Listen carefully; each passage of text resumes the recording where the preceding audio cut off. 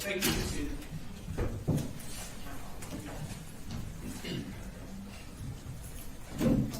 Your Honor, before the jury comes out, the state has given us State Exhibit 144 with a large number of photographs. We've gone through those photographs. Rather than taking them up in front of the jury, I thought we could deal with them before they came in here. Okay. Can I make a quick announcement before we do that? Oh, sure. It would just take a second. I just need to correct something on the record. Yesterday, for one of the first voicemail that we introduced in for John Crook, I announced that it was State Exhibit 150. I'd like to correct that to 142, if that's possible. It's appropriately marked on the envelope. I just had it mismarked on my paper. Do you have, you said it's appropriately marked there? Here, and they're 142 and 143 for the two voicemails, which are on the hard drive.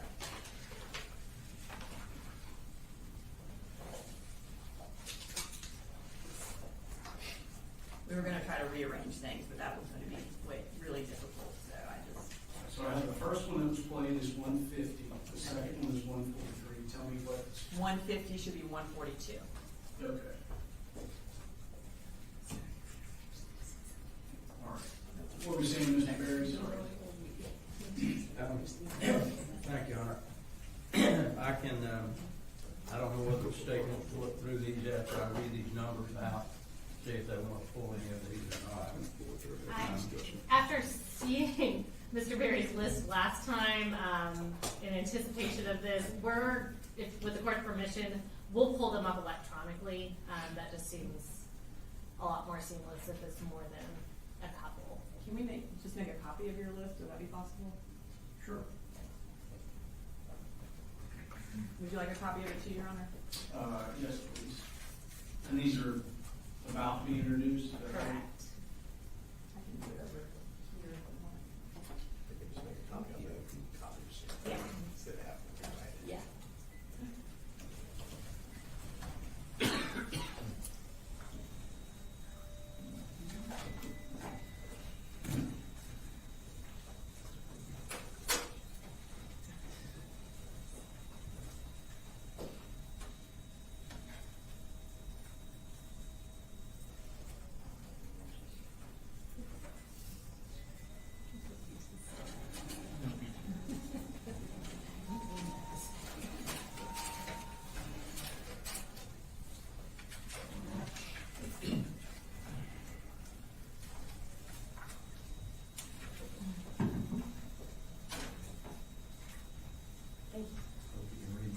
Oh, well, we'll see. I didn't do that. Is that what it is? Is that right? I know you Yeah. Thank you.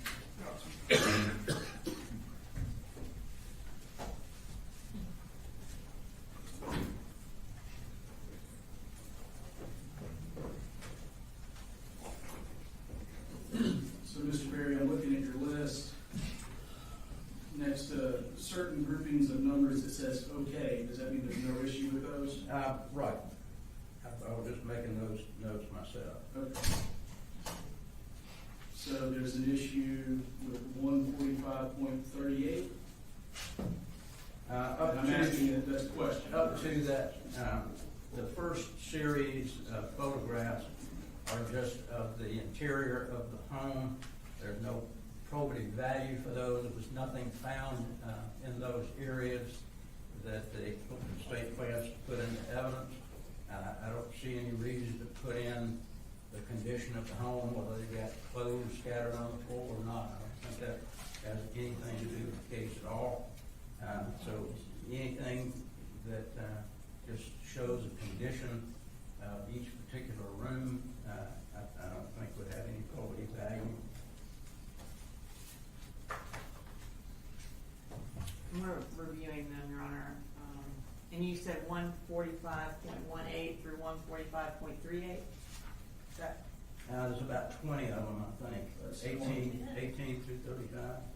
And Judge, do you want us 38. to display these for you first and then me argue, or me to argue continuously, or? Well, it helps if I see them, I suppose. And we can display them on the Screen. screen. Okay. We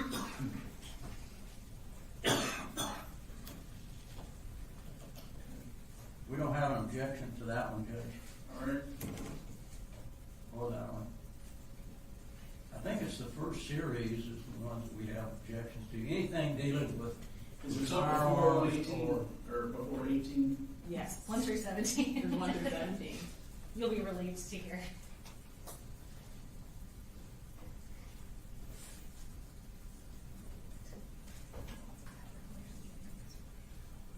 I'm just gonna do a walkthrough of it.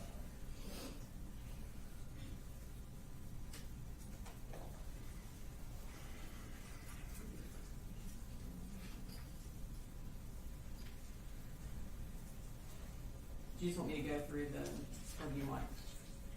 I think they have several of the home. I don't know what purpose the number of vehicles would be at that particular location. I don't think it has any probative value. Doesn't add anything or subtract anything from the case. And Judge, I'm just gonna go ahead and kind of blanket address that in no case that I've ever tried have I not been able to show pictures of the crime scene, or pictures of relevant aspects of the case. We just came off a day of testimony about the conditions of the home, about the living situation of this family. We have tailored down thousands and thousands and thousands of pictures down to about 140 through our previous witness. I think this one we have a similar amount, slightly less, I think. The pictures that he's challenging, and obviously we'll show them for the court for you to make your ruling, but these are contextual pictures. The state has to be allowed to present our case how we want to present our case. And in this situation, we are providing context, providing orienting photos both for the witness and for the jury. We are providing photos of the home that this family was living in, similar to the oral testimony and evidence that was presented yesterday. For example, this first picture shows the address of the home that was testified to yesterday. This is showing this is the home at the address that was talked about. Sure. And do you want us to just kind of flip through? I think so. Just tell us if you'd like us to stop or slow down. These are just the different sides of the house. Obviously, none of those are cumulative. That will be for context. That's not an exhibit itself.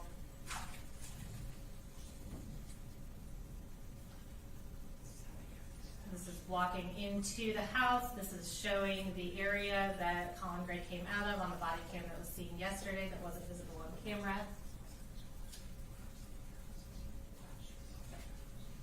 And Judge, it also helps the crime scene technician explain how she walks through the house, how she does her process. We want to avoid the jury asking questions about, well, why didn't they look in the kitchen? Why didn't they go through the garage? We have to be able to explain our investigation. And again, we've trimmed this down to essentially one picture to cover each area of the house unless and until there is something more relevant or more probative that we need to provide additional context to. And my argument, Judge, basically is you just don't take a whole lot of pictures unless it shows something of value. There's nothing of value that's shown from any of these photographs, the first series of photographs, other than the fact that there are things that are disarray.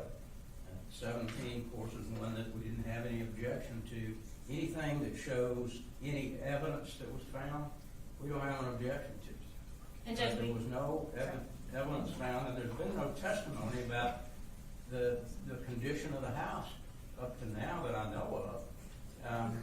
So, trying to show the condition of the house, does that put his character into issue? and I think they're going a little bit too far. You don't have to have. If you want to show your case and what you found there, then show it.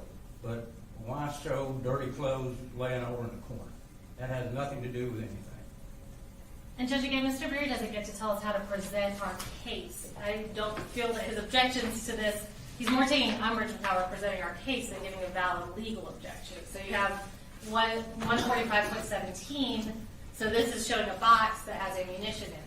we need to show the jury, where is that box in the room? What room is that? Where is that room in the house? Where is that room in relation to culture? Where is that room in relation to the rest of the family? And we have provided a very narrowly tailored number of photos to show that. You keep scrolling. And how many are there? And certainly, Judge, we're not trying to tell the state how to try their case. They can try it any way they want to. What we're trying to say is, you gotta try the case according to the law.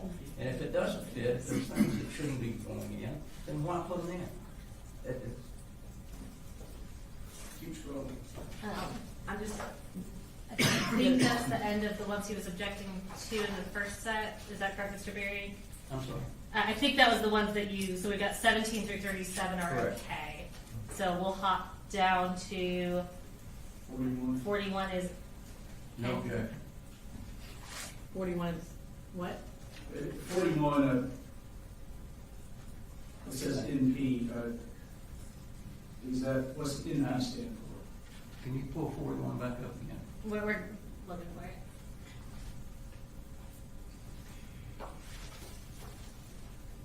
What? That's 36. Okay. I don't want to slide. That one. 41, this is a photograph of a bag. A bag, I'm sure that they're gonna, I don't know what they're gonna have in it at that particular point in time, but what's that bag got to do with anything? Well, I assume Somebody that's- else's writing on I it. assume that's an evidence bag, not a bag that's found that way, so. And yes, sir, again, we need to be able to orient the jury. We also need to be able to orient our witness. We have a very competent agent from the GBI who's going to be testifying to this, but I can't expect her to look at a pile of bullets and know exactly where those bullets are from this crime scene without giving her something to orient it. Again, we tailored it down to one photo of the bag that the bullets are in, and We'll go to 65. Well, I'm sure if she's a competent agent, she's gonna have those bullets in the bag, so when I take a picture of the bag, and then when I have the bag up there, we generally don't send the bag with writing out. because if we showed bullets without context, our very competent defense attorneys would be beating their chest about how we don't even know where those came from. Do you have an objection to 65, which is on the screen? 'Cause your list looks like you do, but Anything showing projectiles, Judge, or gun parts, or guns, certainly we don't have an objection to, and there's no reason for us to object to this. It's the other issues. okay. It's just, it was on the list that I was given, it looks like it says PV is your note. Right, I went through it fairly quickly, so I may have written something and then went back and looked at it. What, do we know what PV is? 66, 67 are okay. 90, I think, is the next one.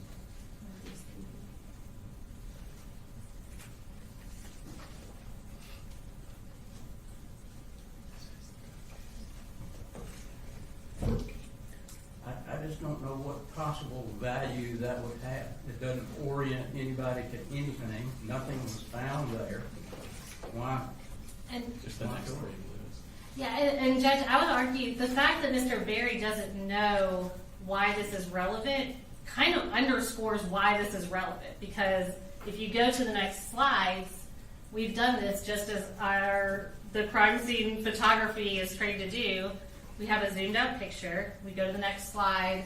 We zoom into a shelf. Oh, what is that? We go to the next slide. That is a gun case. We go to the next slide. Inside is a gun lock. Narrowly tailored, very relevant, non-prejudicial. I think the agent can testify about where they found them. I don't think you have to show everything on the shelf. And again, it's relevant, and this is how we decided to present that case, and non-prejudicial. All right, 101, 102.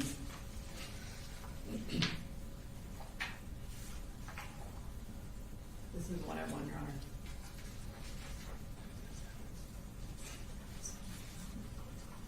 And I'm sorry, I'm just vague on what PV is. Is it a relevance or cumulative or? What does PV mean? It's a closet with clothes. I can't tell. I'm asking what your no PV means on your list, so we know what the objection is. Probity value. I'm sorry. That is helpful. I assumed, but I didn't want to assume. And the ones that I had NP, that's not cross. That was no property value. Okay. And Judge, yeah, this is an orienting photo. It shows a room, it shows a closet with a gunsling on it. And it shows where that closet is located in the room, in the context of the room. And 107.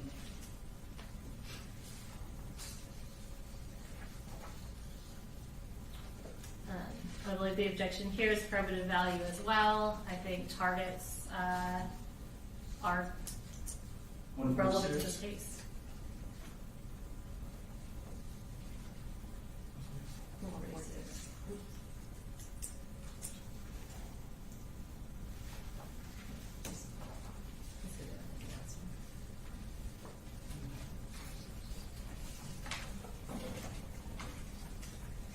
We only go to 116.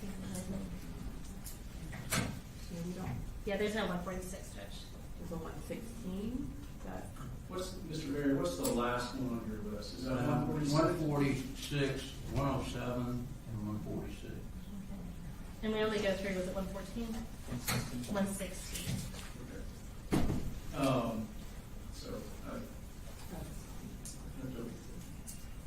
Is there a 146 exhibit period? I assume there is. There is, I think it's physical evidence, but I'll confirm that. Okay. That is physical evidence. I think 146 is the third photo of what was on the wall. And I assume this big poster board, I haven't seen it yet, but I assume that's the same thing. I think it's duplicitous to have multiple photographs of the same thing. And Judge, Well, it's, certainly the photograph shows where it is in the house to some degree. correct, and the jury wants to be able to see as we zoom in, so I think that's what he's saying, it's duplicitous.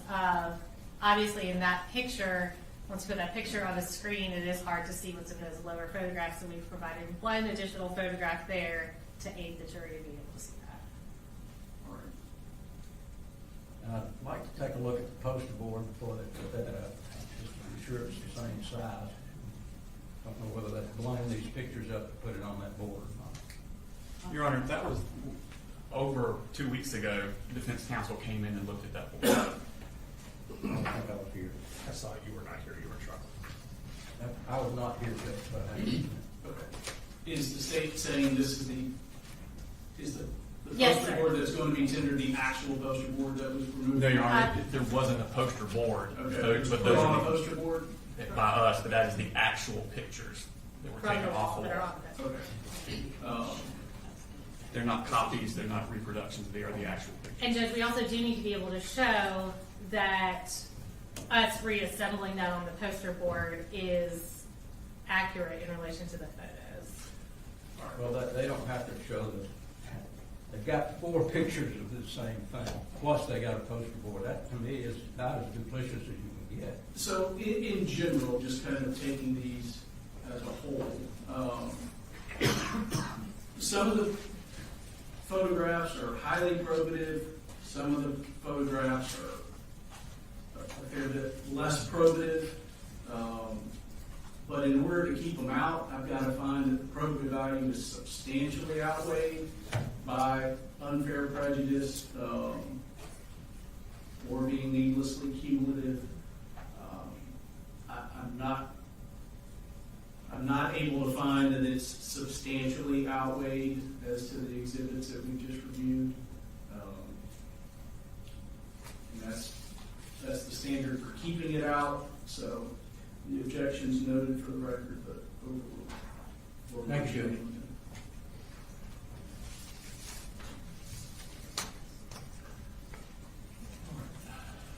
Brooks, if they're ready, if you're bringing the jury in.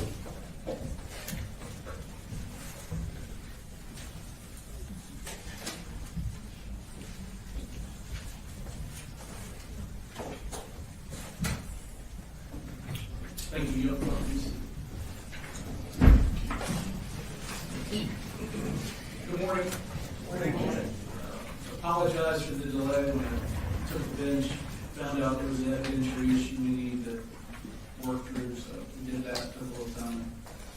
But we're ready for the state to call us next week. The state calls Special Agent Heather Lashley.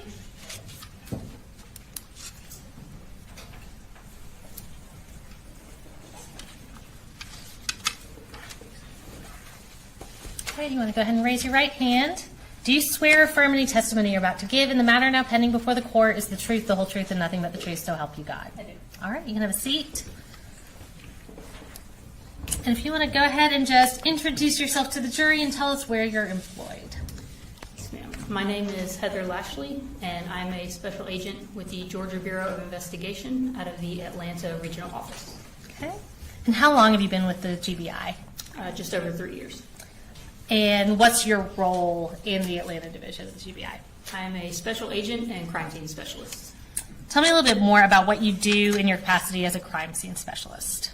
So a crime scene specialist is essentially a special agent who is solely assigned to process crime scenes. So when we respond to various incidents, I'm not generally the one out doing interviews or things of that nature. My sole purpose is to process the crime scene. Okay.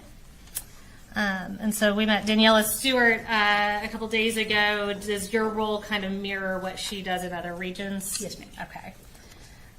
So in your capacity as a crime scene specialist and as a GBI agent, did you respond to Appalachian High School on September 4th of 2024? Yes, I did. And tell me about how you ended up becoming involved. So initially, I responded to Appalachian High School to provide crime scene assistance due to the nature of the scene. I knew it was going to be fairly complex. Once I arrived at the school, I was then reassigned to a different location for additional crime scene related. And tell me about where that location was that you got reassigned to. I was reassigned to 896 Harrison Mill Road in Bethlehem, Barrow County, Georgia. Okay. And whose residence was that? That was the Gray residence, so that was occupied by Colt Gray, Colin Gray, and 2 additional siblings. And what was your role going to be at that location?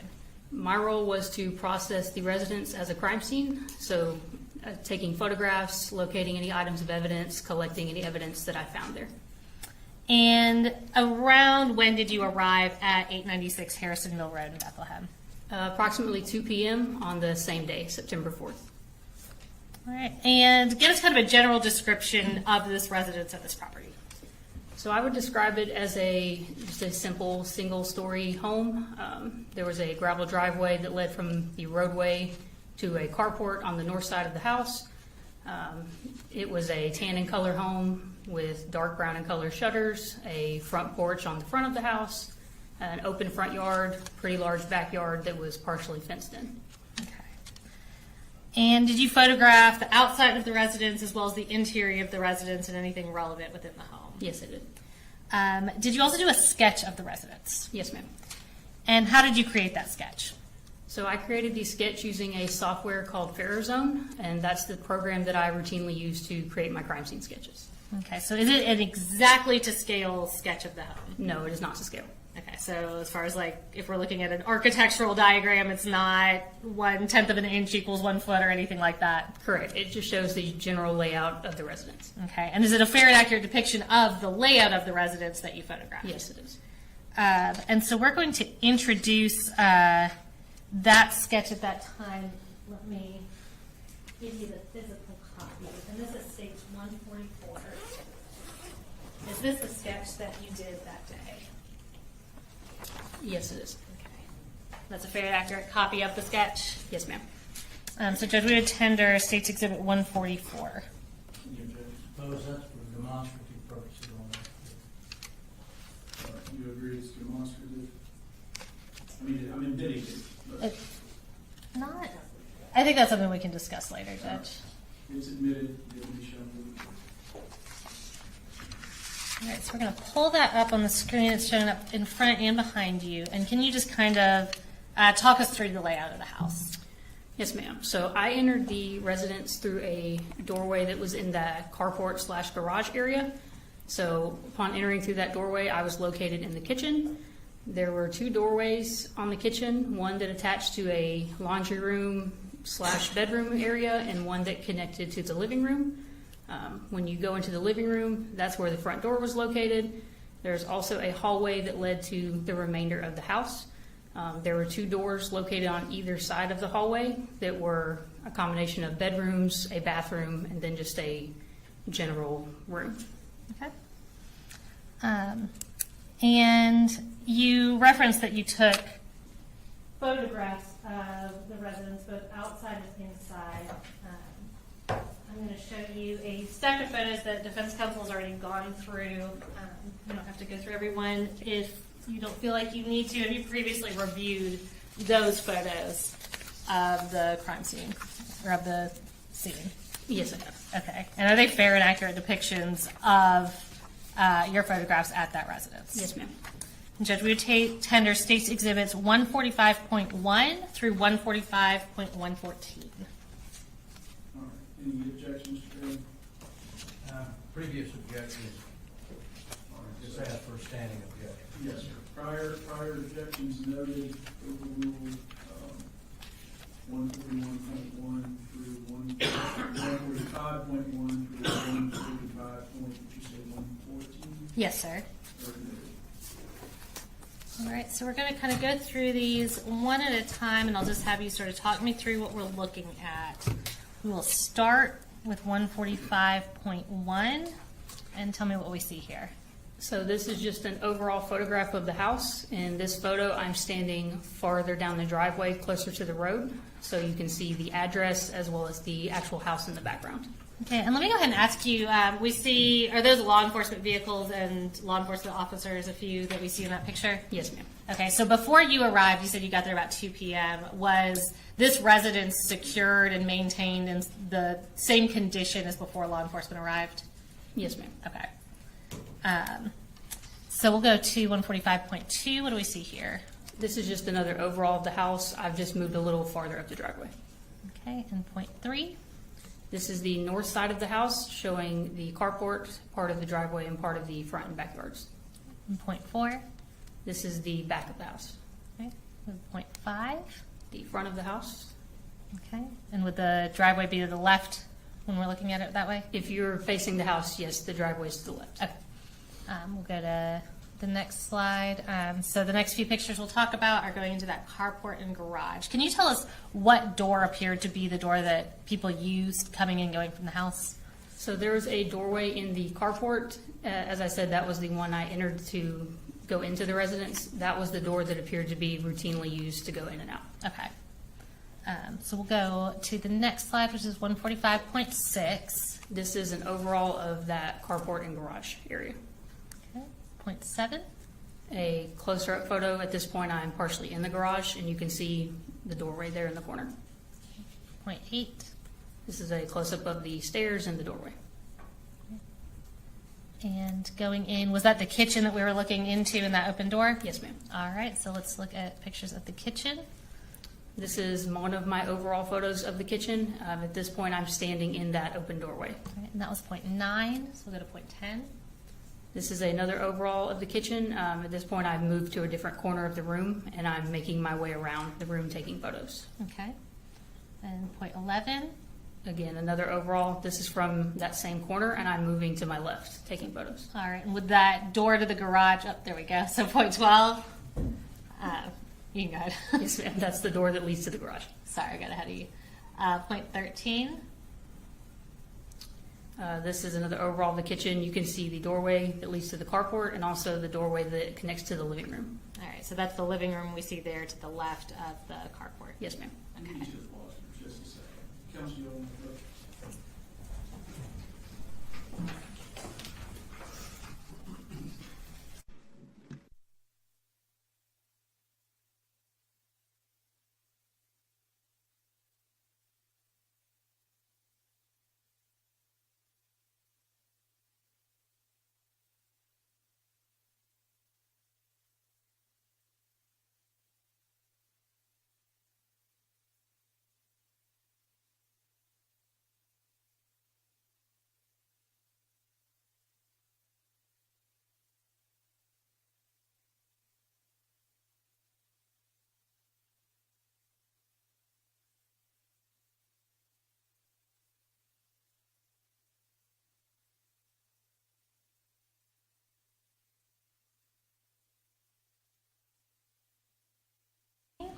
What are we looking at here?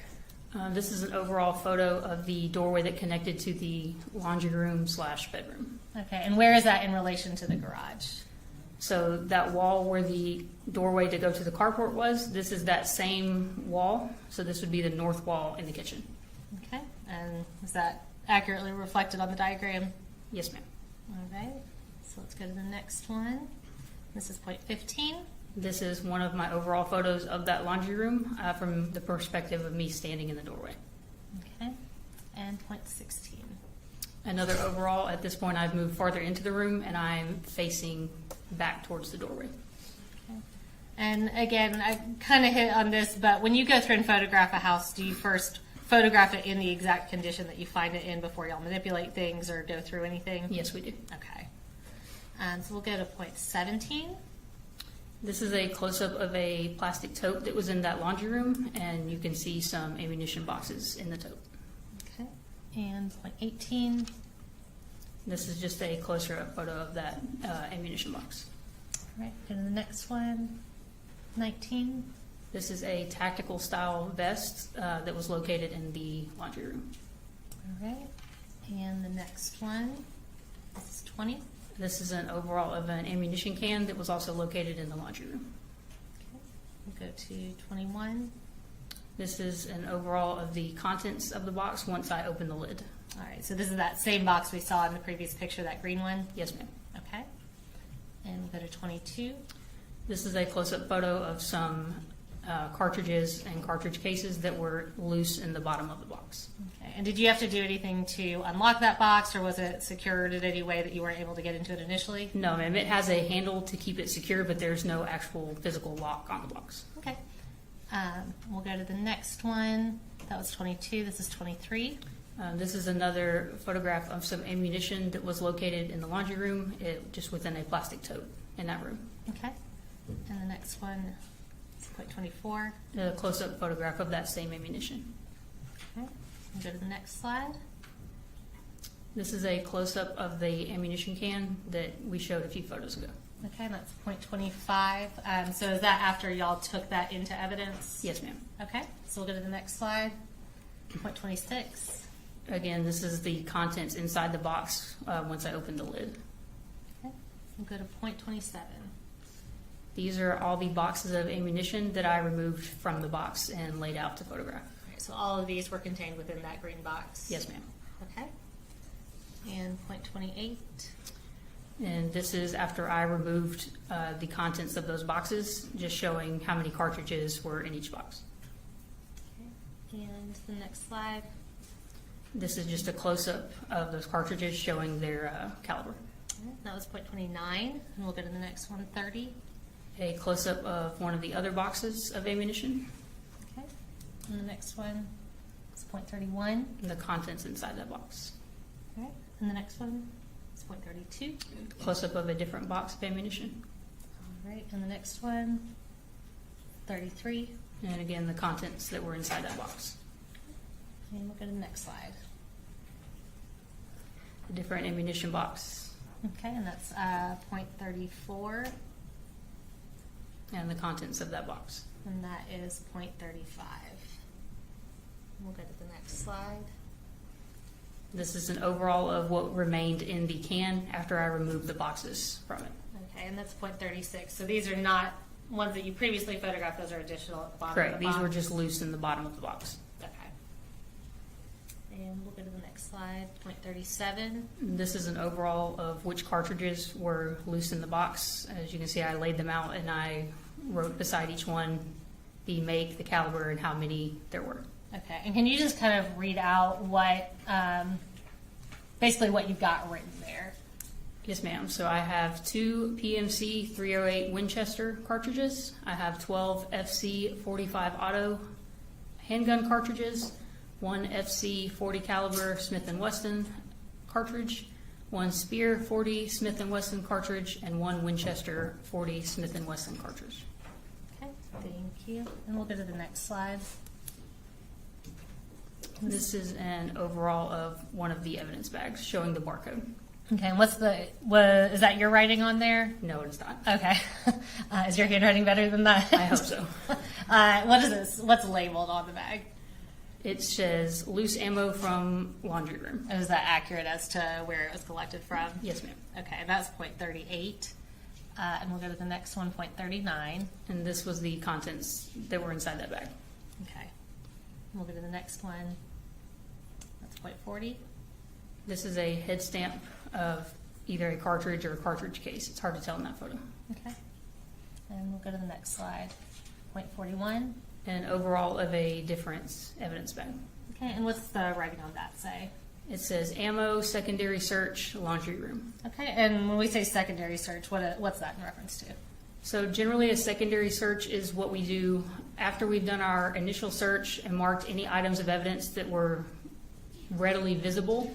Once we've photographed, documented, and collected those, we will then do a secondary search in which we will move things that we may not have previously moved. And it's more of just a secondary sweep to make sure we didn't miss anything. Okay, and that's 41, and we'll go to the next slide. And these are the cartridges that were in that bag. Okay, and that's 42. Go to the next slide. And overall of a Remington ammunition box. That's 43. And the next slide. And the contents that were in that box. Okay, that's 44. And we'll go, before we go on through the house, I'm going to show you what we marked as case exhibit 146. And can you identify what this is for the jury? And is this heavier than it looks as I walk this up here? Yes, it is heavy. This is the ammunition box that was collected from the laundry room. Okay. And does it appear to be in substantially the same condition as when you collected it from the laundry room? Yes, ma'am. After y'all photographed the contents of that box, did you put the contents back in the box and seal it? Yes, ma'am. All right, and since I'll go ahead and tender State's Exhibit 146 into evidence. No objection. Does it have the bullets in it? Is that what this- Yes, sir. Everything that was contained in it at the house is back in it now. 146 is it? And I will not have you open that up since you photographed so thoroughly the contents of it. But I do have one more from that room. This is State's Exhibit 147. And can you identify what this is for the jury? This is the tactical vest that's been packaged, that was located in the laundry room. Okay. And is that bag and sealed everything in substantially the same condition as when y'all placed it into evidence? Yes, ma'am.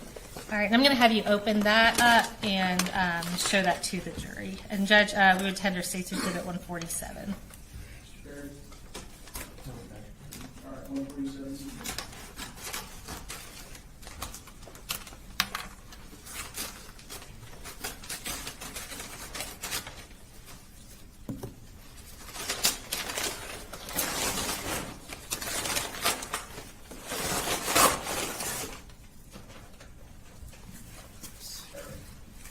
Right. Yeah, if you want to stand up and hold that up, I don't think you need to step down. But,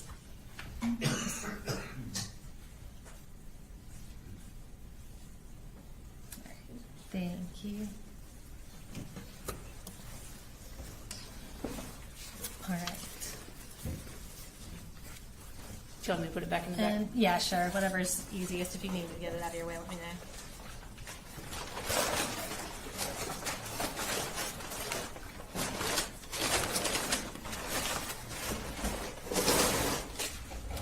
All right, and we'll go back to a few pictures before I bring you something else. Okay. This is going to be State's Exhibit 145.45. Can you tell us what we're looking at here? Just an overall photograph showing the doorway to the carport and the doorway to the living room. Okay. And so we're now going to go into that living room. And on the next slide, should be 46. Tell us about this. This is one of my overalls of the living room, just showing where the furniture was and the overall appearance of the room. Okay, so is this kind of from the direction of that doorway? Generally, yes, slightly to the left. Okay. And we'll go to the next one, 47. This is more of a straight ahead view of me standing in the doorway, but this is again, more furniture, and you can see the front door and the window in the living room. Okay, so just to be clear, that door on the left side of this picture, that's the front door to the home? Yes, ma'am. Okay. And when you said that it appeared the garage door was the one people used to enter and exit, is kind of the stuff in front of that door the reason why you concluded that? Yes, ma'am. It would, based on where the furniture is, the items hanging from the door and the items in front of the door, it seemed that it was not feasible that someone was regularly going in and out of that door. Okay. And now we'll go to point 48. Another overall from inside the living room. This is, if you're standing in the doorway, this is the wall to the right of the doorway. Okay. And we'll go to 49. Another overall from the living room. You can see the doorway that leads back to the kitchen, and you can also partially see where the hallway starts. All right, is that going to be the hallway that has all the bedrooms off of it? Yes, it is. Okay. And we'll go to the next slide, point 50. Another overall of the living room, again, just showing the furniture and the contents. Okay. And so now we're going to show a little bit of that hallway. And we'll go to point 51. This is an overall showing just the general layout of the hallway. Okay, and can you kind of tell us which rooms we see? I know it's kind of hard to see in this picture, but. Yes, ma'am. So in this perspective, I'm standing in the living room facing the hallway. At the very end, you can see a door. That is just a closet. If you're moving down the hallway on your right side, the first room is the just general, almost gamer setup type room. Mm-hmm. The room at the end of the hallway on the right is a bedroom. And on the left wall, the first room on the left is a bathroom, and the second room on the left at the end of the hall is another bedroom. Okay, is that a pretty narrow hallway? It is. Okay, and you said that door on the end with the damage to it, that's a closet? Yes, it's a closet door. Okay. And we'll go to point 52. This is another overall of the hallway. I've moved a little bit further down so you can see the rooms a little bit better. Okay, so what's this first door on our left? The first door on our left is a bathroom. Okay, and the door directly across from it? That was identified as Colt's room. Okay. And that was point 52. So now we're going to look at that first bathroom that was on the left. And we'll pull up point 53. This is one of my overalls, just showing the condition of the bathroom. Okay, and how many bathrooms total were there in the house? 2. Okay. We'll go to point 54. This is a perspective of me standing in the bathroom doorway. I'm taking a photograph of the doorway directly across from the bathroom. Okay. And you said that's what was identified as Colt's room? Yes, ma'am. Okay. And the next slide is point 55. This is an overall near the end of the hallway. You can see that same closet door, and on the right and left are doorways to the bedrooms. Okay. And we'll go to the next slide. So next we're going to talk about, was that last room next to the bathroom, was that identified as Jenny Gray's room, the daughter? Yes, ma'am. Okay, so let's show the next slide. This is point 56. This is just an overall of the doorway leading into Jenny's room. All right, and it's kind of hard to see in this picture. Is that damage to the door next to the doorknob? There is some damage to the door, yes. Okay. And we'll go in point 57. This is one of my overalls of Jenny's room. Oh, you're fine. And smoothly going into point 58. Just another overall as I'm making my way around the room. Okay. And the next slide, point 59. Another overall of Jenny's room, and you can see the doorway there that leads to her connected bathroom. Okay. And we'll go into that bathroom. As the only point of entrance for that bathroom in Jenny's room. Yes, ma'am. Okay, and it did appear that that was a bathroom exclusively used by Jenny, based on what you could tell. Based on the contents, yes. Okay. So we'll show point 60. These are just some of the contents that were in that bathroom. Okay. And so we're next going to go to this back corner bedroom. Did that appear to be Colin Gray's bedroom? Yes, ma'am. And did he appear to also share that with his youngest son, Coley? It appeared that way, yes. Okay. And we'll go to the next slide, point 61. This is one of my overalls of the doorway of Colin's room. Okay. And point 62. Another overall of the inside of the room. Okay. Go to point 63. Another overall, just moved the camera down to try to capture the whole room. Gotcha. We'll go to the next slide, point 64. Another overall of that same bedroom as I'm making my way around the room. All right. And the next slide is point 65. This is an overall of a pair of swim goggles that I located in that bedroom, and inside the goggles you can see what was identified as one bore sight and one rifle cartridge.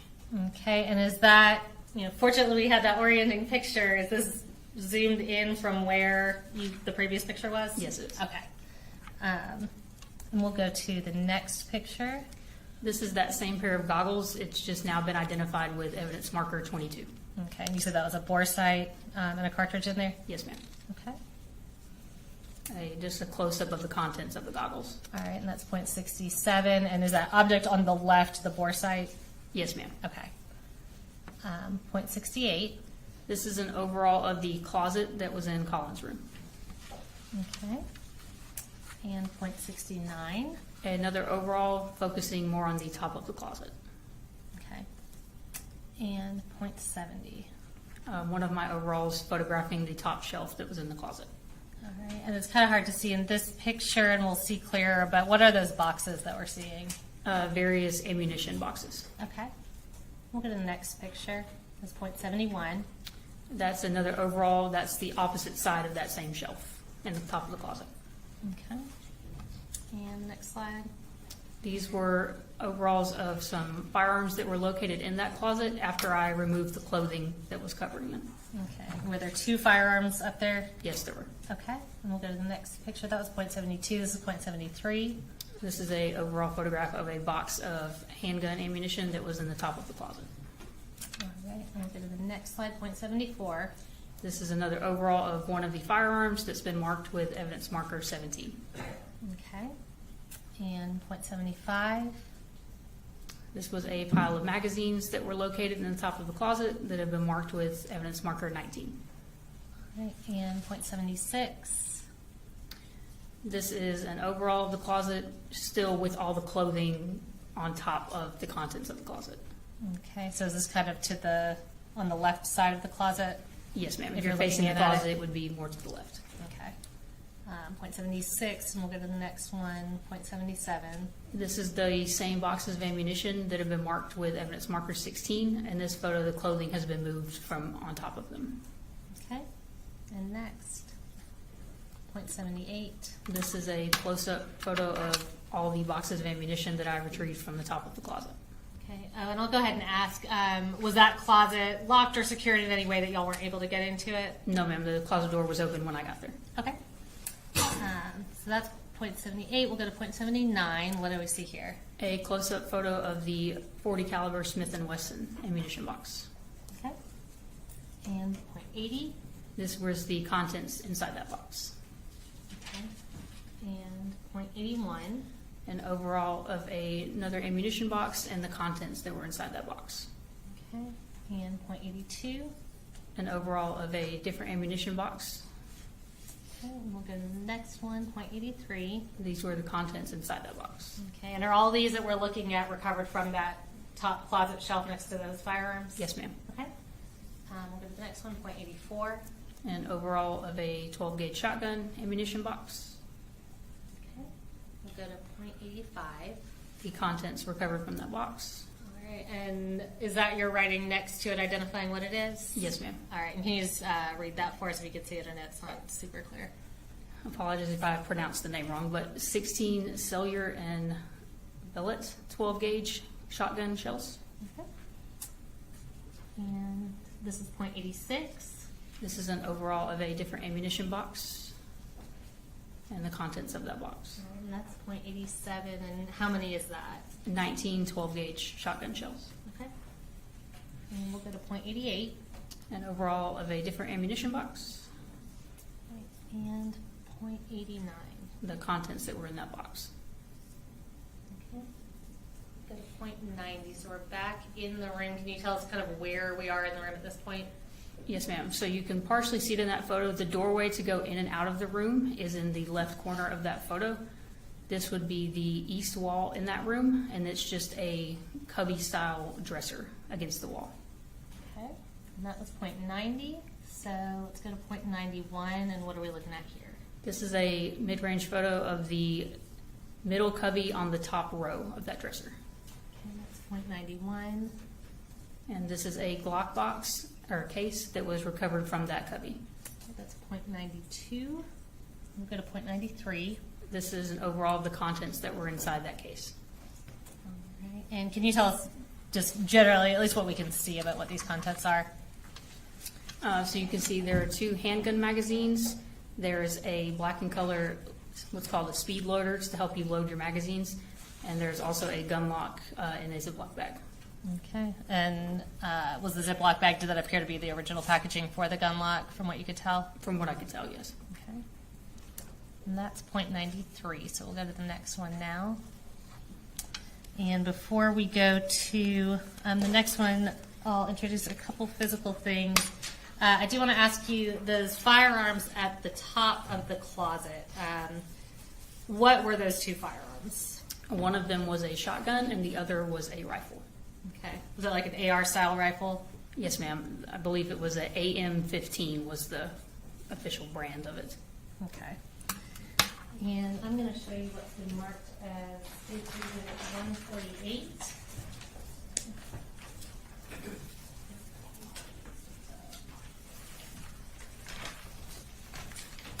Can you just identify what that is? Yes, ma'am. This is the Glock case that was recovered from that cubby in Colin's room. All right. And does it appear to be in the same condition as when y'all took it into evidence?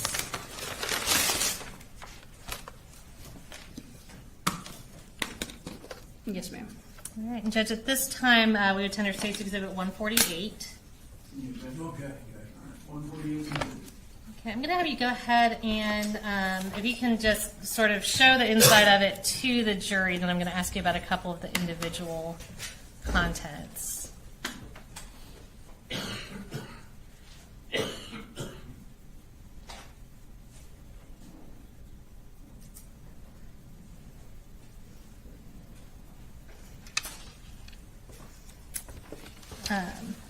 So if you could pull out the gun lock in there and hold that up, is that a pretty basic gun lock? Yes, ma'am. Okay. And what's that paper that's inside with it? Have you reviewed that?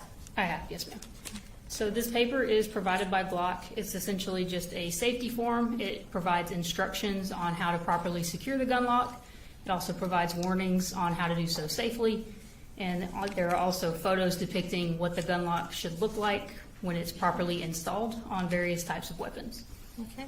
And does it include like safety tips and that kind of thing as well to sort of explain that to the owner? Yes, ma'am. Okay. And what's the envelope that is also inside that lock case?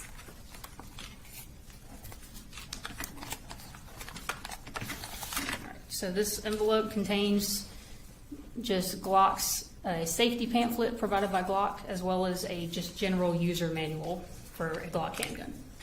Has that envelope been opened? No, ma'am, it doesn't appear so. Okay. I'll give you a second to consolidate that.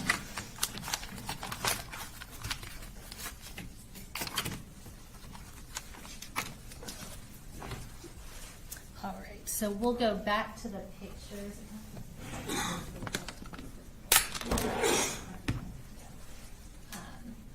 So we're talking about what you previously identified as Colt's room now. So this is that room that's directly across from the bathroom? Correct. Okay, and this is state 145.94. Tell us what we're looking at here and from where. This is one of my overalls of Colt's room. In this perspective, I'm standing in the doorway, and I'm facing generally the west wall.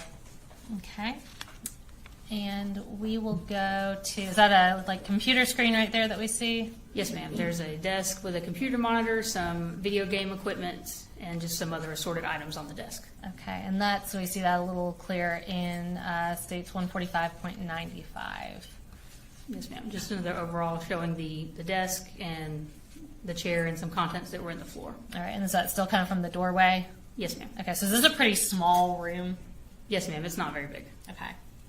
So this is 145.96. Tell us what we see here. This is an overall photograph of the west wall. You can partially see the desk, and you can also see some things affixed to the wall. Okay, and you say some things affixed to the wall, so we see what's right in front of us. We'll obviously be coming back to that.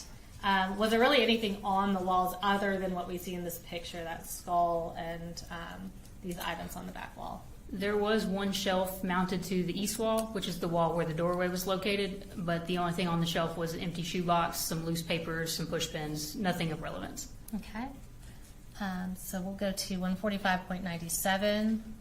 Another overall, just making my way around the room, this would be partially the south wall and part of the west wall. Okay, and is that door right there, is that the door to the room or a closet door? That is a closet door.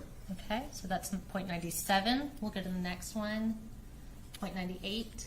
Another overall, just a little bit lower photograph. You can see some more video game equipment and some assorted items in the chair and on the floor.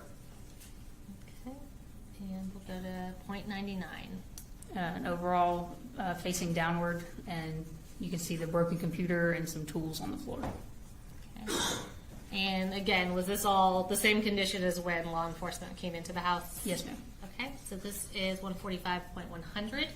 This is a photograph of a wire shelf that was in the room for some notebooks on the top shelf. Okay, so we'll go to 0.101. This is an overall of the closet that was in Colt's room. Okay, so we'll go to 0.102. Just another view of the closet. Okay, and is this door on our left side, is that the entrance to the room? Yes, it is. Okay. And this is 0.103. This is an overall of a black and color rifle sling and a tan soft rifle case that were located in that closet. They were both folded over the bar that's used to hang clothing from. Okay, and I'm going to go ahead and provide to you state 149.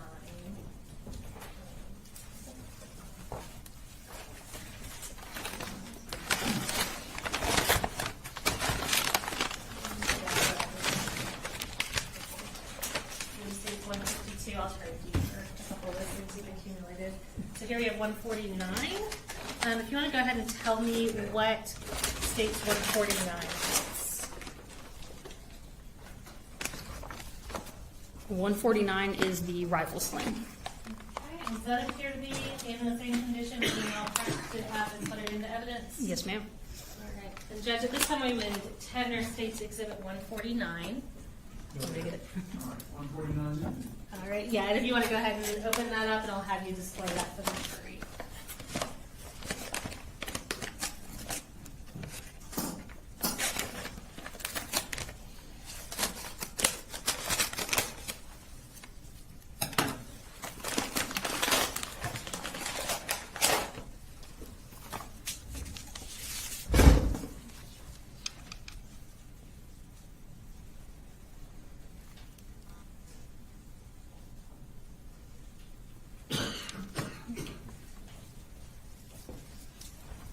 So that is the rifle sling. Can you identify for us what State's Exhibit 150 is?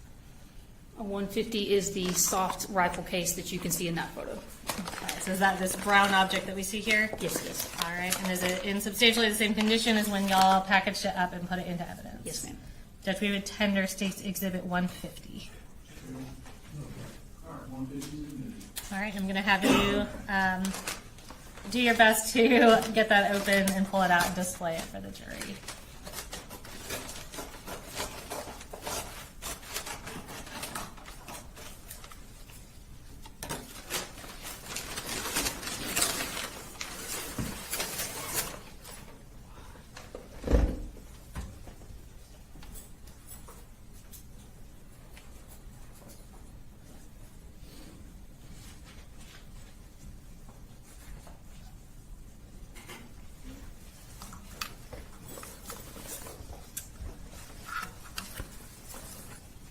And once you're ready, I'll go back to the pictures, no rush. All right, so we'll now go to, so the picture we have up now is 103. We'll go to 145.104. This is a close-up of the rifle sling, and it has been marked as evidence marker 7. And that's the rifle sling you just displayed for the jury? Yes, ma'am. Okay, and we'll go to the next picture, 105. This is a photograph of the rifle case after I opened it, just to show that there was nothing inside of it. And that's the inside of that rifle case that you just displayed? Yes, it is. All right. And we'll go to 106. This is an overall of the top shelf inside that same closet, just showing the contents. Okay. And we'll go to 107. These are some targets that had been wadded up, and they were located in the bottom of the closet among some clothing and other assorted items. Okay, and we saw some of those as well in 106 and 107. Can you tell us when you say targets, what are those specifically? These are shooting targets. Okay. And we'll go to the next slide, 108. This is an overall of a sight box, red dot sight, that was located in that same closet among some clothing. Okay, we'll go to the next slide, 109. This is a close-up photo of the box showing the brand information and a photograph of the site. Okay, and we'll leave that up, and I'll go ahead and show you what's been marked as State's Exhibit 151.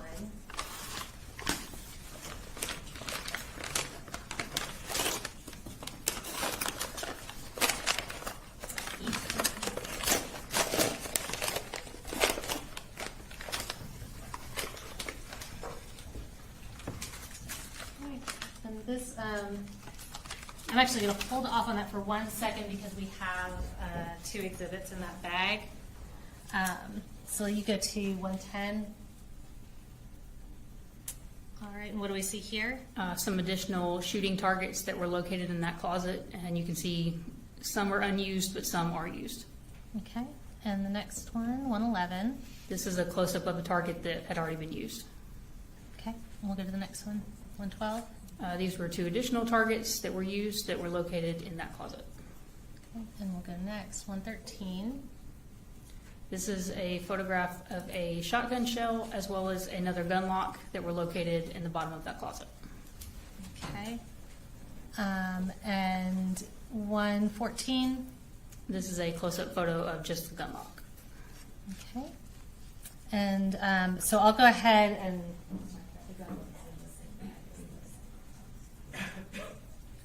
So you've got that bag in front of you. It's labeled, I believe it's 151 and 153. Is that correct? Yes, that's All correct. right. And what are the contents of that bag? This is the box for the red dot sight as well as the gun lock that is on the screen right now. All right. And do those appear to be in substantially the same condition as when you took them into evidence? Yes, ma'am. All right. Judge, we would tender State's Exhibits 151 and 153. You know, if you had 151 and 153 are good. All right. And if you can just hold up the site mark box for the jury. I won't have you open the box or anything. All right. And then moving on to 153. If you can hold up that gun lock. All right, and the other gun lock that was recovered from the house was in kind of a Ziploc bag. Is this one in a bag that has not been completely opened? Yes, ma'am. Okay. So do you feel comfortable saying, does it appear that is an unused condition? Yes, ma'am. There's a rip in the bag, but it's not nearly large enough that the gun lock could be removed without tearing the rest of the plastic. Okay. And I'm going to circle back. I have my numbering a little out of order. So this is 152.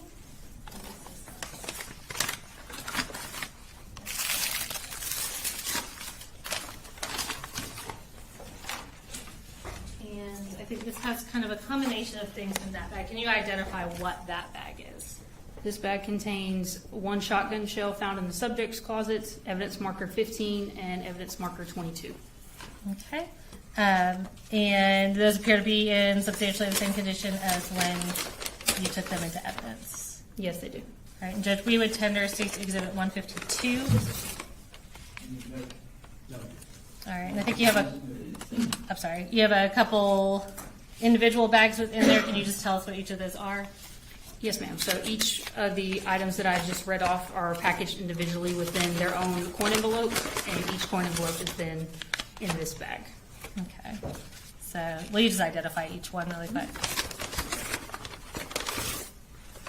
Yes, ma'am. So each of these envelopes contain a shotgun shell. One was recovered from evidence marker 15, and one was recovered from Colt's closet. Each of these items are the 2 items that were previously observed in the swim goggles. One is the cartridge and one is the bore sight. Okay, so, and just order-wise, because I bounced around a little bit, so the Boracite, a couple of the shells were from Colin's room, and then another shell was from Colt's room. Yes, ma'am.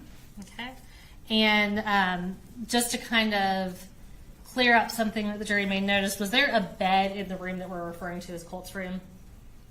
Was there a bed? Yes. I'm sorry. No, there was not. And what is your understanding of where Colt would actually sleep? It was my understanding that Colt was sleeping in the laundry room that also was serving as a bedroom. Okay. And at this point, we can go on to the next slide. So this is State's Exhibit 145.96. We're just going to kind of use this for reference. Tell me about what we're looking at here. We are looking at the west wall in Colt's room. You can see the same desk that we discussed earlier, as well as a series of photographs and articles that were affixed to his wall. Okay. Okay,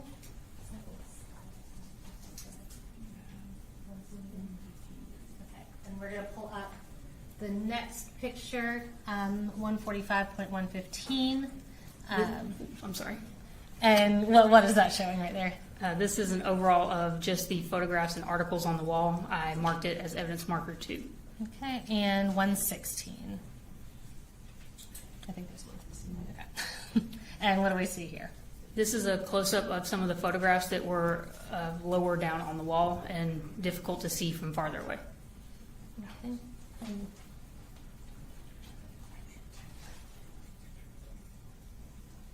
Okay.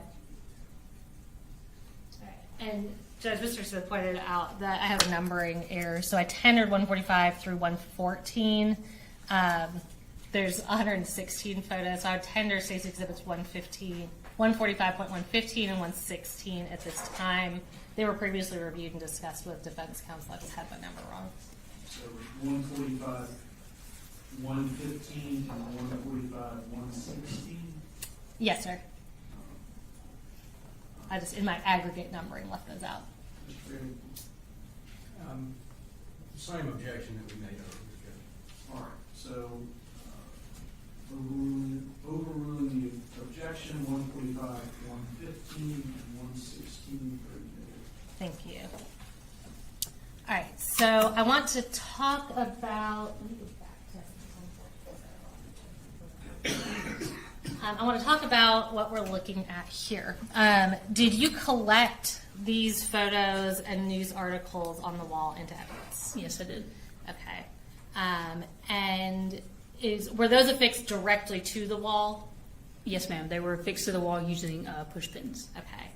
And in preparation for your testimony, did you use those, what was collected into evidence, the originals that were collected into evidence, and reassemble them on what's been marked as State's Exhibit 154? Yes, I did. Okay. And did you do that on a poster board? Yes, ma'am. Okay.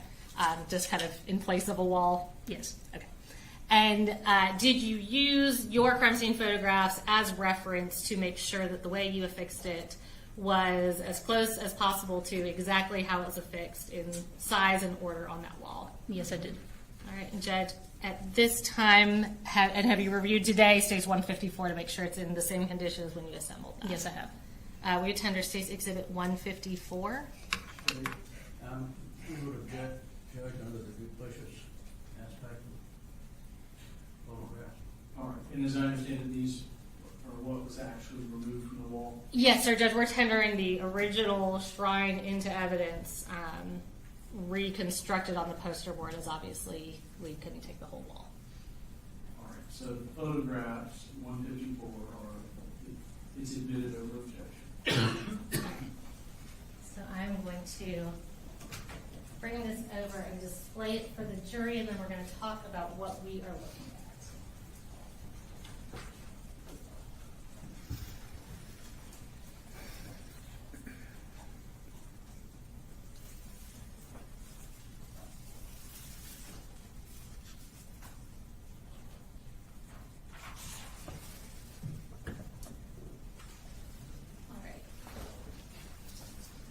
So, special Sergeant Lashley, can you start by telling me the approximate size of this shrine? The approximate height of it was approximately 4 feet 4 inches. Okay. And let's talk about what we're looking at. Are you familiar with, are all the photos in this all of the same person? They appear to be, yes. And are all the news articles here related to that same person? Yes, ma'am. Specifically, I'm looking at a photo kind of down on the bottom right corner, and you can see it in the photo in front of you as well. That tactical vest that this individual is wearing, is that a similar vest to the one that you recovered from the laundry room? Yes, ma'am. Obviously, the color is different, but the style is generally the same. Okay. And who is this individual? This individual is Nicholas Cruz.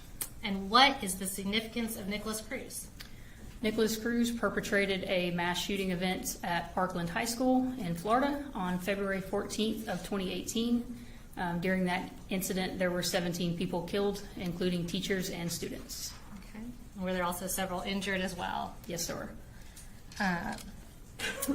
In collecting the evidence, did you review that are all these news articles related to that shooting Yes, they are. at Parkland High School? Correct. And you testified, again, I know we saw the pictures, but in orienting to Colt's room, where was this shrine? So if you were standing in the doorway of Colt's room, this shrine would have been on the wall across from the doorway. The doorway was on the east wall, this shrine was on the west wall.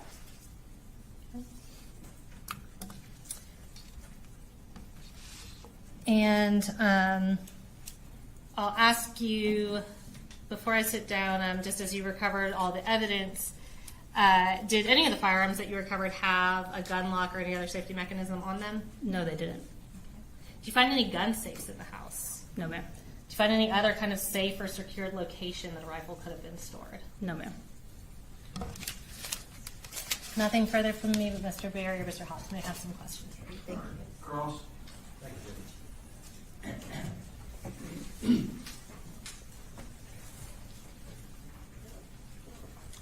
Good morning, Agent. Good morning, sir. Were you given any information before you went to the home to do your search? Can you be more specific? What type of information? Who did you talk with before you went to the home? You had to get information where the home was. So So- who did you talk with before you got there? My direct supervisor, Special Agent in Charge, Lavender, out of the Region 10 office, is the one who directed me to go to the home and process it. He provided me the address, and I responded from the school to the home. All right. And did he give you the caliber of the weapon that had been used in the shooting at the school? No, sir. It was still very early on. I didn't get a lot of information. Okay. Now, when you went through the home, as you showed us, the room at the far end on the left you determined was Jenny's room. Correct. And would you classify that as the master bedroom normally in the house because it had an adjoining bathroom? For most homes, possibly. For that home, I would say yes. It was the largest bedroom, and it did have an adjoining bath. Okay. So it was the largest bedroom and it had its own bath. Correct. Okay. And where you put the father's room, which is on the other side, correct? Correct. Far right-hand side? Yes.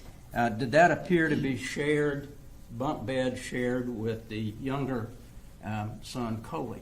Yes, it did. Okay. So he shared that room with him. Yes, it appeared that way. And who gave you the information that Colt slept in the laundry room? I can't recall exactly who gave it to me. One of the agents that I met with when I first responded to the house. Okay.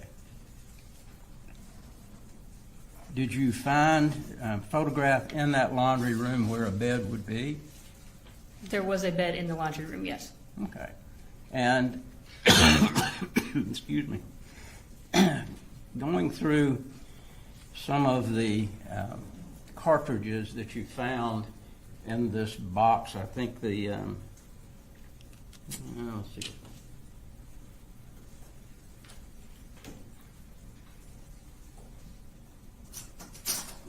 appears to be a military-type box. At least it was when I was in the military. Is that what you would call it? Yes, sir. It's used by law enforcement and military commonly. Okay. Just for the record, what exhibit number is that? And this is 146. And you went through that box and told us all the ammunition. Did you find any weapons in the house that matched the cartridges that you found? I found a shotgun in the house as well as multiple boxes of shotgun shells, so yes, those would match. And I also found multiple different calibers of rifle ammunition. The rifle on the top of the closet, I'm not positive which caliber it would be, so I can't confirm or deny that. Okay. Well, you told us that you found 2 308s, correct? Boxes or just cartridges? In the box that I just showed you. Yes, I I think found you- several 308s. Okay. 12.45 caliber. Yes.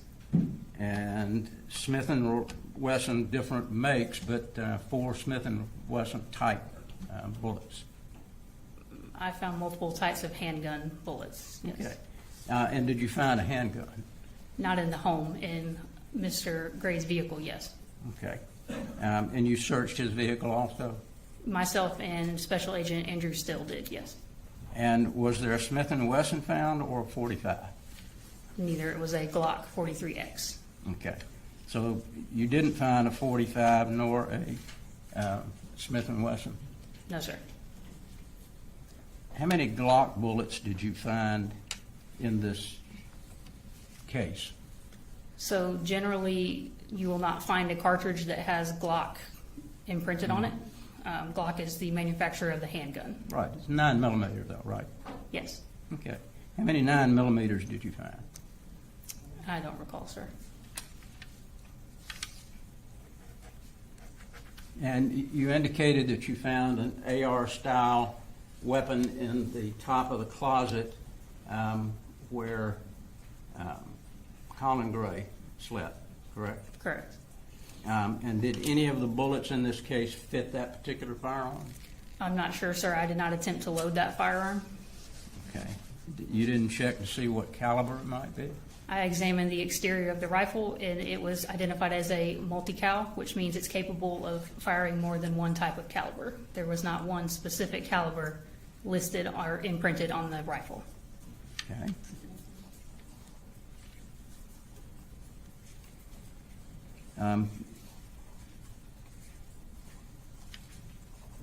And the 208s, what are they? Caliber 208s that you testified to, I think.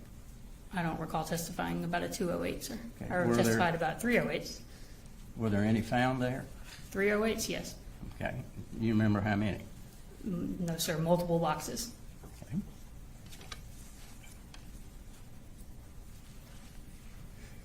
Now, the photographs that we see here, these are not cut out of a newspaper, correct? I'm not sure where they originated from, sir. Okay. Don't they look like they were printed on a printer? Potentially, yes. Is that correct? They could appear that way. Again, I'm not sure where they originated from. Okay. But they don't look like a newspaper where you cut it out of a newspaper, do they? The physical photos, no, they do not. Okay. Do you know when those were printed? No, sir. Do you know when those were put on the wall? No, sir.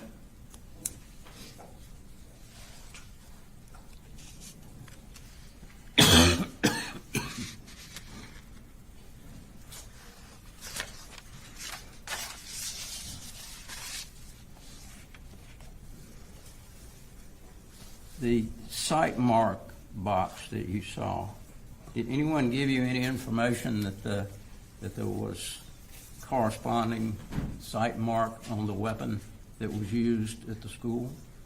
No, sir. I never saw any of the evidence that was collected from the school. Okay. So primarily your duties was to go there and photograph everything pretty much that you saw. That'd be fair to say. My role as a crime scene specialist is to photograph the crime scene in its entirety. So that includes the outside and inside overalls. And if I see something of evidentiary value, then yes, additional mid-range and close-up photographs of that item. Okay. And do you sometimes get impressions about what you see? What do you mean, sir? I mean, if you see, for instance, the computer that was sitting on the floor in what was called Colt's room, the computer looked like it had been taken apart. Is that what it looked like to you? Yes. Okay. Components were on the floor. Yes. You don't know when that may have been done either, right? I'm not sure. Could you tell by what was taken apart on the computer why it may have been taken apart? No, sir. I'm not a computer expert. I would have no idea of the inner workings of a hard drive. Did anyone collect that computer to your knowledge? I collected it and turned it over to the GBI's digital forensic investigators. Okay, and which agent did you turn it over to? Danielle Murphy. All right. Thank you, ma'am. Any redirect? No, sir. All right. Thank you, ma'am. You're free to go.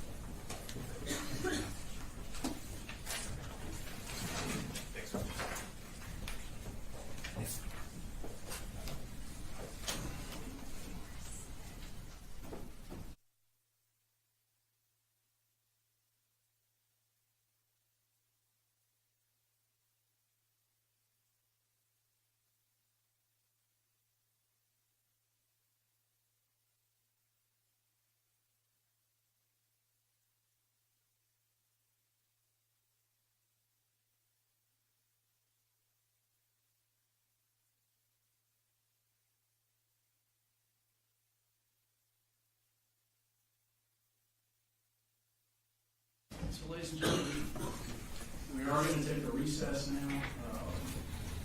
It may be longer than our normal morning recess. Here are 122. Can you raise your hand? Okay. If you'll hang back, and then just you can stay in the box, but we'll go ahead and be in recess.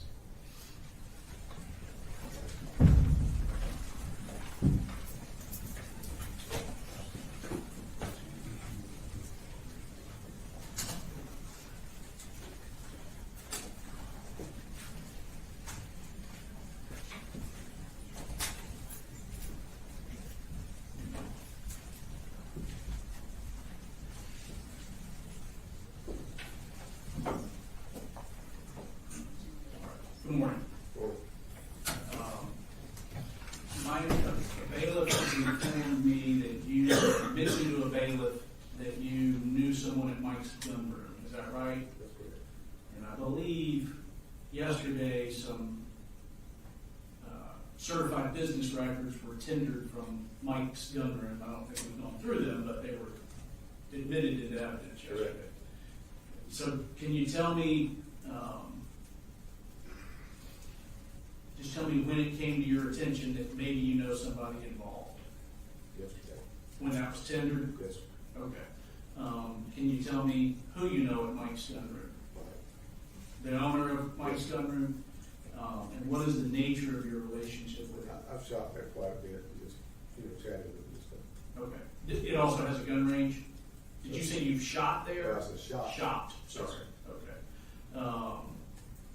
Ballpark, how many times you been in there? In the past couple of years, probably about 5, but before that, we used to have an office where I worked in Winder, and I probably went in there 15 or 20. Okay. Have you ever been to dinner with him? No, Ever been to lunch with him? no, sir. Has he ever been to your house? No, sir. You ever been to his house? No, sir. You ever done anything social with him other than encountering him in his shop? Just chatting with him in the shop, that's it. Okay. I'll let state, do you have any questions? I have no question. All right, defense? Just one. Good morning. Just the fact that you have shopped there before, you don't believe that's gonna No, impact you really in any way, in the case? No, I just brought it up because of having shop there. Great, we appreciate that. Thank you very much. Okay. So I'll address it further with the jurors, with the attorneys, and let you go take your recess.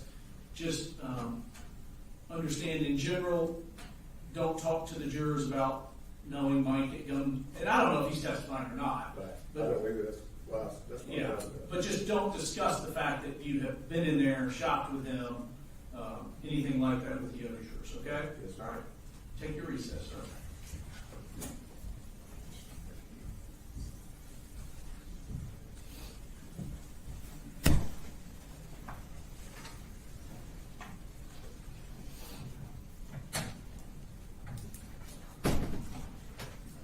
All right, any issues for the state? No, Your Honor, well, we're not calling anyone from Mike's gun room. This is a business record, just like we're putting in business records from Amazon where everybody shops. Anything from the defense? No, Your Honor, the court asked most of the questions that I would have, so I don't think he's gonna have issues. Very good, we'll be in recess, call it 10:45.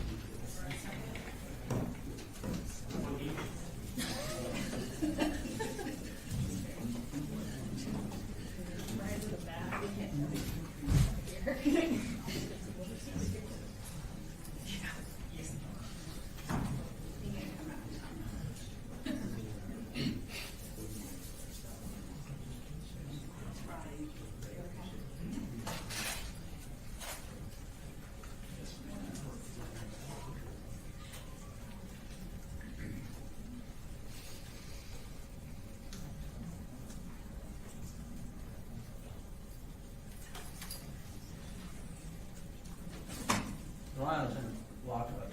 Yes, sir. We're wondering what he did, but I'm not sure what he did today.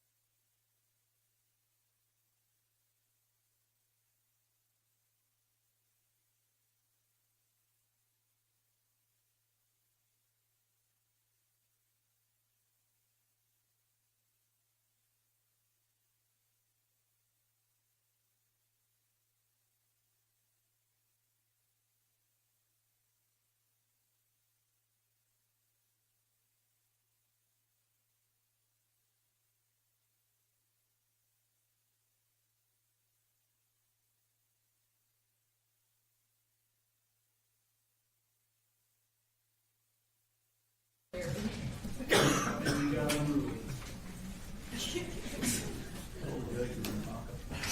All right, y'all ready for the jury? Yes, Your Honor. All right, bring them in.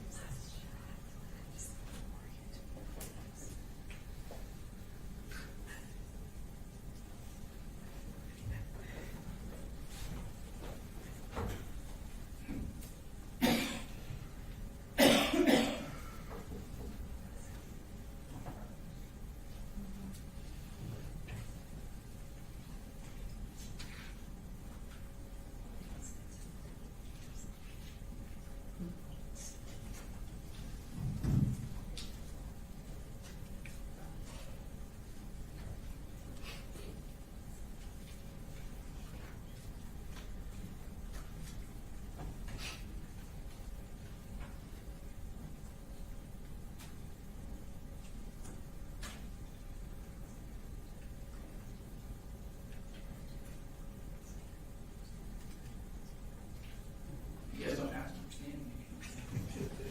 Been sitting all morning, Your Honor. You know, as soon as we sit down, they're gonna come out.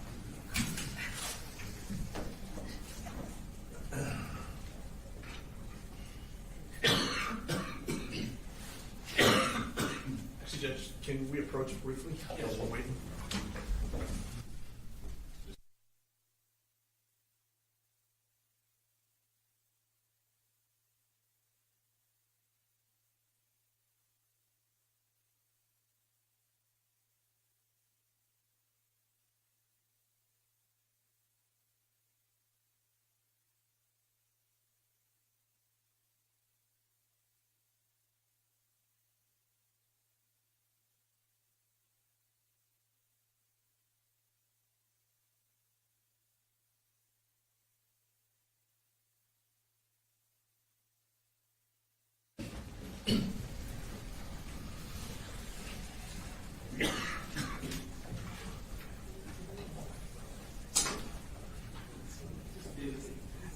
15 minutes extra, or? 20, can I say 20? Thank you.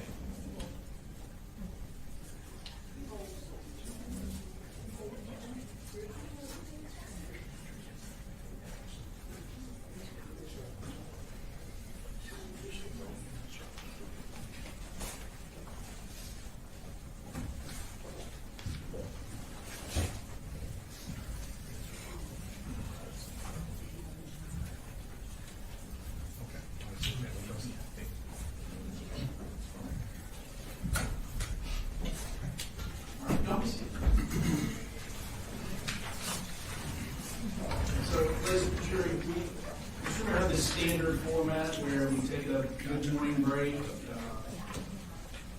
lunch break, and then a mid-afternoon break. Is that format? Or if it's not working for you and you need more breaks, raise your hand. We did. All right, thank you. State calls next week. You're on a state called Deborah Polhamus.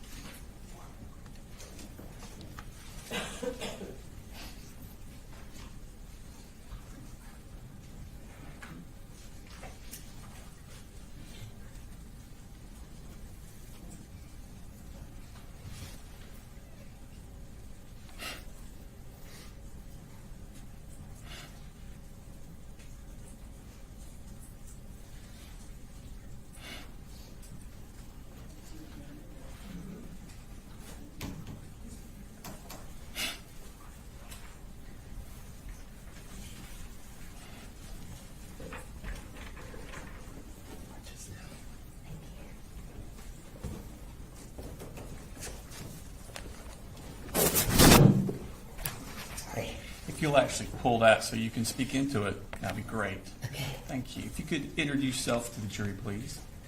My name is Debbie Polhamus. And could you spell your name for the court reporter? Debbie Polhamus, Polhamus. Okay. If you could raise your right hand, please. Swear the testimony you give in the matter now pending before this court will be the truth, the whole truth, and nothing but the truth, so help you God. I do. Okay. Tell us about yourself. Who are you? I'm Colt's grandmother, Okay. Jenny's grandmother, Cody's grandmother, Okay. And your daughter is who? Marcy. And that is Colt's mother? Yes. Okay. And what do you do? I'm a retired educator, Okay. And how long were you an educator? 43 years. Okay. And where do you live? I live in Fitzgerald, Georgia. Okay. And how far away is that from here? About 4 hours. Okay. And so you said you were Colt's grandmother? Yes. What did he call you? Mamu. Mamu? Okay. Is that spelled a certain way or just? Mamoo. Okay. So are you one of those grandparents that doesn't see your grandkids very often, or are you a grandparent that's fully immersed in their No, lives? I've tried to be fully immersed Okay. with all of them. My other 3 are in Florida. Okay. I was about to say, do you have other children? Yes. Okay. And where do they live? Toby lives in Columbus, and Annie lives in Tavares, Florida. Okay. Do you have other grandchildren? Yes, Annie has 3. Okay. Toby has 2. Okay. So, in the hierarchy of your grandchildren by age, where does Colt fall? Colt is the 3rd grandchild. Okay. And in this family, where does he fall? In his family, Uh-huh. he's the oldest. Okay. When Colt was younger, did he have issues with impulsivity, having a short fuse? Impulsivity more than a short fuse. Okay. Do you remember talking to a GBI agent by the name of Agent Maddox back in, I believe that was September of 2024? I guess. I mean, I talked to a lot of them. Okay. I don't remember all their names. And this would have been shortly after the shooting that had happened? Yeah, that was when most of the conversations took place. And do you remember telling her that about Colt that he's always been very impulsive, short fuse, even as a younger child? Judge, I think he's leaving. It's his witness. I don't know if he needs to refresh her memory, but at this point, he's leaving with. Your Honor, I asked her about an issue regarding Colt. She gave a different answer than she had in a previous statement, an inconsistent statement. I then talked to her about that inconsistent statement, got the reference for it, and then asked her if that was what she said in the statement. She confirmed that is what she said in the statement. It wasn't a leading question. I didn't say, didn't you say this? I said, did you say this? And she confirmed that she did. Mr. Grant? I think that's an improper way to do it, but. All right. For that specific question, I'll overrule the objection. So where did Colt, where was he living when he was a young child? Where did he grow up? They grew up in Statham. Okay. Is that here in Barrow County? Mhm. At some point, did they move from that house? They moved from Statham to Gainesville. Okay. And how long did they live in Gainesville? 2.5, 3 months. Okay. And where did they move from Gainesville? And then they moved to Cumming. Okay. And how long did they stay in Cumming? They were in Cumming a couple of months. And did something happen in Cumming that you thought that they needed to go somewhere else? Well, they had moved 3 times and they were getting evicted. Okay. And I told Marcy that I thought they should just think about moving to Fitzgerald, getting out of the hustle and bustle of the city, get a break. They could live in my mom's house. I was about to ask, was there an opportunity for living arrangements in Fitzgerald? Yeah, my mom had died recently, and her house was still fully furnished, dishes, everything. And I told her, I said, y'all talk about it, but it's there, and you're welcome to it. Okay. And at some point, did they actually move down to that Yeah. house? Mhm. Okay. And was that in March of 2020? Mm-hmm. Okay. How far is that from your house, that house? About a half mile. Okay. And did they start school there? Yes. Okay. And 2020, of course, that was the COVID year. Mhm. Tell me about the situation with schooling and how that worked. Well, they went to school for less than a week. Okay. And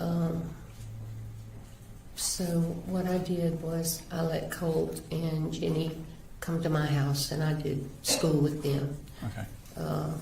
And then we finally got them computers, Okay. laptops that they could use. I wasn't familiar with how to use them, but they seemed to know what to do because I retired before all that. But Well, let me ask you a question. Okay. I had children in school in Barrow County at that time. In Barrow County, March of 2020, they just stopped school. They weren't doing the digital learning. It was Yeah. just school ended early. Is that what happened in Fitzgerald County? no, they were still doing school. They did some digital. Mostly it was educational packets. Uh-huh. The teachers would do packets of work for the grade levels. Okay. And you could go by the office and pick up their packets and bring Okay. them home. And they had library books that the kids could pick up and take. I could pick up and take. I was about to say, Yeah. did you do that? Yeah. Mhm. Okay. And so they did those at my house. okay. Mhm. Now, in September of 2021, we got a new school year. Mhm. Where does Colt go to school that year? Colt was in the 5th grade, and he went to the elementary school, In 2021, when you went to 6th grade, where did you go? the middle school. Okay. And we've had some testimony about Colt doing a search on a computer. Were you aware of that? I was not for a good while. Okay. Marcy didn't share a lot of those things with me, Okay. and Coley was working all the time. Okay. But At I some did- point, did you become aware? yeah, I did. I did not know about the search for abuse, but I did know about the search to how to kill your dad. Okay. And about how long after that happened did Marcy tell you about that? I think it was a couple of months. Okay. So probably still within 2021? Yeah. Okay. Now, at some point, did DFACS come into play with the family? Yes. And who was it that initiated that? Well, I went to the school to meet with the counselor, Sujette, Sujette Giddens now. And I discussed with her my concerns about things that were happening with Colt and his mother at home. And that I wanted her to be aware that we were going to call DFACS. Okay. And she said that they were going to call. And I said, well, I'd rather you wait and let us call because I think it would make a bigger impression on her if we did it. But then I found out she'd already called them. And then she called them again after we called them. Okay, so you also called DFACS? Okay. I didn't. My other daughter did. Okay. I couldn't pick up the phone and I couldn't do it. Okay. So she did. I asked her if she would call them, and she Okay. did. So she did it at your direction? Okay. Mm-hmm. At some point, did the family leave your mother's house and move away? They did. They left in. I'm not sure. I want to say it was January, but it might have been. No, let me think. I got some notes here. Let me look. Okay. Maybe I can remember. They went back to Jefferson. I've got November here. Okay. So would it have been the same? Judge, yes, she's brought notes, certainly we would have the opportunity to look at those. That's accurate. I'm sorry. Examine, so. Yes, sir. Do you need those to refresh your memory? I just have like the dates certain things happened Okay. that I thought you might ask. Okay. And but- did you make those notes yourself? Yep. Mhm. Okay. And they're from your own memory? Okay. No, they're from my notes that I've kept along Okay. since things started happening. I just kind of put them together. Okay. And when did you start making these notes? Back kind of when you were talking about with the DFAC stuff, or more recently? Well, when we called defects, I sort of went back and started making a sequential thing. When they left Statham, when they left Gainesville. I don't know why. I just thought there might be a point in time that defects asked me questions, and with all that was going on, I couldn't keep it all straight. Okay. So these aren't notes that you created after the shooting. These are No. notes you created well before that. No, mm-mm. Okay. Are they more contemporaneous in time as to when these events are Yeah, happening? mhm. Just mostly dates. Okay. So you're saying that now. And you're welcome. Y'all are welcome to look at them. Okay. Thank you. And that was November of 2021? Mm-hmm. So would that have been shortly in time after the DFACs became involved? Okay. And where did the family move to? They moved to Jefferson. Okay. How much contact did you have with the family when they moved up to Jefferson?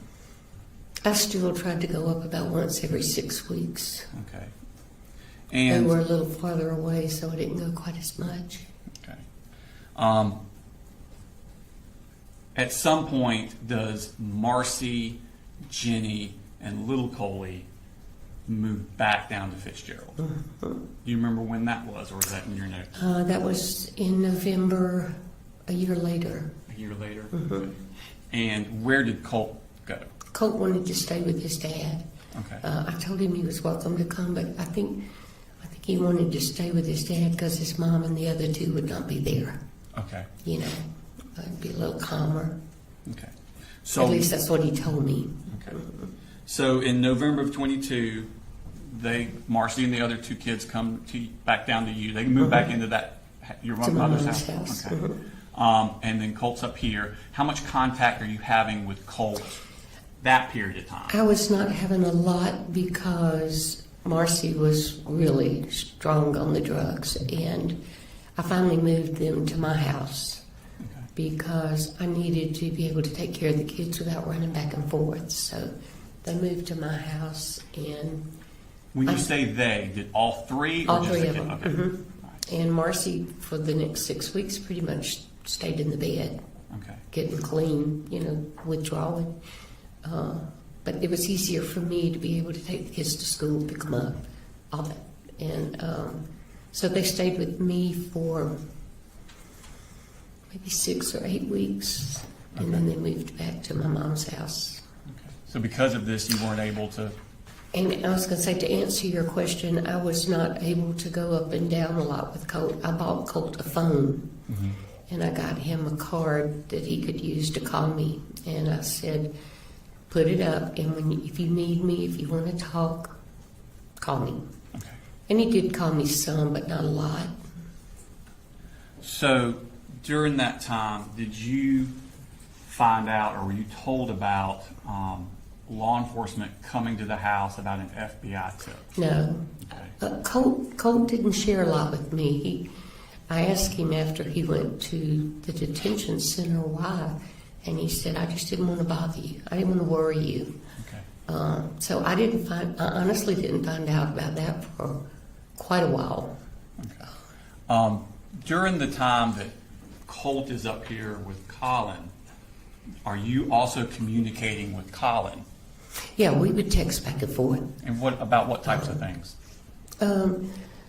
He would text, well, more of the texts that we had were later, but he texted me to let me know that he was getting him enrolled in school, and he texted me to let me know that they were settled and he was doing good. We didn't have a lot of communication during that time. Okay. Most of ours was after they moved to Winder. Okay. Did he ever tell you about the law enforcement coming to the house? I honestly do not remember who told me about it. Okay. Did you find out about it before or after the shooting at Appalachian High School? Before. Before. Now, at some point, Colt, then Colin moved to Winder, Georgia. All right. And Colt actually leaves to come to Fitzgerald. Mm-hmm. He came to Fitzgerald during the summer and stayed for a while. Okay. About how long did he stay there? 5 or 6 weeks, I would guess. I was in Florida a lot during that time because my other daughter was in Michigan in training for her job, so I was down there keeping the kids. And Did Colt get in trouble down there with you guys? he did. Tell us about that. I was not there. Colt, I know that Marcy was still doing a lot of drinking, and Colt just could not handle that. And I know that started it. I know that she called my husband and had him come over. He called the police. What was the purpose of calling the police? What had happened? Well, I think Marcy told him that Colt had hit her, but I honestly, I'm not sure about that. But something happened with them. They got into an altercation. Was Colt damaging property in the house? He did, apparently. He cut holes in the couch.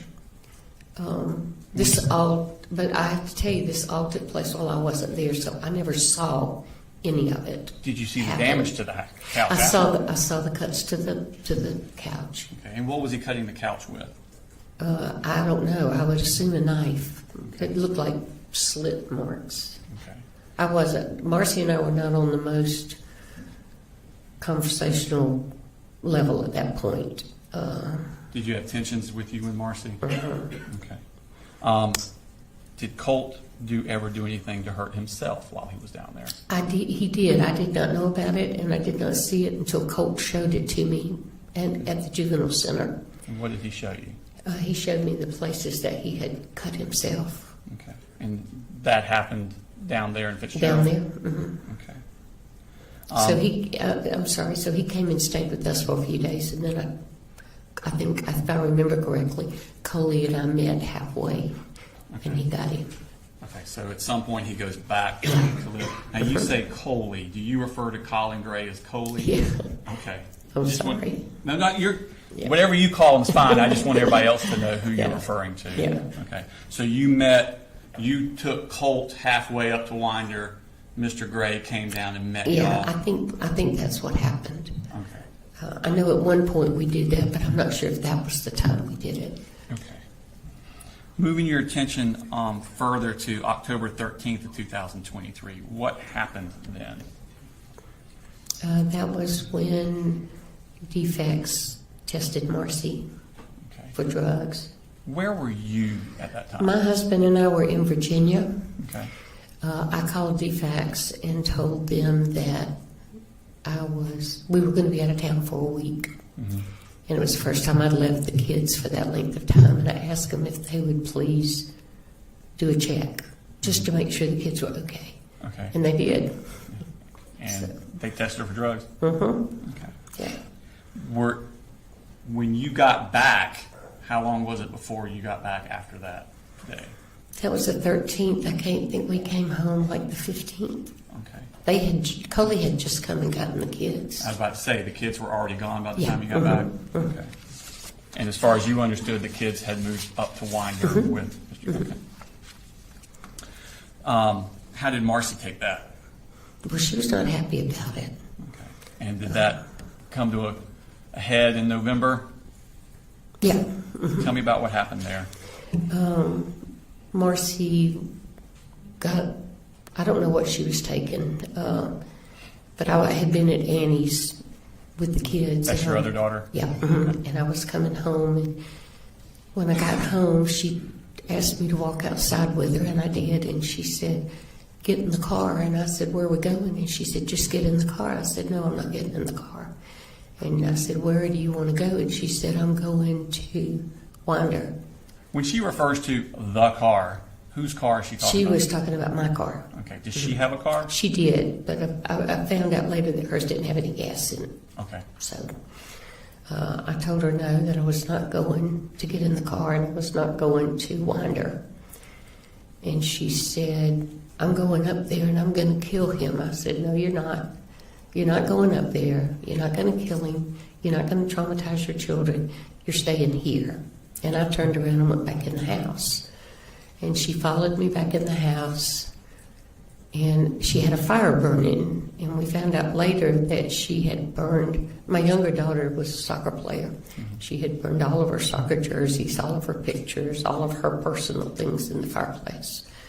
And then she went in our office and called me in there, and there was a chair sitting there with a blanket on it. She said, I want you to sit down. I said, for what? And she said, I know you're going to call the police as soon as I leave, and I'm not going to let you do that.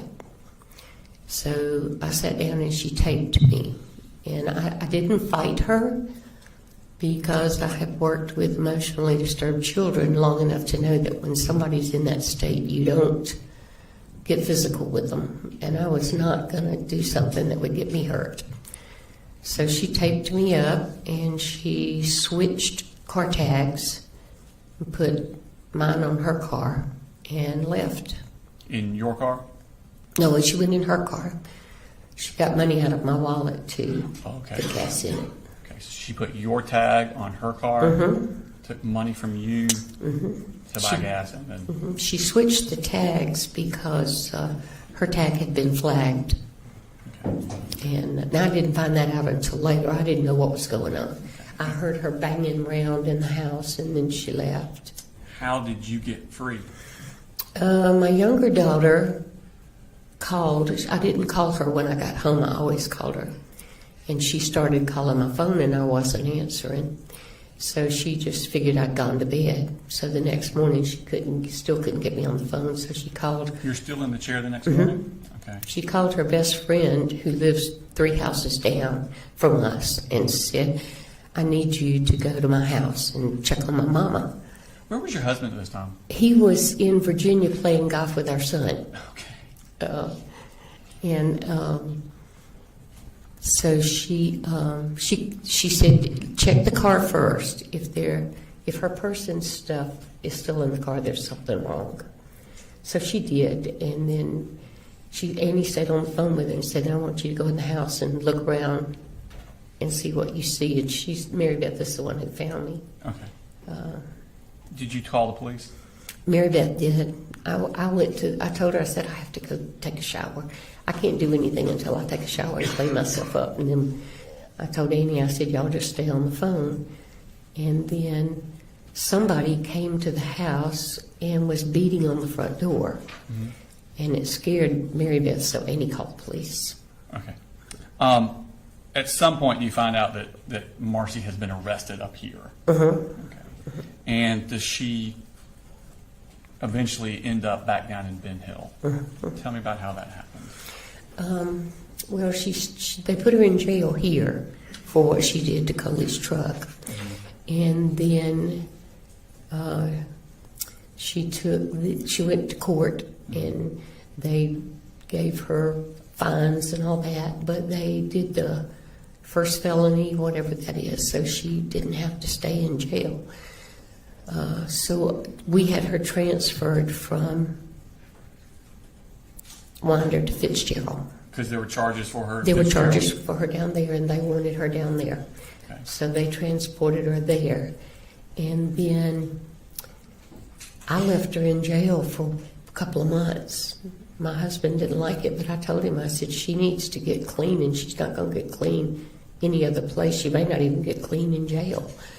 But she was in jail altogether 5 months, maybe, something like that. And then she asked me if I would consider helping her get into rehab. Mm-hmm. I told her I would, so I found a rehab, and I talked to the sheriff, and he said they would transport her to rehab. They did not want her to come home. But my husband insisted that she come home, so she came home for 3 days, and then we took her to rehab. Where was the rehab located at? The rehab is located in a little bitty town called Glenville, which is about an hour and a half from west of Savannah. Okay. And when was it that she went into the rehab? Do you remember?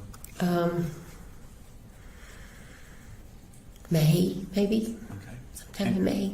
So from November of when she was arrested up here till May, she's been in jail somewhere. Maybe April, I can't remember Okay. which. And then from there, she goes into a rehab facility. Is this a rehab facility she can come and go as she pleases, or is she? No, they were required to stay there, and they had to work.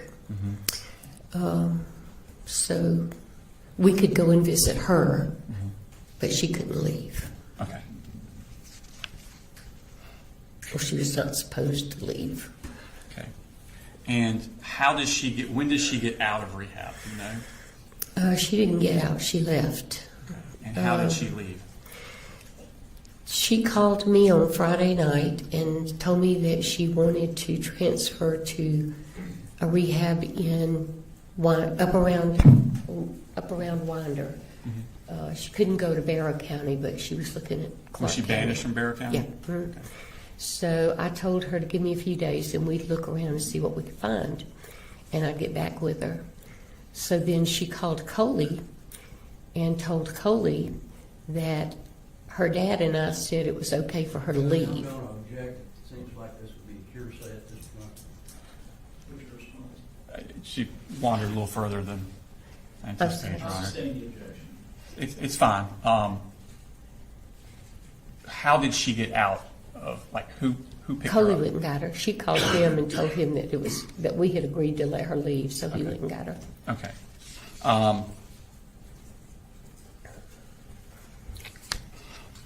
And where does she go at that point? She went back to Winder. Okay. Is this the house that Colt and Jenny and little Coley and Colin Gray that you refer to as Coley also? Yeah. Okay. I want to take you back in time now to Christmas of 2023. So this would have been after Marcy has duct taped you and stole your car, stole your money, and she's in jail. Okay. Do you go visit the kids in Winder with Colin around Christmas I time? went the day after Christmas, I think. Okay. And I want to show you, isn't that the diagram from Heather Ashley? I'm going to pull up the diagram that we used with a prior witness. And I know this isn't to scale, but is this kind of accurate as to what the house looked like? Yes. Okay. Was that your first time visiting that house No. that Christmas? You'd been before that too? Yes. Okay. So we have things listed. You got the carport in the garage, the laundry room, kitchen, living room. Where it says subjects room, they're referring to Colt. Was that Colt's room as you remember it? Yes. Okay. And in the back left, it says siblings room. Is that where Jenny stayed? Okay, and then on the right back, it says father's room. Who stayed in father's room? He and little Coley. Okay, so Colin Gray and little Coley both stayed in that room. Okay, thank you. Did Colt talk to you about a Christmas present he had gotten? Sure. Okay, and what was that Christmas present? There was a gun. Okay, and was it a rifle? Yes. Okay. Who did you get the Christmas present from? From his dad. Okay. While you were up there, how long did you stay up there at Christmas time? I don't know, 3 or 4 days. I usually stay 4 or 5 days. Okay. Where was the gun kept at that time? I honestly don't know. He came out into the living area with it and went back down the hall, but I didn't follow him, so I don't know if it was in his room or in Coley's room Okay. at that time.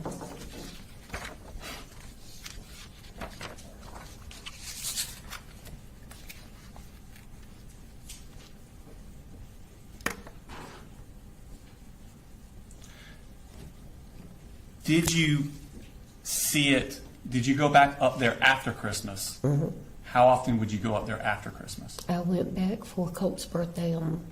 His birthday was 14th of January. Okay, so shortly after Christmas. Mm-hmm. Okay, where was the Colt gun at that time? It was in Colt's room. It was in Colt's room? I'm pretty sure it was. I Okay. couldn't swear to it.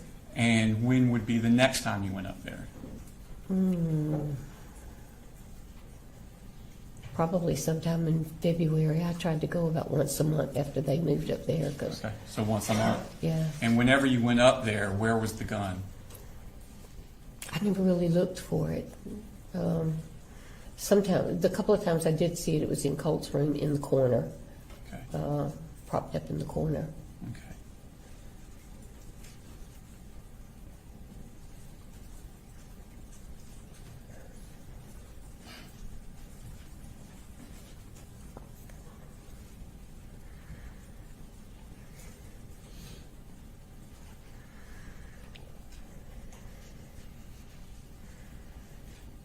Do you remember giving a statement to an investigator with the Bear County Sheriff's Office on September 9th of 2024?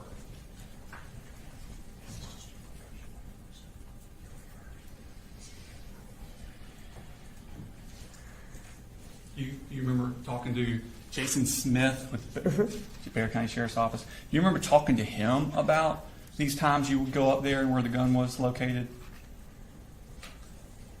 I talked to so many of them, I don't remember what I said to which one, Okay. honestly. If I were to show you a transcript of that, would it refresh your memory? I'm sure it would. Okay. Starting around here, read all the yellow down. All of it. Yes, ma'am. Just read yourself. See if it refreshes your memory.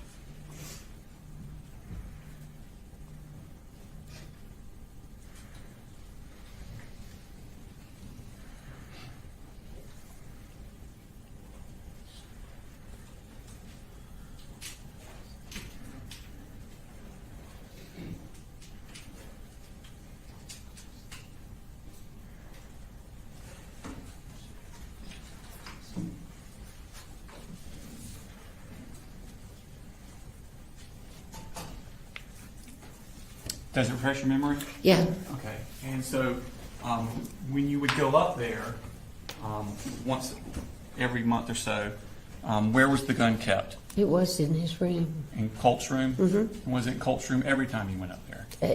According to that, it does, and I'm sure that's a lot fresher memory than I've got now. Okay. So I do when know you it say was in according to his that, room you're most of the talking time. about your statement to, Yeah. and that was what, a year and a half ago? I'm That sorry, you what? gave the statement about a year and a half ago? Yeah. Mhm. Okay. And so what you're talking about is 2 years ago? Yeah. Okay, or 3 years ago. So whatever's in here is more accurate? Mhm. Okay. Oh, absolutely. And so if it says every time I went up there, I saw it in Colt's room. That would be what you believe to be accurate? I need you, I'm sorry. I Yes, just need you to say I'm yes. sorry. It's just because she's writing it down. That's I mean, okay. we all know I'm what sorry. that means, but it's for the I'm record. sorry. I'm sorry. Did you, that January for Colt's birthday, after he got the gun, what did he want from you for Christmas? I gave him Or for his money. birthday, I'm sorry, for his birthday. I gave him money. He wanted bullets. He wanted bullets? Okay. And did you check with anyone to see if that was appropriate? I told him he had to ask his dad, Okay. and if it was okay with his dad, I would buy them for him as long as they used them at the shooting range. Okay. Coley thanked me for having him ask him, Okay. and said it was fine that they go to the shooting range. So we Okay. went to one of the sporting goods places and bought them. Okay. So you bought ammunition for Colt, but it was because Colin said you could. Yeah. Okay. Now, I want to take we're going to skip forward again now. So, that's the same time period. So now, Colt has been removed from Marcy. All the kids have been removed from Marcy. They're up here in Winder. You have that Christmas. You have his birthday in January 14th, is that correct? So now we're in 2024. Colt's 14. Okay. Is Colt going to school? No, Are any of the kids going to school? Jenny and Coley were. In January? Oh, I don't know. I think they got registered and started in February, if I remember correctly. And how did that process happen, them getting registered? Who did that? My daughter did a lot of it. Okay, And that would Coley be Coley by your helped. daughter. You have two daughters. Annie, I'm sorry. Annie, the Yeah. Colt's aunt.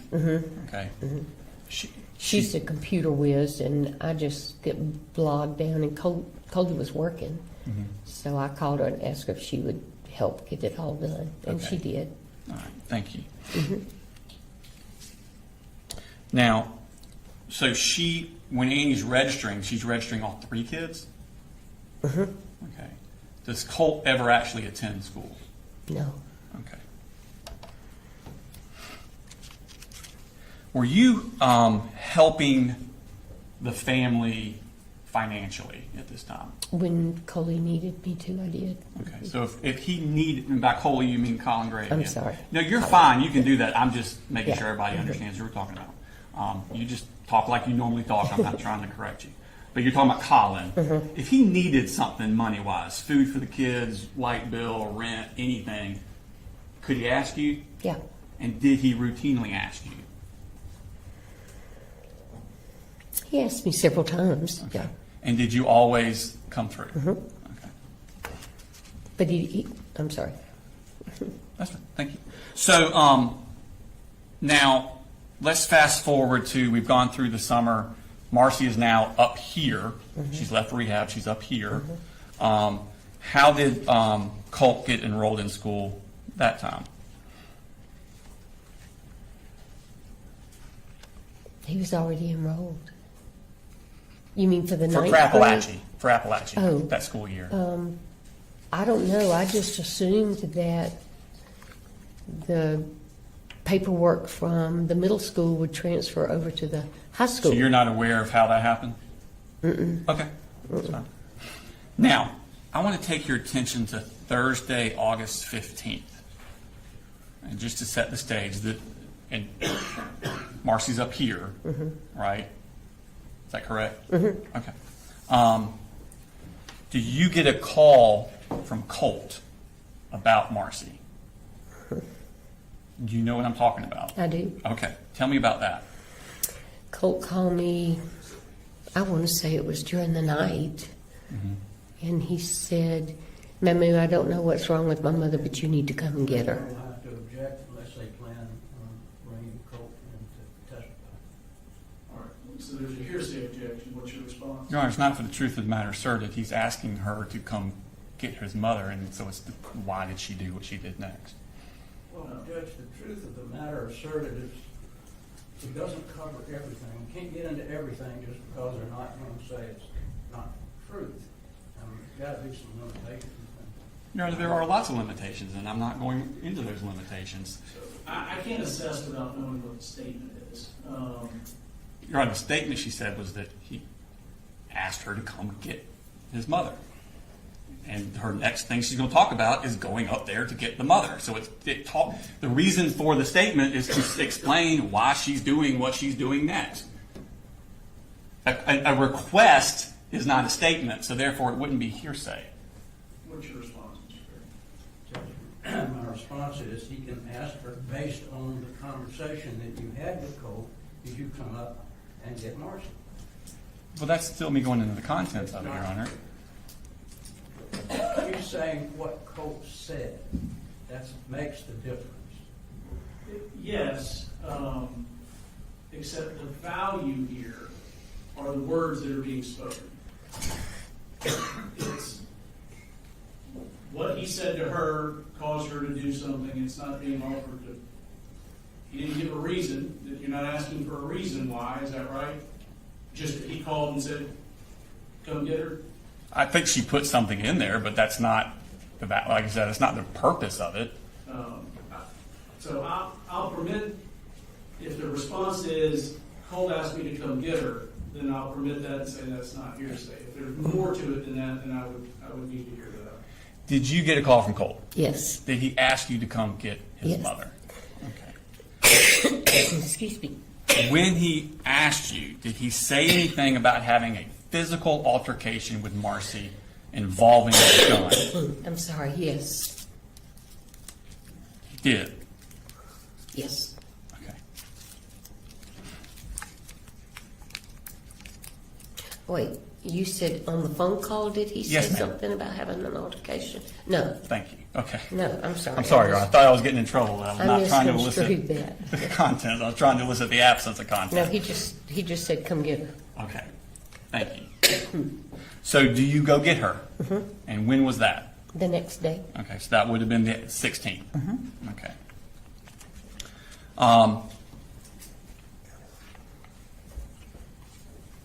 Had Colt texted you that morning while you were coming up? He did. Based on that text, where did you think Colt physically was? At school. Okay. When you arrived, who was at the house? Colt was, but we did not know it. Okay. Thank you. Who else was there? Marcy. When you say Colt was there but we did not know it, do you mean we did not know he would be there, or when you got there you still did not know he was there? I still did not know. I thought he was in school. Okay. What did you do when you got there? What were y'all doing? We went in the house, told Marcy to get her stuff together. We were going back to Fitzgerald. Okay. And did she begin packing her stuff? Mm-hmm. Okay. Did y'all help her pack? Where were you standing while she was We were packing? in Coley's room. I was sitting on the bed. Charlie was just walking around. And is that where her stuff was, in Coley's room? What she was getting at that time. Okay. Did you see Colt at all? No. You have any knowledge that he was in the house at No. that time? Okay. No, I thought he was in school, so we didn't even look. Okay. He didn't come out and say, "Hey, Mamu." Okay. Was there damage to the door to Jenny's bedroom? Okay. And I'm sorry, I'm gonna need you to say it out loud. Yes. Thank you. Was there discussion between you, your husband, and Marcy about the damage to the door to Jenny's room while you were in the house? Marcy and her daddy talked about it. Okay, thank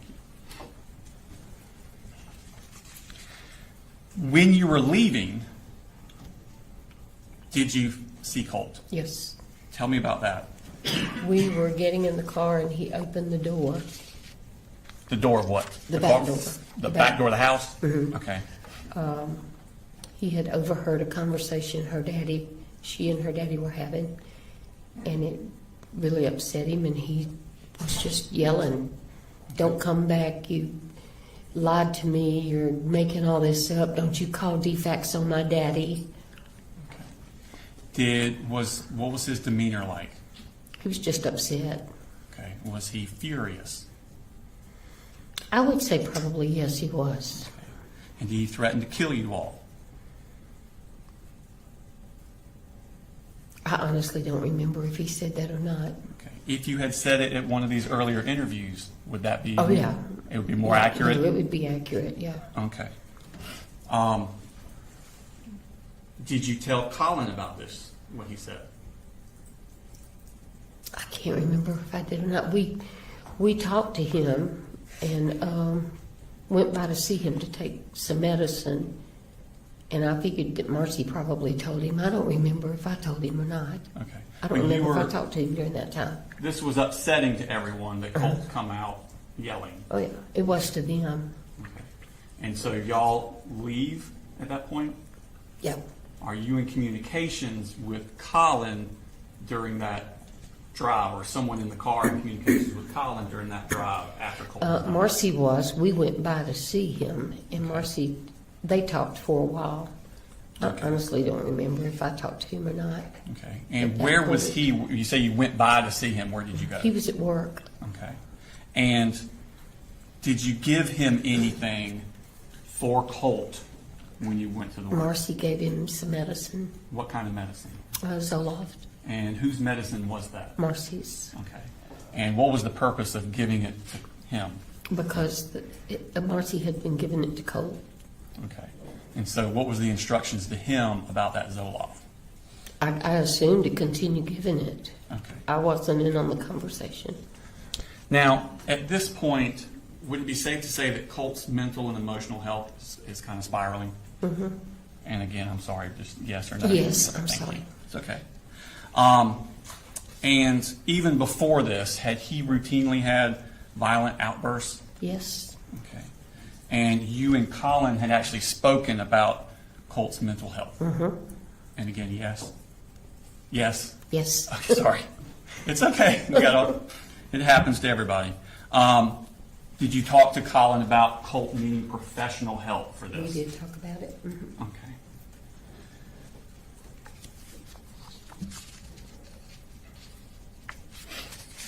Did you tell, when you stopped off to give the Zoloft to Colin, did you tell Colin about what Colt had done when y'all were getting in the house? I didn't talk to him. You didn't talk to him? No, Okay. he stayed in the car. Marcy, he was working around in the back of the fire station.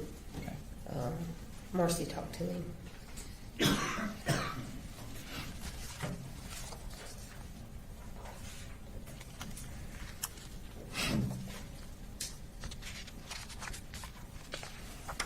Did you get, after you left, did you get text from Colt during this time that on the 16th?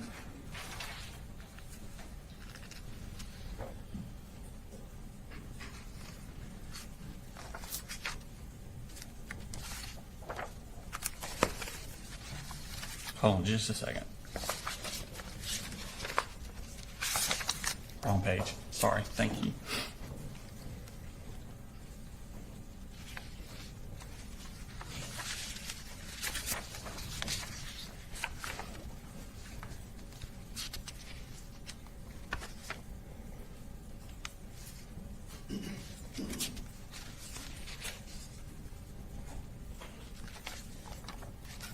Okay. I'm going to show you what's already in evidence in the State Exhibit 158. These are text messages from Colt's phone to you. Colt would be where it says owner in the green, and then your grandma in the blue. Before those were published, we're going to object to those. These are text messages. Colin is not part of that text chain. They are between Colt and his grandmother. The statements that are made, we don't have an opportunity to have Colt come in and testify about what was going on, why he was saying these things. So it puts us in a pretty precarious position, especially the fact that we don't believe that Debbie ever communicated any of these things that were said to Colin. So that makes it even more of a problem. So we would object to any and all text messages that the state plans to put in. objections, essentially, they're hearsay.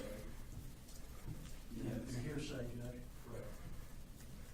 Smith. Your Honor, if I could, I would like to lay the foundation for their accuracy, and then I will let you look through them.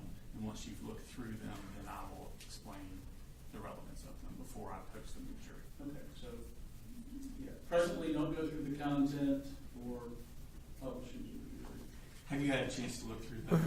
Do they accurately reflect the conversation you were having by text with Colt as you're on your way up and leaving the house? I'm sorry, yes? Yes.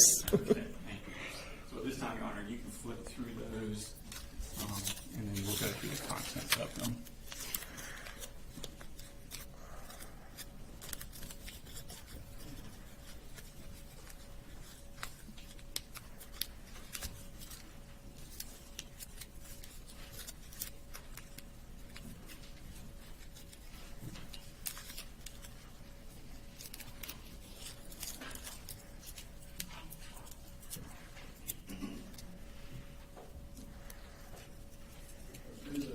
There's a number of them here. Y'all just go ahead and take a recess while I look through these, and I'm sure we'll have to have some other things. Take a short recess.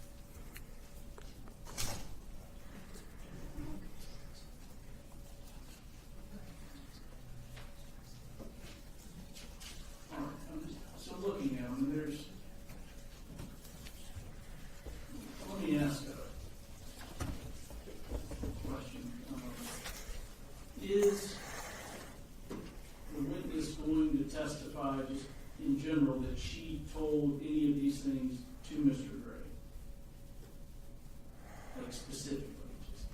So, Your Honor, she did say that they talked about his professional help.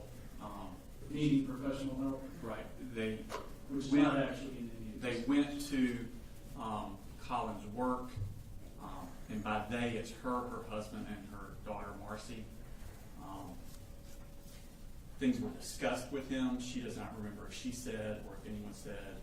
However, my next line of questioning is later that day, he sends her a text of a screenshot of the enlightenment counseling that he had filled out that the earlier witness testified to, which would give an inference that he is affirming to her that I am getting cold professional help the same day that this is happening. And so the purpose of this, Your Honor, the things that happened at the house and the Zoloft, she's already testified to that, so we're not getting it in for any probative value of that. What we're getting it in is this is showing a complete, utter meltdown of Colt by text. You know, we don't have cameras of how he was acting. We have people's recollection, but this is a concrete, memorialized version of Colt's meltdown, and it shows his emotional state on August 16th, which is close in time to the shooting in Appalachia. And this is where the either loved ones that he's around and how he's acting around his family members, and the jury could use that to infer that this is Colt's state that he is in. There will be further evidence as we go along of the defendant's personal knowledge, his personal acknowledgement of these things. But at this point, this is showing the state that we're going to be talking about. So like I said, further witnesses, including the officers that talk about Colin's statement that he gave to them, he references this time period and these types of things, but this is a memorialization of what we're actually talking about when people are describing Colt spiraling out of control and Colt needing help and things of that nature. So that's the purpose of this, Your Honor. Okay. Very, My turn. yes. The problem is this. He's been charged with knowing all these things. They want to put in something that he had no knowledge of. Now, let me ask, is that not something you can flesh out and explore on cross? To put those in and say flesh it out across him, he wasn't. It's already before the jury. They already see this. They already make opinions about what they hear.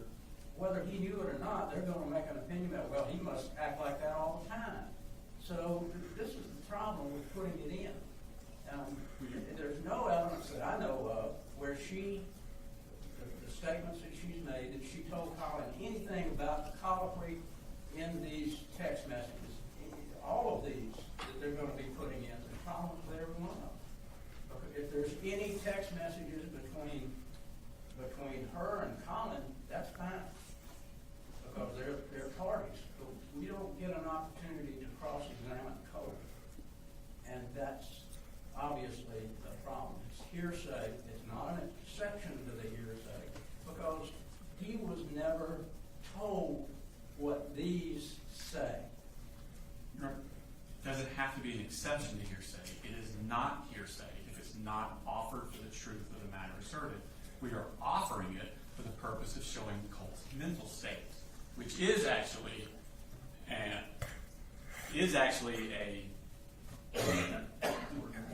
exception to the hearsay rule. Excited utterances, his emotional existing. This is 803.3. Existing mental, emotional, and physical condition. A statement of declarance, then existing state of mind, emotion, sensation, and physical condition. That's not hearsay. That's an exception to the hearsay rule. So while we would argue it's not only not hearsay, but even if it was, there's an exception to it, because the purpose is to show Colt's mental state on that day. We will put in evidence with other witnesses about his knowledge of it. But I can't put all the evidence in for the entire trial in one instant. It has to be a series, Your Honor. Well, I guess it's okay then for me to ask the detective who took Colt's statement, all of the hearsay from his statement. Only if there's an It exception. says to the same thing. Well, so let me give you an example.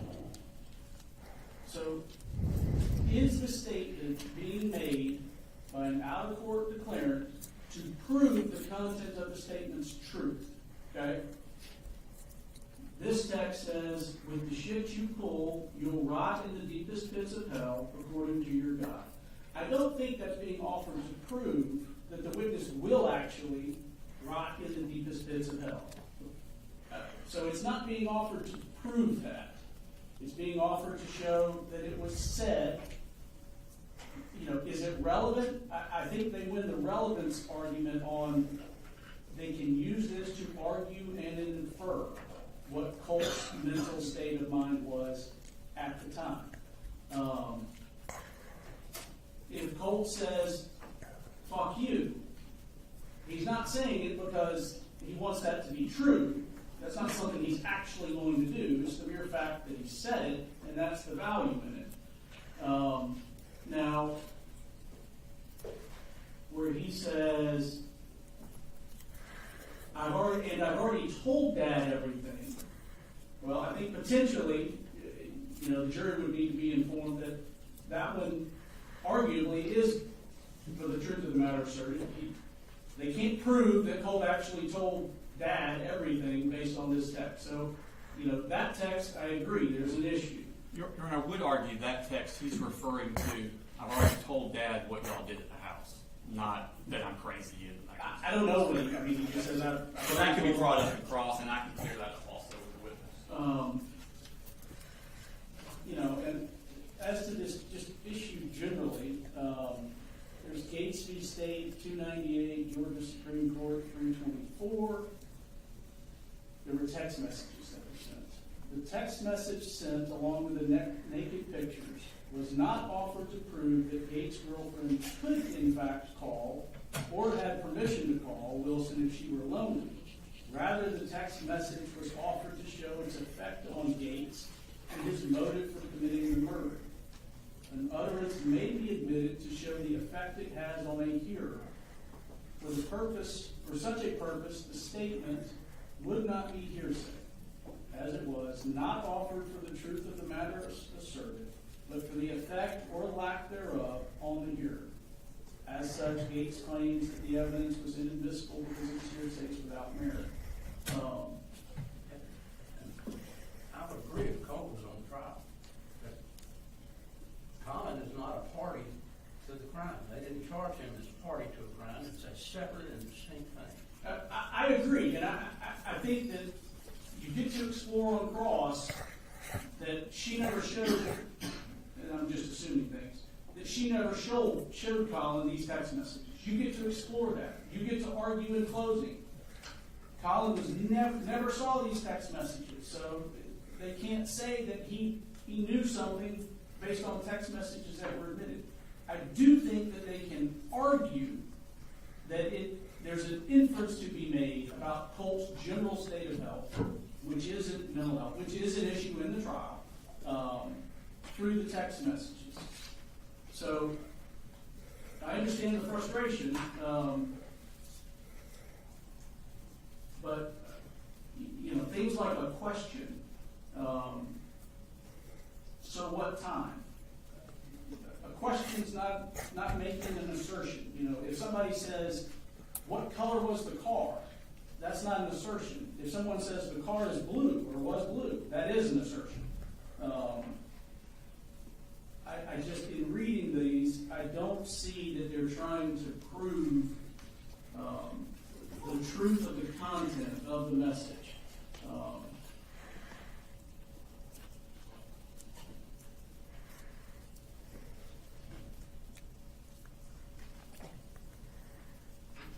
Now, there's one that's got an image attached.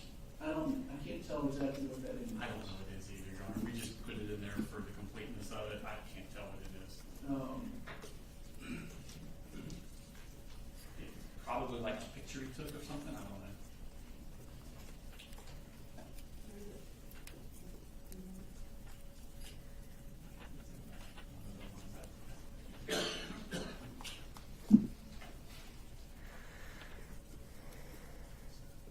Again, we weren't looking for the truth of the matter, so I'm not interested in what the picture is.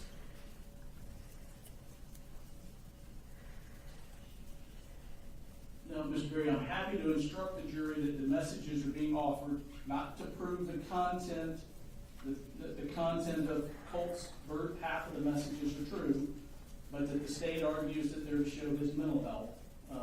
And then you can on cross elicit whether or not any of this was actually ever shown to Mr. Gray. If you want me to get that sort of instruction, I will. But I do think that the messages are admissible. They've got a ton more. We make the same objection to all of them. So. Yes, sir, I was going to, it's not a ton more, but two more instances, I was going to go ahead and give them to your honor. You can get looking at them. It would be the same objection. They're actually shorter than that one.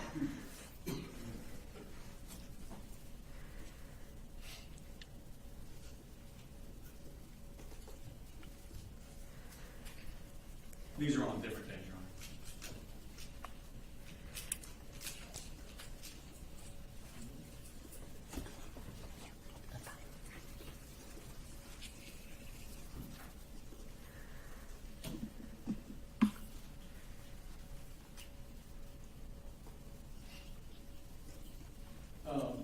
So let me ask, just starting into these, so Mr. Berry, this one, this is States 158. I think it's States 158. This is from Colt to the witness. You're blatantly ignoring my calls, and so I'll just say this. Ask Mama why the fuck she was drunk that one to the point where she was literally passing out. After Dad told her he didn't want to drink any of that Jack Daniels he got from a coworker for his birthday, and then he lied to me saying that she was just tired. Do you want that one out? I think, to me, arguably, that the content of that is more the truth of the matter asserted than, I don't know if you think that one is good or bad for you, though. Well, I don't think any of them should go, but certainly if they. I'm trying to use a scouting. These, then play that one too. Here's one where Colt says, I have been going to school and I go to the library to do work. That's why I don't eat. I threw up last night, asked Daddy. He literally had me clean up. So, to me, that makes it look like he's going to school and went to the library to do work. So potentially the content there is something, to me, that's more about a state of mind than the content, or it's more about the content than the state of mind, sorry. Do you want that one excluded, or do you want? If the court's going to allow the others, I think we ought to allow those as well. Okay.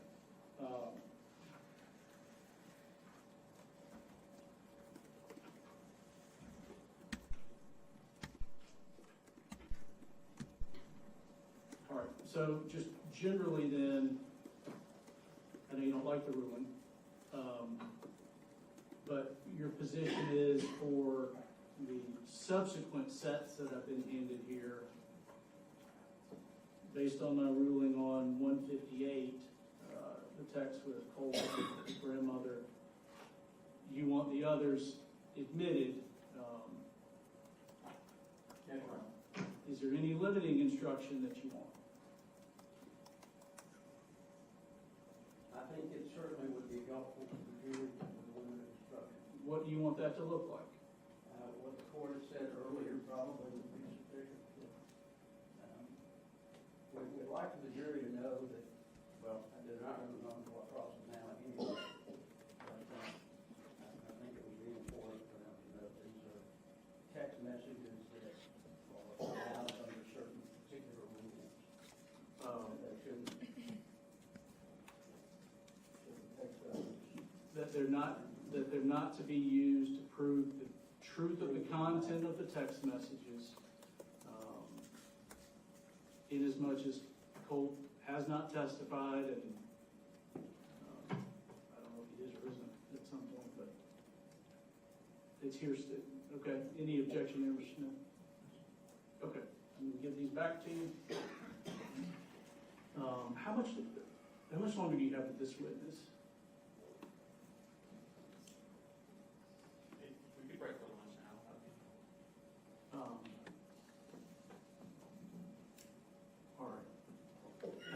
and y'all, I know you said you need probably an extra 20 to, I'm gonna say 30 now, because I think I'd like to speak to Ms. Brooks about the next witness, so we don't have to have this, okay, to see if we can shorten this process, all right. if that makes sense, Ms. Yeah. Brooks. Brooks, if you want to bring him in, Yes, sir. we'll go ahead and break.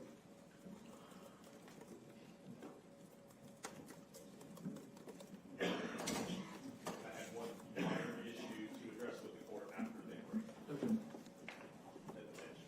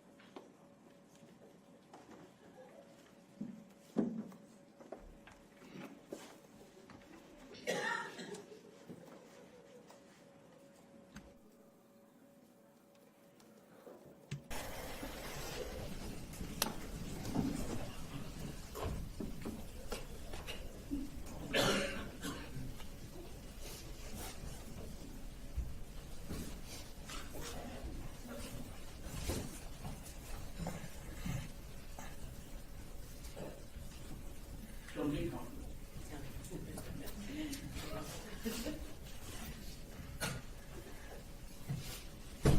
All right. Much of the trial has been incredibly smooth, and probably going quicker than people anticipated, but we're hitting points where we're having evidentiary issues that we're just having to work through. There's some more of those on the horizon that we're going to try and address at the lunch hour, which is going to result in just a longer lunch. So why don't you all plan on taking a lunch recess till 12:35? Well, I'm sorry, 1:35. 1:35, and then waiting longer. Sorry. All right. Be in lunch till 1:35.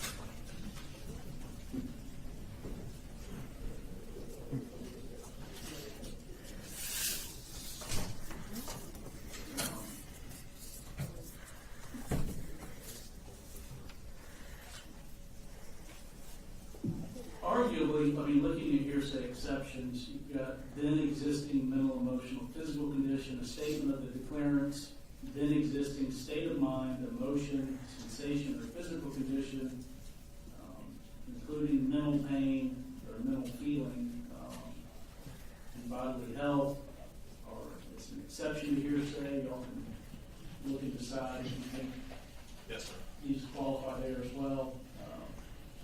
What time do you want me back on the bench? We're ready to go with this next one. I'm sorry, I don't have the next witness. It's not Yeah, I mean, probably 1:20. I don't feel like we'll have as much of a disagreement. Perfectly reasonable. I'll take the bench at 1:50. I'm like, oh, I'll take the bench at 1:50. I think they said Ms. Hall, Approach be more reasonable. It's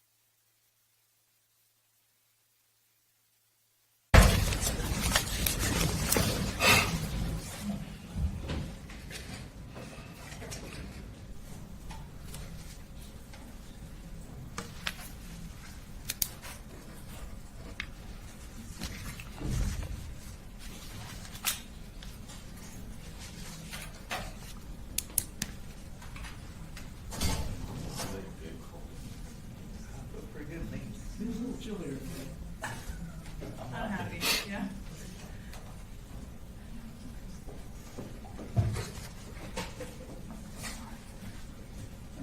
Next week's supposed to be colder, so as long as they don't run the air hard all weekend. Yes, sir. My wife doesn't think it's going to be cold. Yeah. It's either 4 or 5, what? Second day, last year I wore a sleeve. Red. Good July. Doesn't work. October to March. I always have to look at which direction it goes. Can I borrow you real fast after?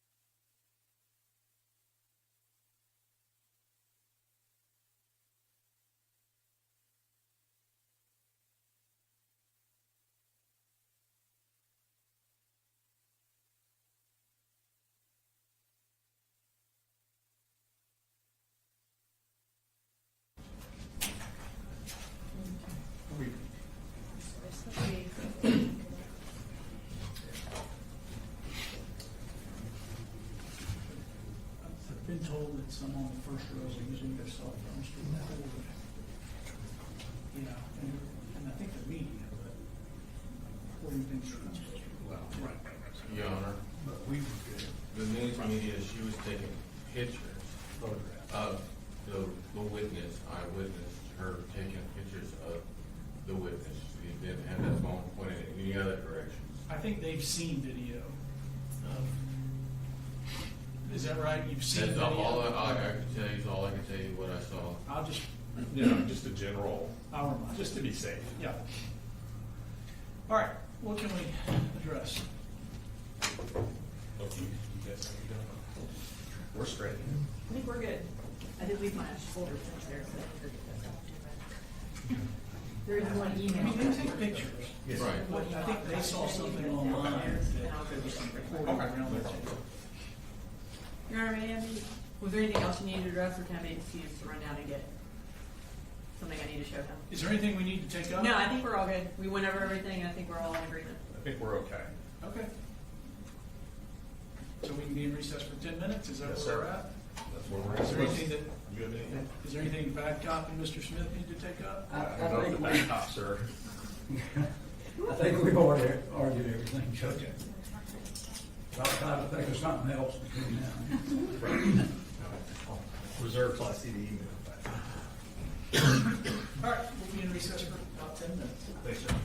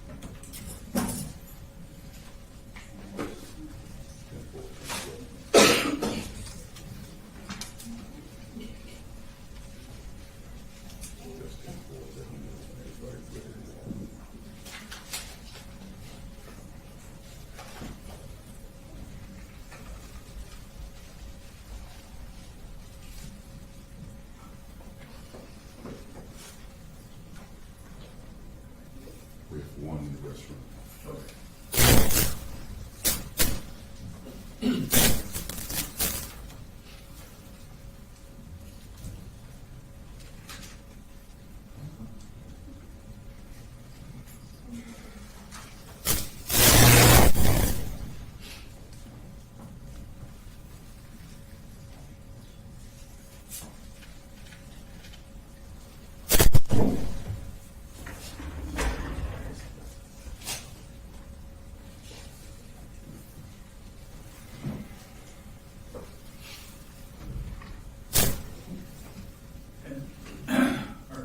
Remind me where we landed, Mr. Gray, you do want limiting instruction or not?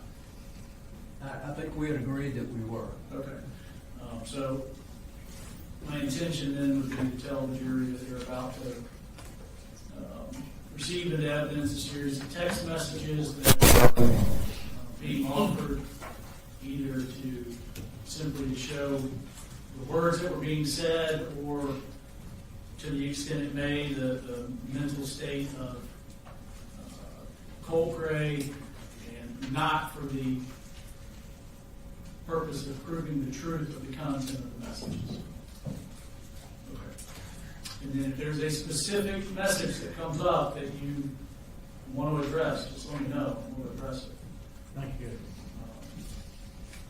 And then let me just remind, I know we don't have full media here, but let me remind, so for recording video, we've got the pool camera that WSB that shares with anybody that wants it.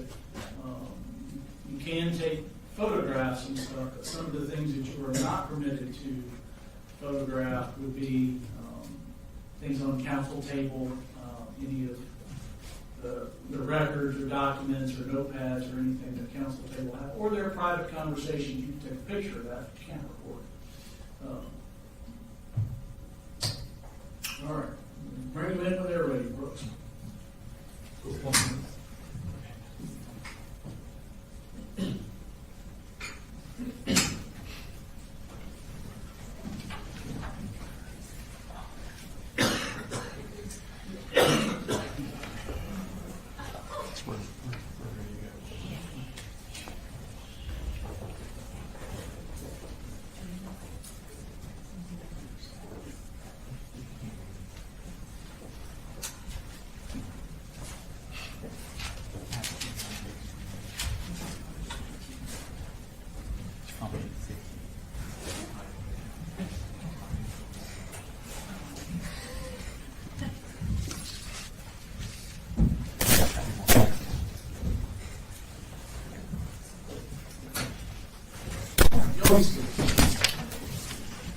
So, ladies and gentlemen, either presently or very shortly, you're going to receive into evidence a series of text messages. Understand that the text messages are being offered simply for the words that are spoken in the messages, or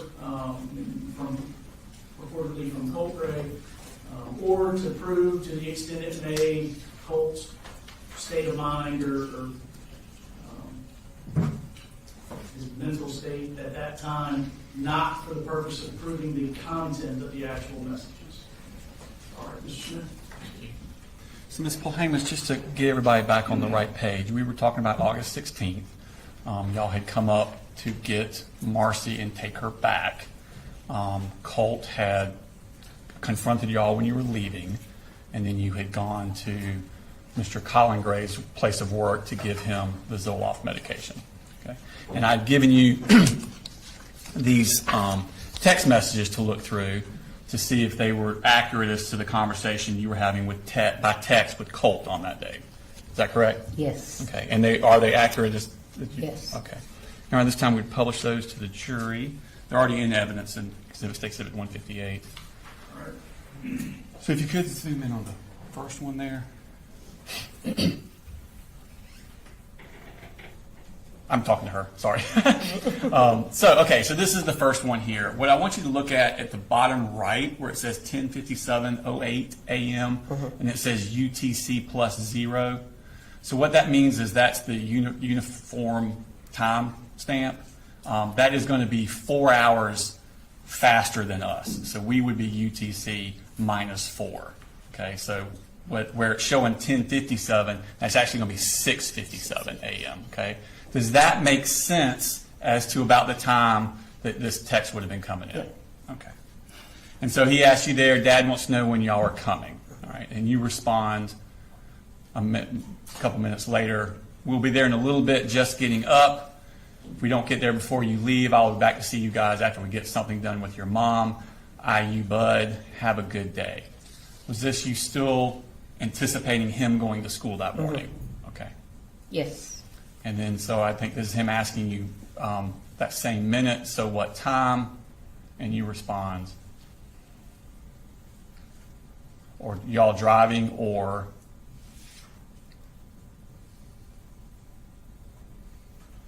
and this is you telling him not to miss the bus, you need to go to school. And if your mom is just up to avoid her, she'll be gone when you get home from school. And then I think you told him that, responding to his other, if you're driving, that you're actually already up here. Did y'all get a hotel room? Yeah. Okay. We did. Okay. And this is Colt asking you, I assume it'll be as simple as getting her in the car and going. And then you respond to him, not sure, but it will go smoother if no one is there. Correct? Yes. All right. And then he responds, all good. I'm heading out around 7:45, so y'all should be good. So again, you think he's referring to school? Yes. Okay. And then you say, that's what I'm hoping. Just know that she'll be gone when you get home. And he writes back, love you. Is that pretty standard how he would address you? Okay. All right, so now we skip ahead. This is you telling him that y'all were all out, and he asks, and I'm sorry, this is him. All right, we're all out. So this is going to be 8:24. Where are y'all? At 8:25. And you're like, headed to the house, please relax, try to enjoy your day. And he responds, I will, correct? Yes. Okay.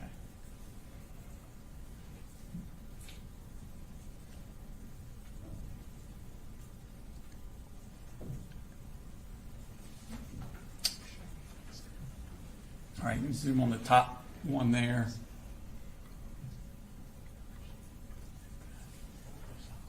And that's him sending you a picture, and that's a picture of the hallway at the school. Okay. Yeah. And he's telling you he's leaving this year for your sake. He knows it. Does he know that it's important for you for him to go to school? Yeah. Okay. You stress that to him? Yes. Okay.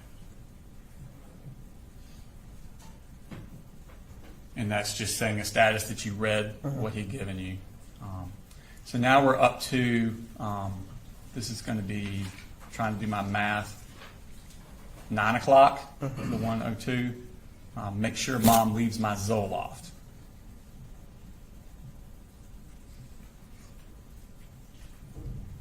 And then he tells you, if you don't leave it, things will turn really bad really quickly. Yeah. Okay. Now we're skipping ahead. It's going to be 9:11, and he says, I heard everything. What is he referring to there?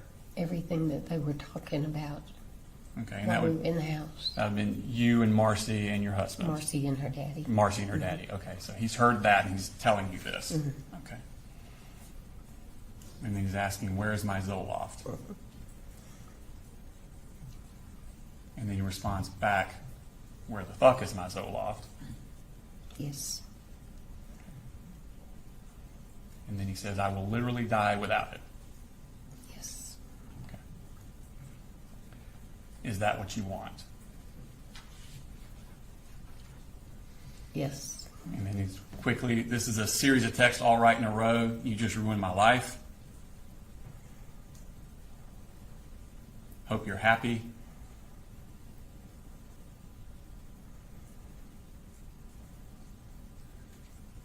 Why would y'all lie and say I threatened to kill y'all? Is this going to be after y'all have left and he came out and confronted y'all outside the house? Okay. And so he's, have y'all spoken to anybody about that? I have not. You had not, but somebody had? Charlie had not. Okay.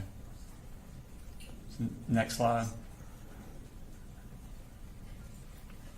I didn't say shit close, remotely close to that. You ruined my fucking life. Fuck all of you.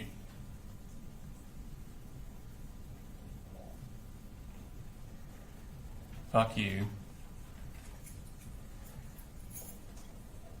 Fuck you and your God. With the shit you pull, you'll rot in the deepest pits of hell, according to your God. You are fake.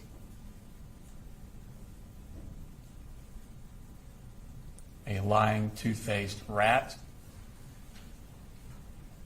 It is unbelievable how fake you are.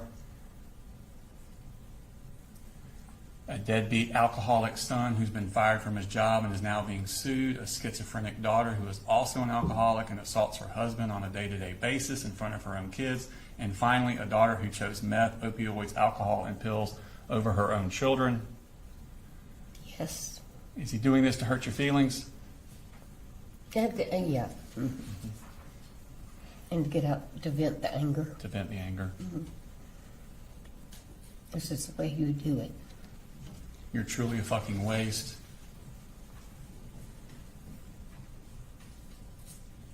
If you call DFACS and my dad ends up fired,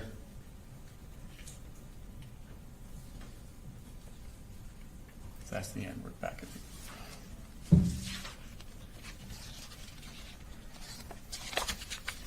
I heard everything. Okay, I'm sorry. Thank you. And I've told Dad everything. You are fucked. So these were all a string that came in all once together. One And then, so you're reading those all kind of at once. You respond to them then. This is you. We gave your medicine to your dad. He will bring it to you. Your mom was the one who said the only way she would leave is if we called DFACS. I want you to have a chance to prove yourself on the Zoloft. Maybe you can with your mom gone. I know you're upset, and I'm sorry. Once again, the lies are muddying up the waters. I'm sorry we have such a screwed up family. I still love you and hope things will settle down. Yes. And he responds, my mom wants DFACS called after the shit she's done to this family. Wow. Yes. And you respond, I know, hoping to get her out will give you guys a chance to settle. Be sure to take your Zoloft and go to school. Yes. Did Colt often have outbursts like that? Verbal outbursts? Usually once every couple of weeks he'd blow off at me about something. Okay. Now, later that same day, and again, Colt is doing this. He's obviously in a specific mental state. Are you communicating this with Colin about Colt's mental state and you hoping that there can be some sort of like counseling for him or Well, treatment for him? Colin already knew it. Okay. But were you Just as I communicating? did. Were you also communicating it We with had them? talked about therapy. Okay. And on that same date, I'm going to show you what's already noticed in State Civic 156.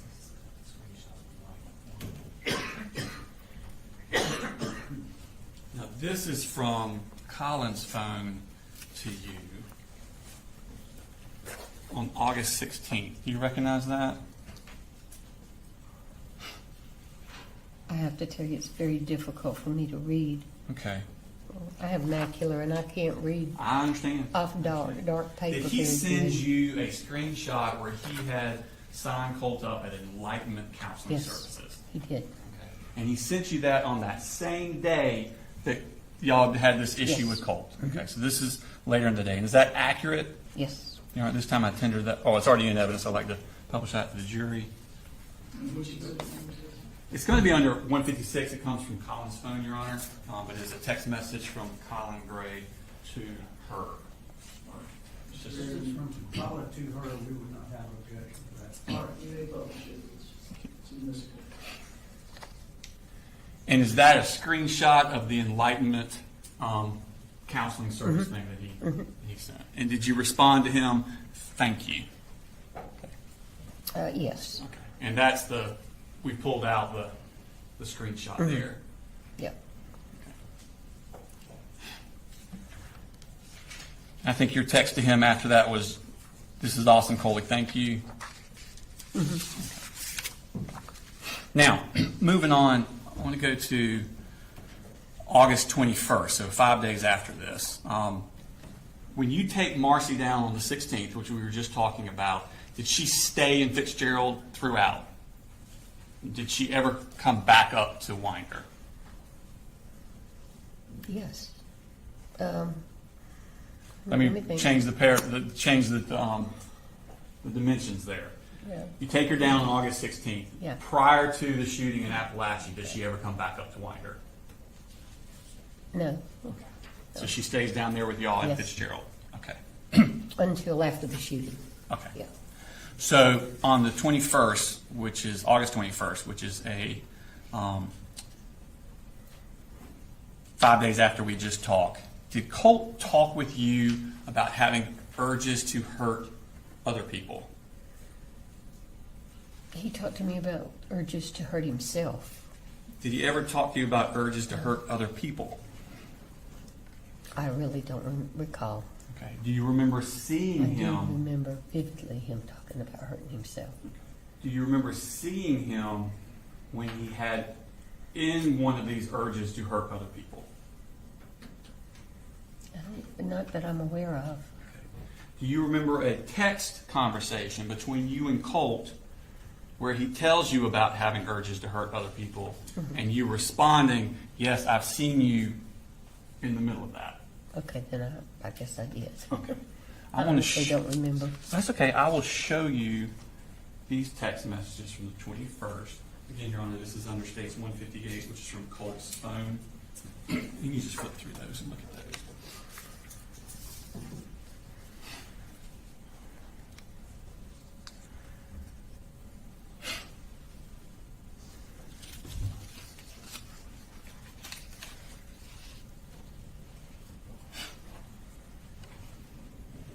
Yeah.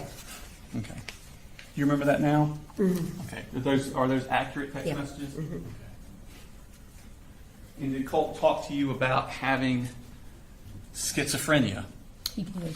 And did he talk to you about having acute mania? He did. Okay.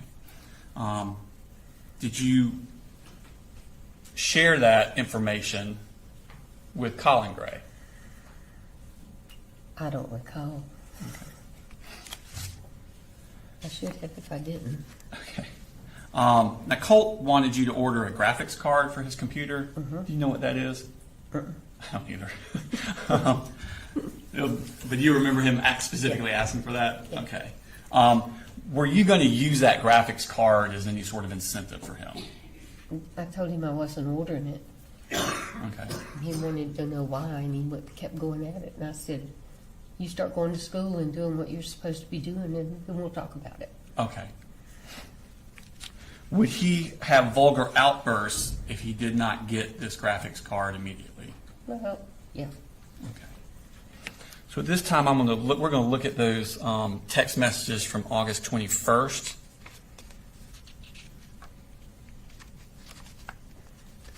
And again, at the bottom, it's the UTC plus 0. We're actually UTC minus 4, so this is going to be 4 hours earlier than what the time is showing. But he asked you, did you order the graphics card yet?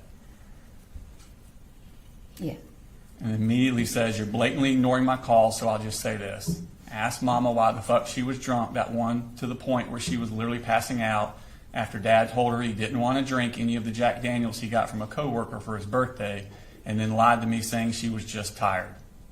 Yeah. Fuck you. Is this all in relation to him really wanting that graphics card? Yes. Okay. And then you respond, Colt, I love you. I'll do anything to help. You just need to let me know how I can help. I told you I would probably not get to the graphics card until next month. Are you going to school? According to your lunch account, you are not eating.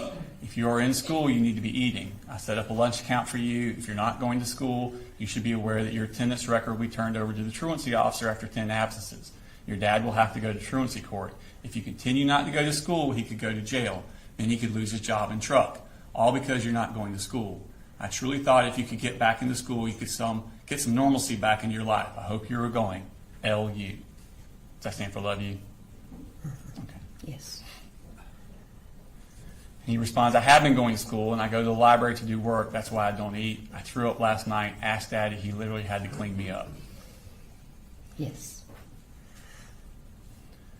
And he says, quit assuming shit you have absolutely no clue about. Yes. Apologies. I felt a sudden induced feeling of mania. It's kind of like a surprise package that comes with schizophrenia. Yes. Do some research on it. It can help you a ton with understanding why it is I say these things at certain times. Yes. It's more leaning towards acute mania. Yes. And then you respond, I'm so glad you're going. I will keep money in your lunch account. You need to eat. Please know that I'm not assuming anything. I just don't know. Your mom and dad both blow V8 to fit their needs, so I don't know who to believe, except that I believe you when you talk to me. Have you talked to the crisis counselor your dad told me he was taking you to? If you are experiencing acute mania, you might need more than Zoloft. Yes. He responds, I know. I really do need something for it. I haven't gotten to a point where I've felt an instantaneous urge to hurt anyone, but I do have periods where it's heightened. These can last days to weeks for me. Yes. I know it's hard for y'all, really anyone to believe. I would be struggling with something like this, but it is very real. Yes. And then he sends you an image with some stuff circled. And then he says, I started brushing my teeth daily. Yes. And then you write, no, I absolutely believe you. I see you in the middle of your urges. That's why I was so glad your dad was getting you to a crisis counselor. He promised me he would. Yeah. What are you seeing when you see these middle of these urges to hurt people? Well, one of the things that I see is him balling up his fist and just getting really tense. Mostly when he would get angry with his dad or with Jimmy. Okay. Or his mom. Okay. I didn't see him do that with anybody else because I never saw him around anybody else. Right. And you're not seeing him on a daily basis, No. are you? Mm-mm. Okay. You're seeing him, what, once a month, maybe? Sometimes more, sometimes a couple times a month. Sometimes a couple of times a month, but not on a daily Depending. basis. No. Okay. And then he writes, apparently she's not a crisis counselor.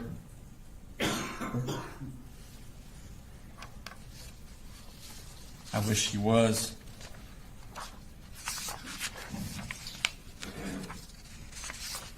And that's in that. Okay.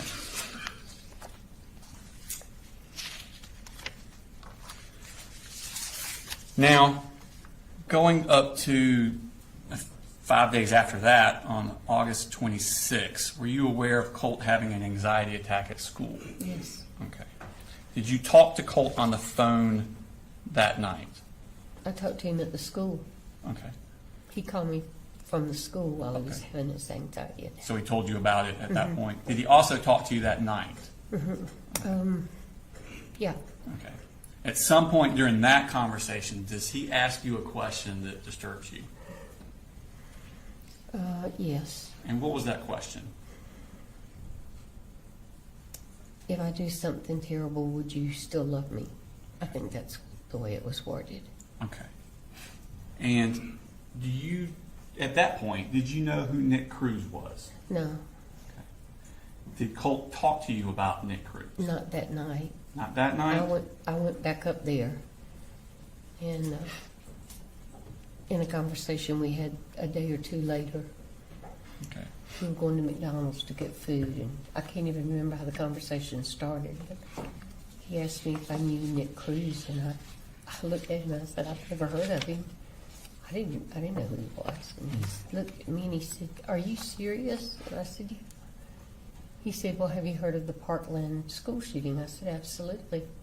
I read all about it, but I don't remember who did it." And he said, "Nicholas Cruz did." Mm-hmm. I said, "Well, how would you know about all that?" And he said, "I've been reading about it." And you're sure that wasn't the same day that you had the conversation? And that wasn't the same conversation? It could have been. I can't promise you, but I do. I just vividly remember it being on the way to McDonald's. Okay. But I may be wrong. Okay. I don't know. If you had given a different statement on September 4th, 2024 to the GBI agent that was in the same conversation, would that be correct? Probably, yeah. Okay.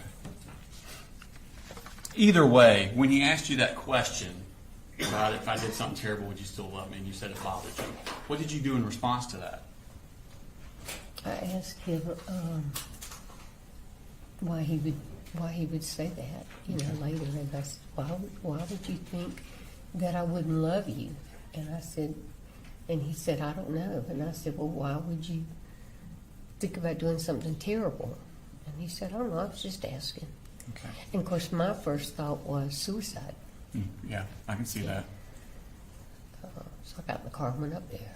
I was going to say, so when I was asking, what you went up there? Yeah. So when you get this phone call, you're down at Fitzgerald. Mm-hmm. Okay. And you immediately come up here. Mm-hmm. The next day. Okay. And did you make any phone calls to anyone in relation to that? I did. I called the Advantage Crisis Center in Athens Okay. and talked to them and told them that I was really, really concerned that he was showing signs of manic behavior and talking about hurting, and I didn't want him to hurt himself. And she said, "Well, you can bring him in."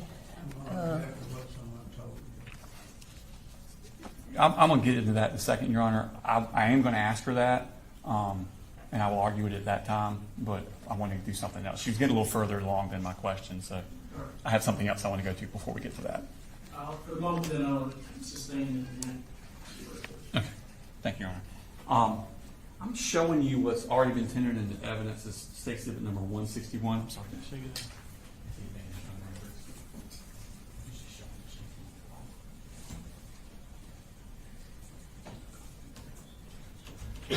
Showing you State Exhibit number 161. These are some already put in evidence. They're the phone records from Advantage, and it shows that a phone call was made on August 27th at 2:02 p.m. And I want you to look at the number from and tell me, is that your cell phone number? It is. Okay. And what is that cell phone number? 425-229-425-5704. Okay. So those records reflect that you were the one that called at that time of the Advantage case. Yes. Okay.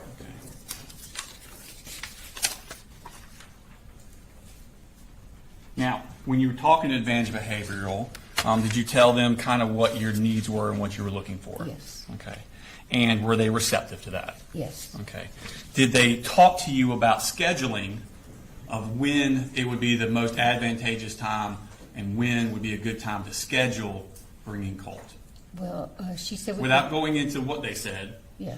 did they Yes. talk about it? Did you talk about scheduling? Mm-hmm. Man, can I get you to, I know you're leaning forward, can I get you to pull the mic in? Yeah, we Sure. kind of bumped it. I'm sorry.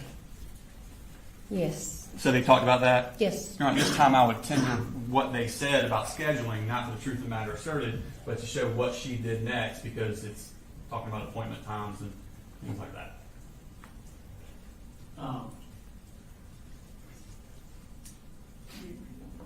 You're renewing your hearsay objection? Correct, yes. I don't know that we need to know what they told her. You can ask her if she made an appointment or. No, Your Honor, they told her something specific that then she went and told the defendant. And so it's what she did with that information that she got. It's not for the truth of the matter. It's what she understood the process would be to get Colt there, and then what she did with the information of how to get Colt there. Whether or not that how to get Colt there is that information is true or wrong or correct or factual doesn't matter. The words were instructions were given to her, and then she then acted on those instructions. So the truth of the instructions aren't as important as the fact that she received them. Well, I mean, that's going to be the evidence of the case. You want me to keep going in front of the jury, or? Well, I thought you were indicating you said she told Mr. Gray. Yes. Did you say that? Yes, sir. Yes, sir. She then went to Mr. Gray to. Yeah. Okay, maybe we should approach this rather than argue.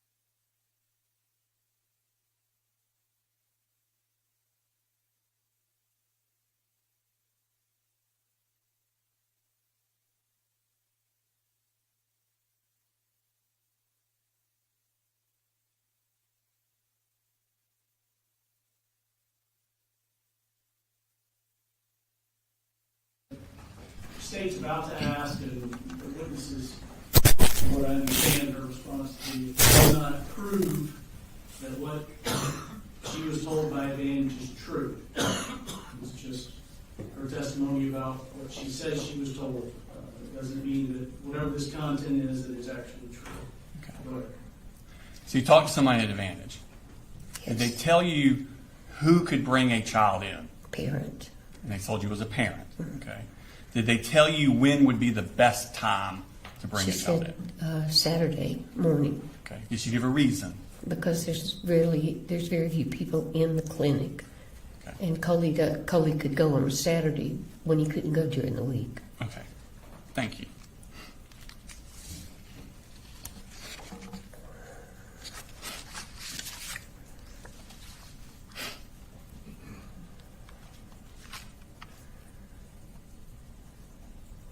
Now, you called Advantage on the way up, or before you left, or when you got here? After I got here, Okay. Did you call anybody else? the counselor at the middle school, Okay. I mean, high And school, at the high school. And do you know who that was? Butler, Okay. And did you go to meet with her? I did. Okay. You remember when that was? Same day. Okay. And do you remember what time of day it was? It was after lunch. Okay.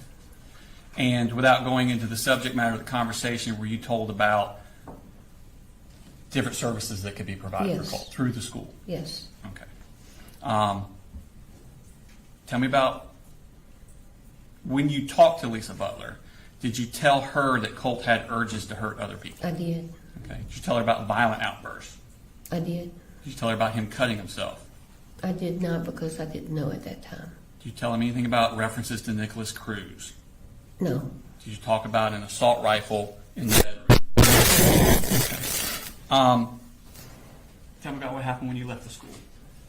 I left the school and fell after I walked out on the sidewalk and broke these 4 fingers on my left hand. So as you're leaving the school, you actually Yeah. fall and break your hand. Uh-huh. Okay. Did you have to go to the hospital? I went to the emergency room. And at some point, you then leave, you go back to Fitzgerald because of that. They told me in the hospital that I needed to see an orthopedic doctor immediately. And I didn't want to do it up here because I don't live up here. So my younger daughter, called and made me an appointment with an orthopedic surgeon for Friday morning. Okay. So I left Thursday afternoon. Thursday. Mhm. Did you give any instructions or say anything to Colin about Colt? I did. The counselor had told us about a therapist who was going to be coming to the school. And I told Coley that they were going to send him something to fill out, which they had already sent him and he had already filled out. Okay. And the counselor told me, I told her about Advantage, and she told me that. Tell me what she told you. What did you tell Colin? I told him that she told me to tell Colin to wait and see the therapist first. She thought he should wait and see the therapist at the school first. So I told him that, and I also told him that I'd really like to see him go in and take him Saturday. Okay. But that was the decision he would make. Okay. But he did fill out the thing and send it back. I saw that before I left. Okay. And it actually, I think, gotten a response back from the therapist before I left. Just a second.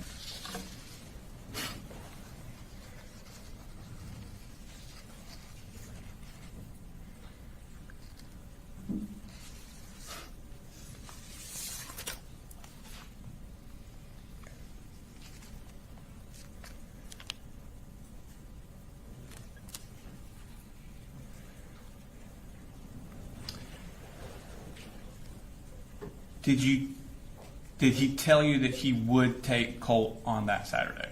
Yes. Okay.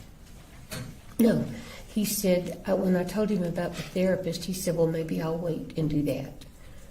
And I said, well, that's up to you. I honestly I don't remember him saying that he was definitely going to take him.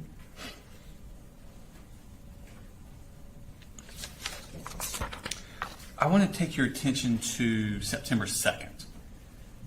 Okay. Do you remember that day? Did you have a conversation with Colt about the graphics card again?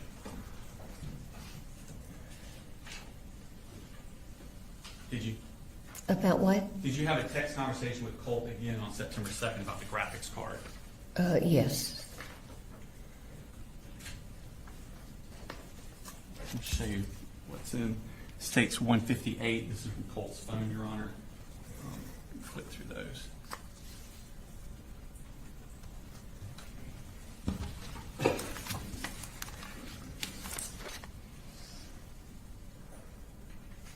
Yes.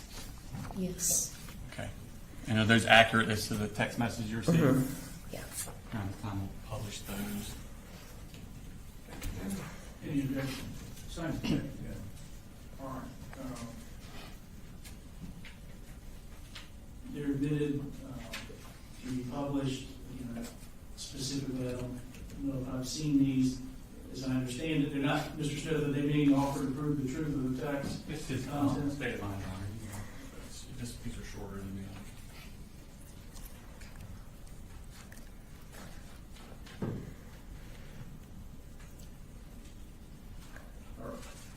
Ladies and gentlemen, their admission is to show that these were words that were said for state of mind to the extent may. Go ahead. Thank you.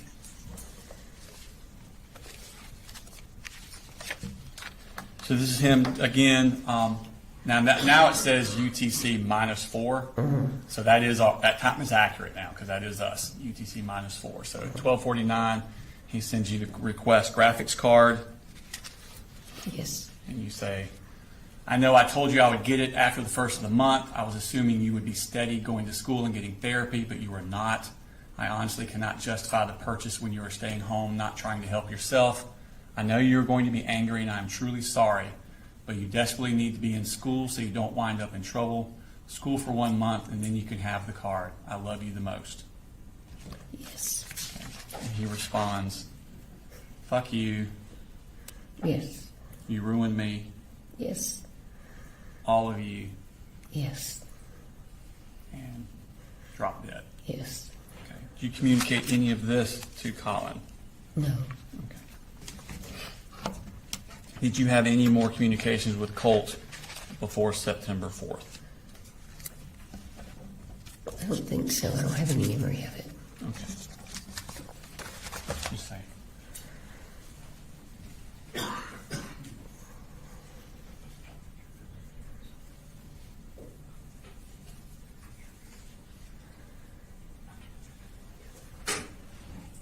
Nothing further this time.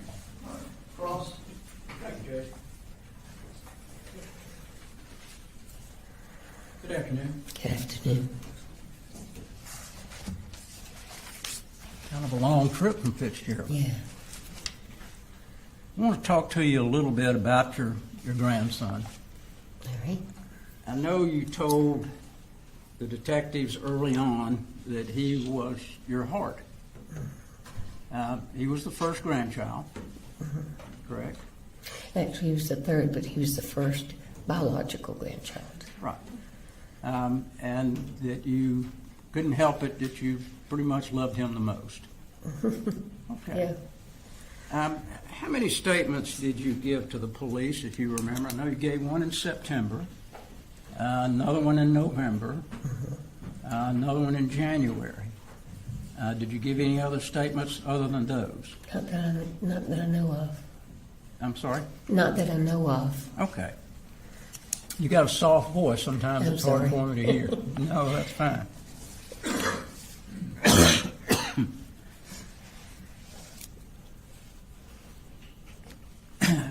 Now, when I want to talk about a particular time period, I know that that all of the kids lived with you for a certain period of time. And as you told us, Colin and the kids and Marcy moved out to your mother's home. How long did they live in your mother's home? I think almost a year. Okay. They moved in January, I think, and they moved out in November. And what year was that, if you remember? Oh, gosh. 22. Okay. They moved down in, I don't know, it's either 20 and 21 or 21 and 22. Okay. I've got that on that note, but I left it in my purse outside the courtroom. And your daughter lived in the house once Colin and Colt left. She stayed there. And as you told... No, actually, they all left. Okay. And went They to all Jefferson. left and moved to... Okay. But then she came back She came back with the two younger with ones. the two children. And how long was she there with the two children? She moved back down in November, and it was the next October that they gave the kids to Coley. Okay. Let Coley have them. Almost a year. And that was that when COVID started? No, the first That one was was when before. COVID started. And when the kids moved back down with you and Marcy, did the kids enter school there? Yes. And you helped with that? Yeah. And that was what grade for Colt? Well, Colt was with his daddy. Okay. Jenny was in the 6th grade. Okay. Coley was in the First or second? I can't remember. Second, I think. And when all three children go back to live with Colin, did you know that they were registered in school? No, we helped him register them when they got up there. Okay. And did Colin talk with you about registering them in school? Okay. So y'all communicated about school and, Yeah. and how to get them registered and Sure. that sort of thing. And that was when I called my daughter and asked her to help. Okay. And Yeah. you helped Colin with a number of different things. He would call you about, what do I do with this and how do I handle this? Matter of fact, you co-signed for him to be able to get a truck. I did. Okay. And that was a truck that he got after Marcy had torn his other truck up? Yeah. After she keyed it and he lost his job. So when he found another job, he didn't have a way to go. So I co-signed with him to buy a truck. And when was that? What year was that she keyed his truck? 23 or 24. It was after she tied me up. It was that November. It was November. I think it might have been 23.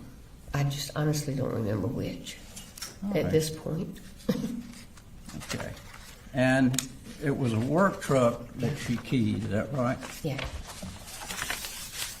Yeah, it was a company truck. Company truck. Brand new one. Now, when Colt was in the 8th grade, he was living back in Jefferson with his dad. Did Colin talk with you about how to get him homeschooling? Yeah. Okay. And did you help him with that? We did. We looked into it, but all of the homeschool programs that were offered were already full. And all they could do was put them on a waiting list. Jenny wanted to do homeschool too. And did your other daughter, Annie, help with that process She did. too? She did. Do you know whether or not Colt told his father he was enrolled and he was doing the homeschool on the computer?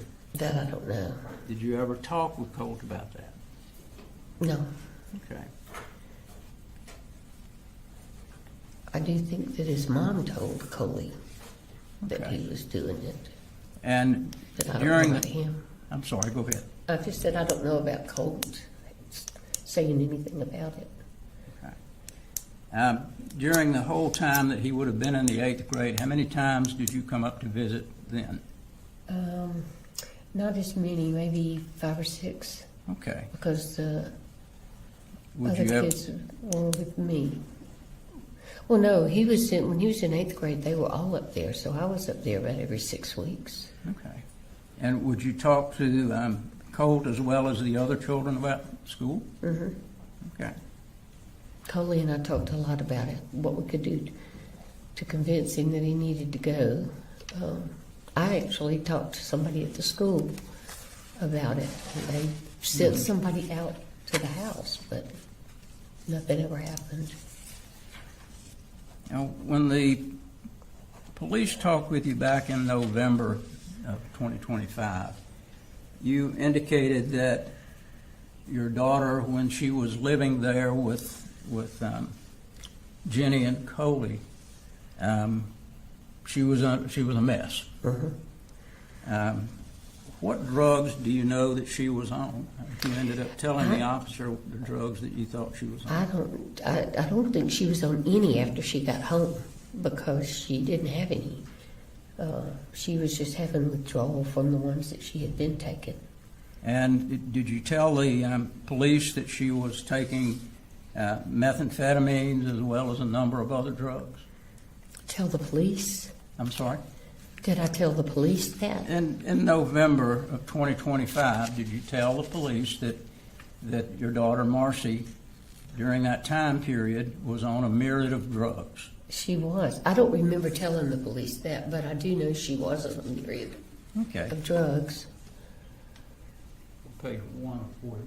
my memory won't even allow me to remember talking to the police. No, you can't read my handwriting.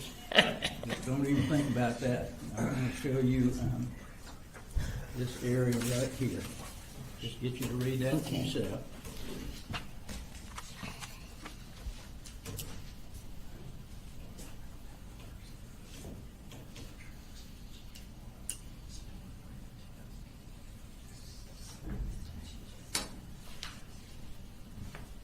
God, I said that, I just don't remember I don't remember talking to the police about it. Okay. But maybe I did, I just, Okay. It's been since September 25. yeah. But I should remember that. September 25.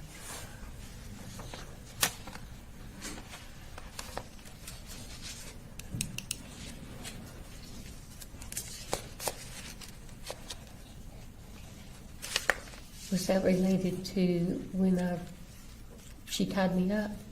I'm sorry. Was that a meeting with the police after she tied me up? Well, you met with the officers after the incident Okay, back in September? yeah, okay, Remember that? yeah. Okay, all right. And you told us earlier about the situation where Marcy tied you up. Did you hear the telephone conversation where Marcy called Colin and told him that she was going to kill him and Colt? No, she, once she tied me up, she left and went to the other end of the house. Okay. And she was in and out. I could hear her banging and breaking things, but I couldn't hear a phone conversation.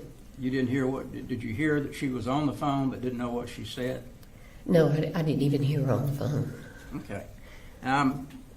You told the police that she had, and this is going back to September of last year, that she had threatened to kill not only Colin, but Colt as well. Yeah, she told me that. She told you that? Yeah, I don't know if she told Coley or not, but she told me that.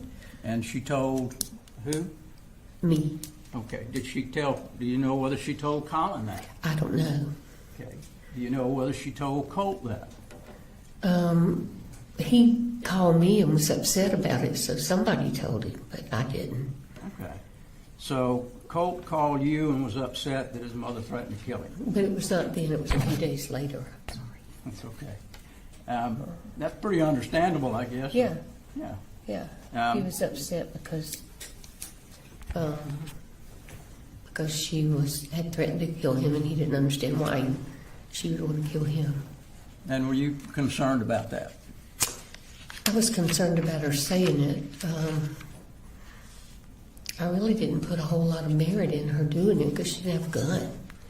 But we did call Coley. I think Annie called him and told him she was on her way up there. Or I did, I don't remember. I didn't because I couldn't find my phone. Okay. Annie must have. So he was called and told about what was said. Mm-hmm. Did any of the other children know that, Jenny and Coley? No, You know? I don't know. Okay. You told us also, the state asked you about some incidents where Marcy and Colt apparently got into it, and she told you that he had stabbed a couch. Is that right? You were not present. Did Colt ever tell you that he did that, or was it just Marcy? Just Marcy. Just Marcy. So the only information that you got about him doing that was from Marcy. Marcy always tell you the truth? No.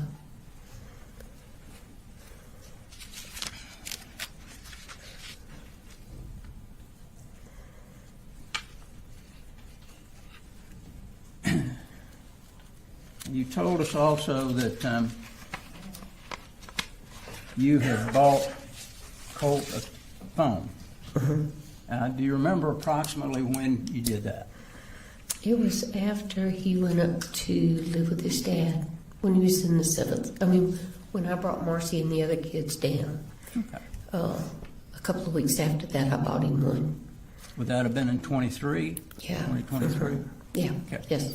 And as you indicated, you and he would converse on the telephone. You would text and also call and talk.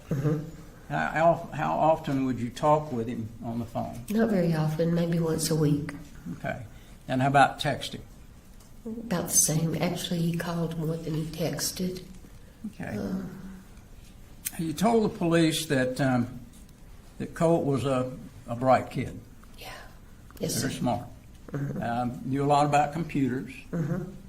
Very manipulative. Because he knew how to get things out of you. And if he pitched Yes. a fit, then you were going to get it for him usually. Yes. Okay. So he would use that to manipulate. If he wanted something you weren't getting it, he'd act really angry. Yeah. Be fair to say? Yeah. Okay. Were you with him when he'd do that, or would he do that primarily over the phone? Mostly over the phone. Okay. Was there ever a time that he got angry when you were there about not buying him something? Not that I can recall. Okay. But that doesn't mean it didn't happen. All right. So the only times you remember are things that he would put in text messages or phone calls about the anger. Yes. Is that right? Now, when you would come up here, would you go to church with Colin and the kids? I went once or twice, but most of the time after they moved up here and started, I would come during the week rather than the weekend. Okay. But you They knew went. that you knew that they were attending church. Yeah. I had been with them several times. It was a great church. All right. And you knew that Colin was working full time. Yes. You knew that he didn't drink anymore. Yes. Did you know anything about the job that he had here? What his work schedule was? How often he'd be away from home? He'd be away from home every day. They wanted him to work on Saturdays, and he would usually leave the house 6:30 after he got little Coley on the bus. Get home at 6 o'clock Okay. at night. And did you know that he took Coley to school, and then the older kids would have to catch the bus later? Catch the bus. So he would not be there when Colt would be supposed to be going to Right. school. And from your experience, you found out firsthand that Colt didn't always tell the truth about going to school. Absolutely. Okay, because one of these text messages, he was saying that he was at school, and actually he was in the house. And would he do that often? Would he say he was going to school? He told me every time I asked him he was. Okay. Did he ever say anything about liking the new school, Appalachia High School? Did he say anything to you about that?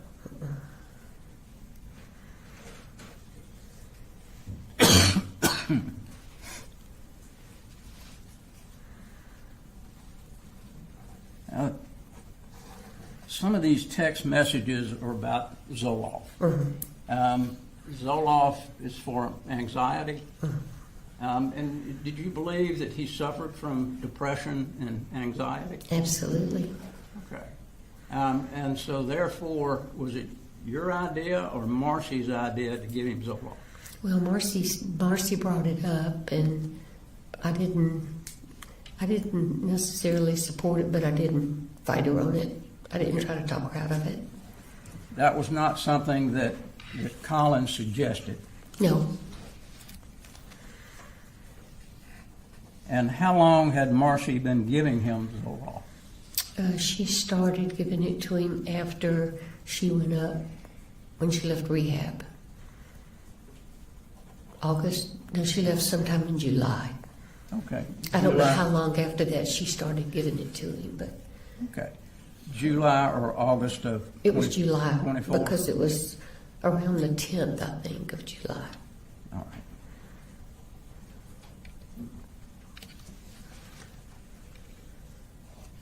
Now, you told us that during the 20 years of 24 and 25 that you would come up at least once a month. I tried to. And would you talk to Colton more during that period of time than you did earlier? Yeah. So you and he would have numbers of conversations. you told us about Christmas. Was it Christmas of 24 or Christmas of 23? I think it came out Christmas of 23, but it was actually Christmas of 24 that he got the gun, right? Yeah. Okay.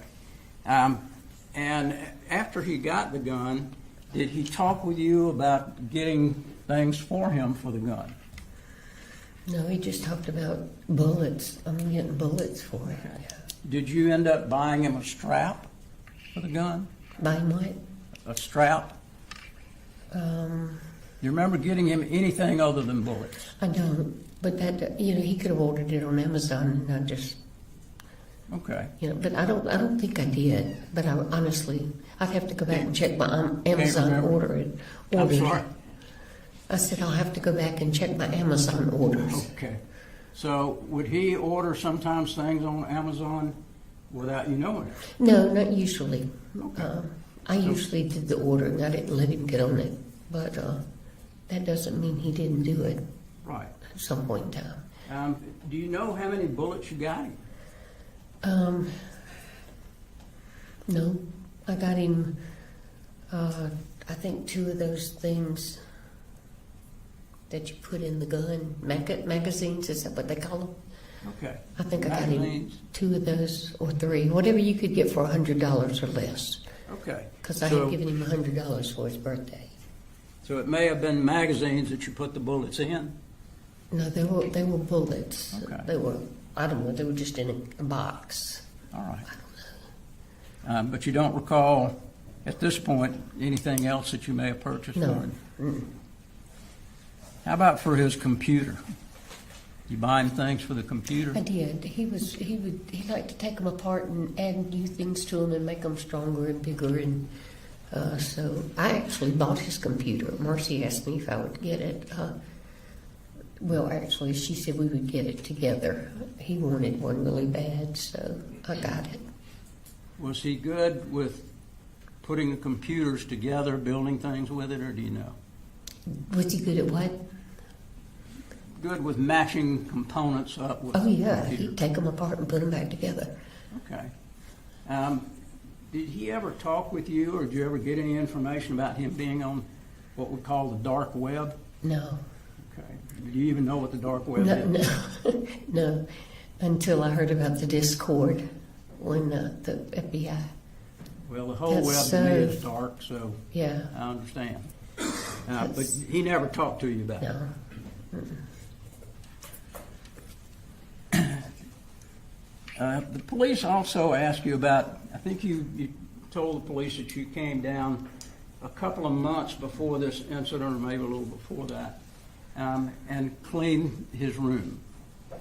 And what? Colt's room. Cleaned his room? Mm-hmm. And I think you told him when you cleaned the room, you remember seeing the gun was in the corner. And they asked you about what was on the wall. You remember telling them that there was a kind of a flag and a picture of a girl? Looked like a clown. All right. Girl with rainbow hair. And was there anything else on the wall? There were others on the wall, yeah. And But I what- didn't look at them. They were all real dark. I have macular, and I don't see well. And he kept his room real dim. But I saw the one of the girl because it was right by the light. Okay. And she had on like a pink outfit and rainbow hair. Okay. But he did have others on there. I'm On sorry? He did have other posters on his wall. Okay. And you didn't know what those were? I really didn't even look at them. The times that you were there and you indicated that you saw the gun a few times when you were there, did you see anything different on the wall each time you saw the gun? Okay. I just didn't pay attention. Like I said, he's had posters on his wall all these years, and it was usually dark when I'd go in. He wouldn't have anything on but his monitor. And I'd flip the light switch on, but it was a real dim wattage, and I just, it was just all dark to me. And did you see anything that you thought might be disturbing on the wall? Okay. Nothing but the gun.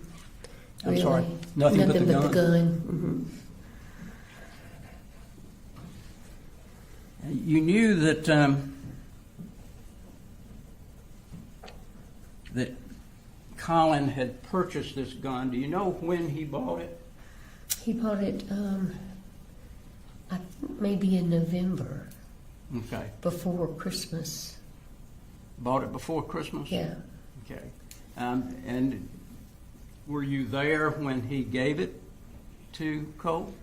No, he gave it to him at Christmas. Okay. You were not there at Christmas? No, I didn't come up until a couple of days after Christmas. So you don't have any idea what Colin may have told Cole about the gun? No. State went over a number of text messages with you. Did you ever share any of those text messages with Colin? No.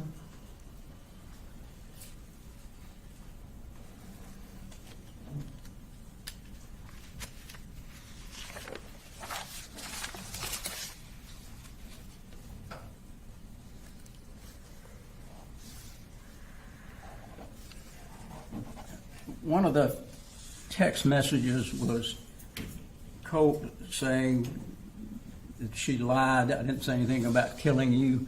That came from Marcy. Is that right? And Colt indicated that he did not say that. He would not what? Colt said he did not say that. Is that correct? Okay. Did you share that text with Colin? No.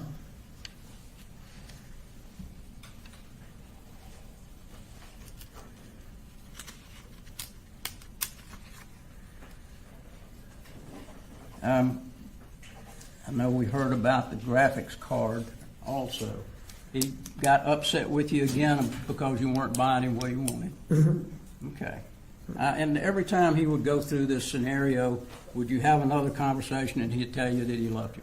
Okay. So it was just kind of his modus operandi to try to get you to buy something. That's right.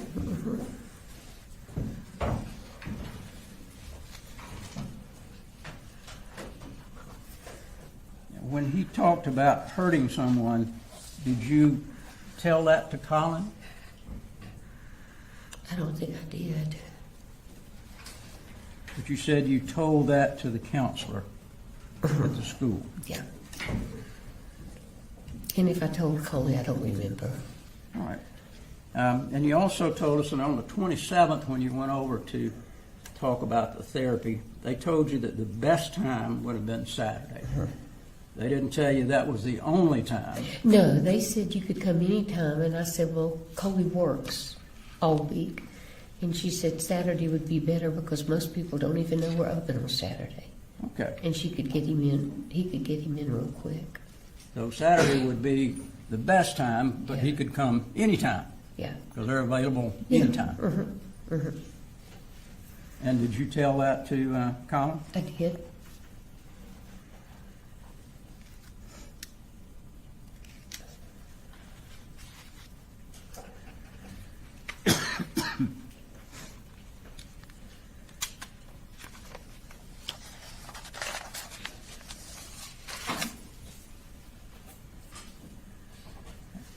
You never had another conversation with Colt after September the 2nd? Is that correct? I don't know. I don't think so.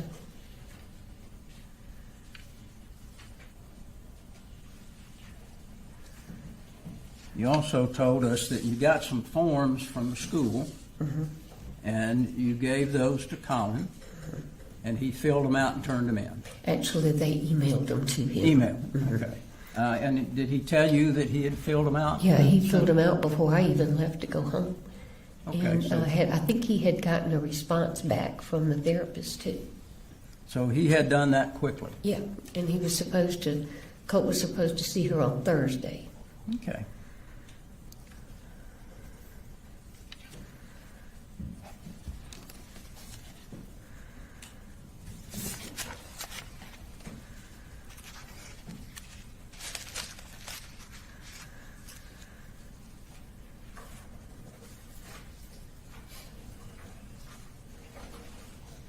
I just wanted to clear up, who called you to ask you to come and pick Marcy up?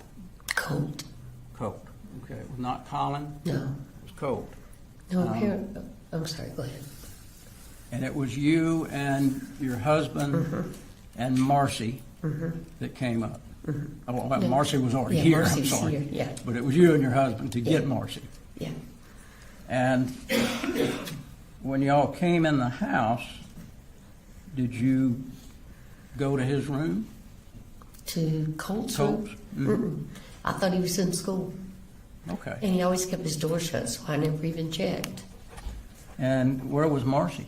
Marcy was in the living room when we got there. Okay. And Yeah. Marcy didn't even know that he had gone to school or had not gone to school? Apparently not. Or if she did, she didn't say anything. Okay. After that, when you went to pick her up, she wasn't real happy about that, was she? Did you and she talk at all after that much? About what had About happened? anything? On the way home, not much. And after you got home, did she discuss with you anything that Colt may have told her? Not saying what he told her, but did she discuss anything that Colt had told her? She told me that Colt had gotten angry with her and had shoved her and had gotten his gun and pushed her with the gun. Did she tell you that she had gotten the gun? No. Okay. So, but you weren't there, and that was just her No. statement. That's right, both of them. I wasn't there for any of it. Okay. And the question is, after you got back home with Marcy, did she ever discuss anything that Colt may have told her during any of the time period leading up to September the 4th?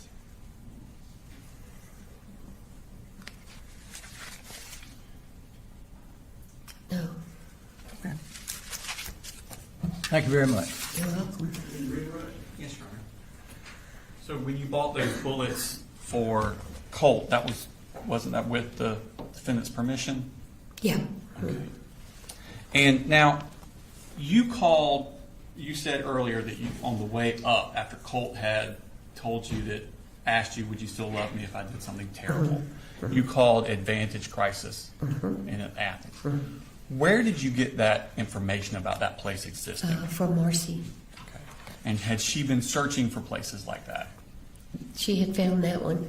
Okay. And she said she thought it was probably the best one for him. Okay. And why is that? What was special about this place? Because it was in-house. They would take him immediately. Okay. And they would keep him whatever length of time they felt they needed to figure out what was going on. So it was an inpatient kind of place? Inpatient, yeah. Okay. And were you in conversations with Colin during this time period about Colt needing to be inpatient? Yeah, well, I don't remember if we discussed being inpatient. We had discussed at length trying to find some therapy for him. Okay. But that's why Advantage was the place that you were looking for because of the inpatient. And then when you talked to Advantage, did you describe to them Colt's symptoms and his issues? And did they tell you that they would be able to help him? I'm sorry, it's just the yes thing again. Yes, I'm sorry. It's fine. They said Coley could just walk in the door with him. Okay. And it didn't have to be that Saturday. No. It could be any day. Yeah. And you told Colin that he could take him at any time. Well, I told him that Saturday was the best day for him to take him because there wasn't anybody there. I really didn't say you could take him anytime, but Okay. But you told him works Saturday. all week, so he worked during the week, so Saturday just sounded like a good idea. Okay. And you asked him to please take him that Saturday. Okay. I told him I didn't ask him to please. I told him I thought it would be a good idea if he did. But if he didn't, to make sure that he went to school Thursday so he could see the therapist. Right, because the therapist at the school doesn't work if Colt's not at school. Yeah.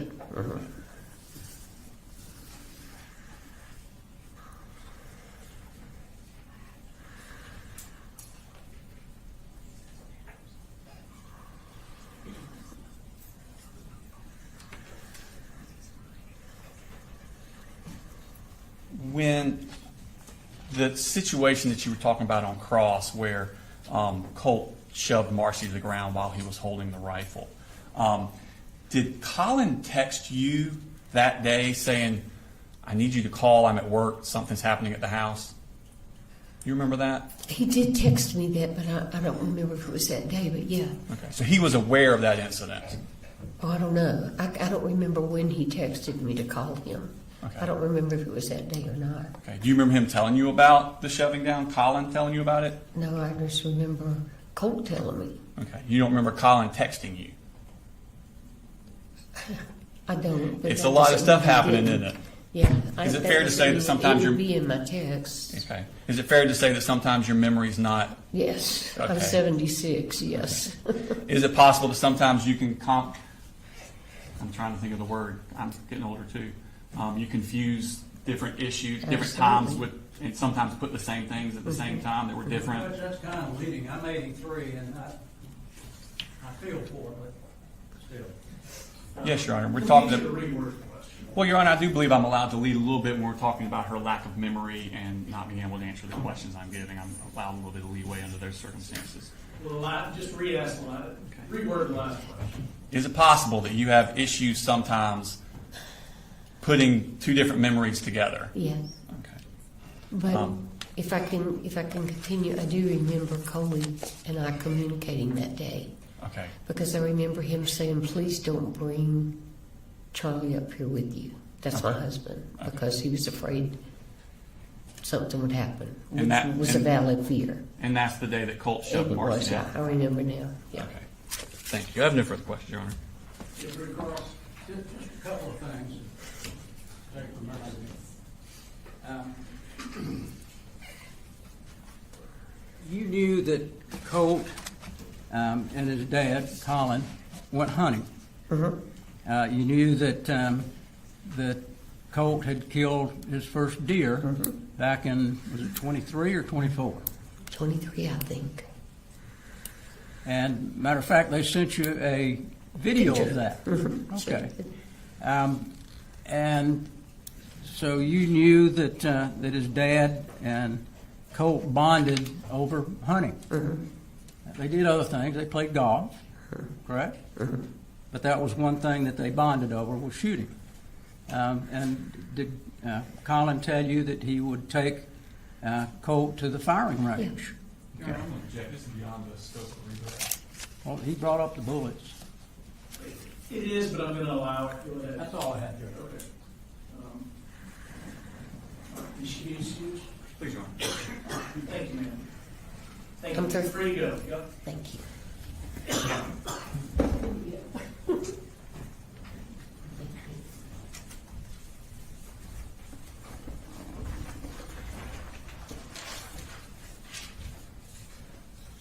Who is the state's next witness? Vicki Lee, Your Honor. Did you need to take a break before? No, jury, you need a restroom break, or raise your hand if you do. Just say no. State called Vicki Lee the stand, Your Honor. Just look back. Yeah,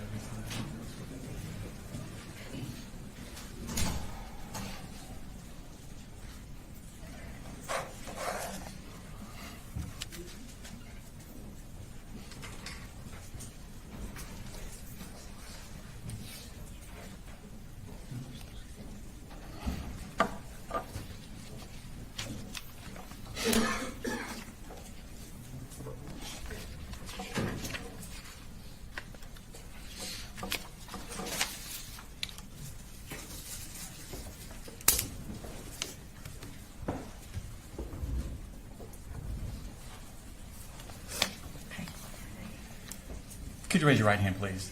Swear the testimony you give in the now pending before this court will be the truth, the whole truth, not the truth, so be God. Yes. Okay. If you could introduce yourself for the jury, please. My name is Vicki Lee. And where do you work, ma'am? I currently used to work for Advantage Behavioral Health Okay. And where is that located at? in Athens, Georgia. And what does Advantage Behavioral Health do? It is a mental health facility, and we do behavioral health assessments on ages from 4 up until whatever adult age, but we do mental health evaluations there and also substance abuse evaluations. Okay. And what did you do when you worked there? I was the business manager. I was the manager of the clinic Okay. And where was that located at? in Athens, Georgia. Okay. Do you have a phone system at Advantage Behavioral? We do. Okay. And does this record calls when they come in, not the contents of them, but record like the numbers of who called and what time they called? We do. Okay. And are they kept in the ordinary course of business? Yes. And do they do this recording contemporaneous in time as to when it happens? Yes. Okay. Your Honor, I'm going to show you what Mark states in 161.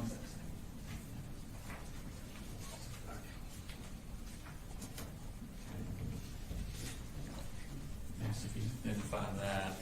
I think what we're going to be looking for is page 3. Okay. Are those business records from Advantage? It is. Okay. And were those given out as a result of a subpoena from Yeah. our office? Okay. Yes, they were. And was there a phone call made on August 27th? Excuse me. No objection, 161? No objection. It's already in evidence, Your Honor. Okay, sorry. Yes, there was a phone call. That was me. Okay. And what was the phone number that it came from? I can see on here, but I don't remember specifically, but there's a number here. If you wanted me to read that one, but I Please. don't know specifically. Yes. The number that it came from was 229-425-5704. Okay. That Thank helps. And I know you don't know the contents of that, but let's talk a little bit about Advantage Behaviorals. Are y'all open on Saturdays? Yes, we are. Okay. If someone was to bring in a child of 14, what would be the procedure for that? Typically, what happens is we get all of their information. We always do, every child that comes in, we always do a behavioral health assessment. Okay. So that's the primary thing that comes in. If there's anything else that happens after that, we will make that decision at that time. Okay. Do they have to be brought in by a parent? They do. Okay. If someone were to bring in on a Saturday, or do they need an appointment to come in? No, we don't Okay. need, you don't need an appointment. Okay. For this behavioral assessment, what would happen if someone, if a child around the age of 14 came in and presented with symptoms that they were cutting themselves with a knife? Typically, at that particular time, once we do the behavioral health assessment with the therapist, typically, more than likely, we will require a mandated referral to a psychiatric hospital, which what we typically call is a 1013. They are not allowed to leave our facility unless they have to take them to that psychiatric hospital. They are not allowed to leave our facility until that has been done. Okay. What if they presented with physical violence to parents, such as pushing or hitting? If we have deemed that it is an unsafe environment, we don't allow the child to go back with that parent because we do believe that the child needs to be safe and it needs to be a safe environment also between the child and the parent. Okay. What about property damage, like if the child was putting holes in doors or breaking windows? All of those would be concerning to a therapist at our facility. Also, if they're having the conversations with the parent and also the child, sometimes at that point we do make that recommendation to be 1013. Okay. And again, 1013 is inpatient? Yes, Okay. it is. What about if the child presented with panic attacks? That would not necessarily require a 1013, but it just determines what is actually discussed with that therapist at the time. What if they said phrases like, I have no control over what these things say and tell me to do? So those are type of situations or conversations that we primarily would look at. Those types of things, we would kind of, at that particular time, kind of decide if that child would need to go to a psychiatric facility. Most of what we do is homicidal ideation, suicidal ideations. If it is a plan, they have a plan and things of that nature. Those are typically red flags for us. Okay. What if you find out they have a specific fascination with school shooters? That would definitely be a red flag for us. Okay. And what if you found out they also had access to firearms? That would be a red flag too. Okay. Just Yes, sir. Good afternoon, Ms. Lee. for the jury, what's a custodian of records? What is a custodian of records? Medical records. Well, you said you're the custodian of records for Advantage Behavioral Health? I'm the business manager for Business manager. Yes. All right. Yes. So you're familiar with the records at that practice? Yes. Okay. And what is your educational background? So as far as my education, I do have education in medical billing and coding. Okay. So I do have an associate degree in that. Okay. And I don't mean this, but just to make sure I'm not getting the roles mixed up, you're not a therapist at Advantage I am Behavioral not a Health? therapist, Okay. no. Well, I've managed a Perfect. therapist, yes. Gotcha. Yeah. All right. Well, that must be fun. Okay. So according to this, there were 3 phone calls from this particular phone number. Is that correct? That's correct. And then it lists the duration of the phone calls by seconds. Is that right? Yes. Okay. But as you testified earlier, you're not sure what the contents of those were. Once we were able to talk to the staff, it was determined that what happened was we got a phone call from someone inquiring about I don't know if I'm supposed to say the names or not, but they called about him. They called our crisis line, which we do have an on-site psychiatric facility. So there, Okay. that call was transferred to our main office, which we service kids. And how are you able to determine that? Determine what exactly? Well, you just said that someone called about this particular person and it was forwarded to this particular, where are you getting that information from? So we got it from the phone records. From the phone records, but how do you know what the contents of the phone call was? Because we can actually hear the recording. Oh, you have a recording of it.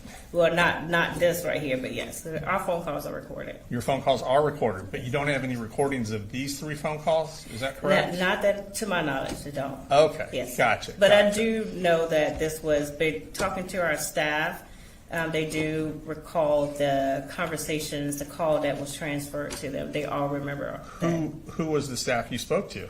I didn't speak to, I don't remember. These people no longer work there. All right, so Judge, I'm going to object that would be hearsay. And I would ask that to be struck and the jury be instructed not to consider that. You have a response? I didn't, I wasn't asking the question. I understand. I mean, testimony has to be based on first-hand knowledge. I'll ask the jury to disregard the comments that came from staff that Advantage Behavioral. Okay. Now, you were talking about a 1013, which is an involuntary commitment. It's not involuntary, it is voluntary. It is voluntary. Yes. So you can't hold the person Well, if they for don't a want child, to be there? For a child, we can't. Okay. Because we are not allowed to let that child leave our facility once we have 1013 now. Okay. And you said that could be based on an unsafe environment. It can be. It just Okay. determines what the therapist decides at that particular time. If they feel like it's an unsafe, if the child is going to do harm to himself or others at Right. that particular time, yes. Okay. And that would obviously be based on conversations with the child and with whoever else was there. Is that Right. correct? Okay. And when you were referencing an unsafe environment in regards to who you had been given some examples by the state, if one parent was abusing the child, that would be considered an unsafe environment. It would be. Okay. Now, is it still considered an unsafe environment once that parent has been removed, for example, from that home by, say, defects? It would not be if that particular parent was still, if that parent is still in the home, of course it would be an Of course. unsafe environment. Okay, all right.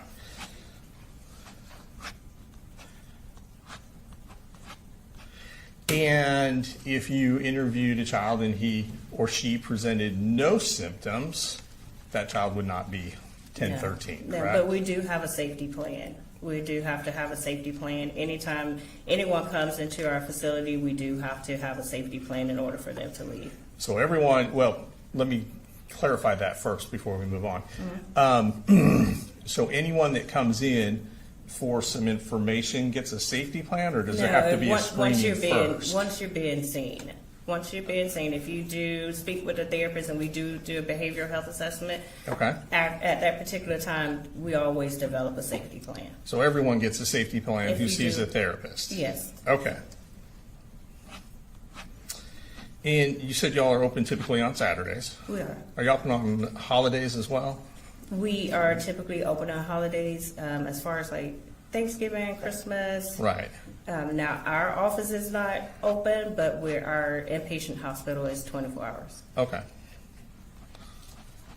And so you'd be open, obviously, Monday through Friday as well? Yes. Okay. I have no further questions. Thank you, ma'am. Mayor, I ask you to be excused. All right, thank you, man, free to go.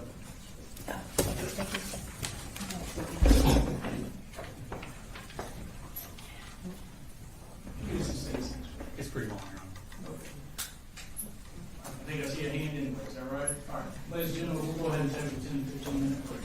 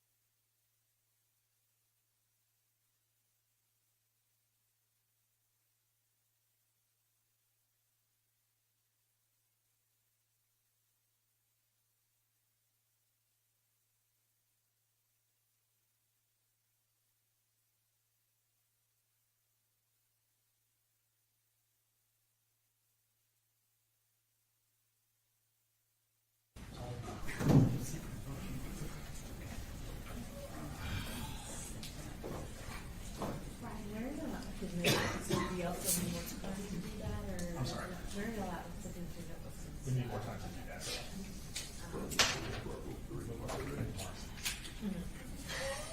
It's gonna be a lot. I assume, but I just want to presumption.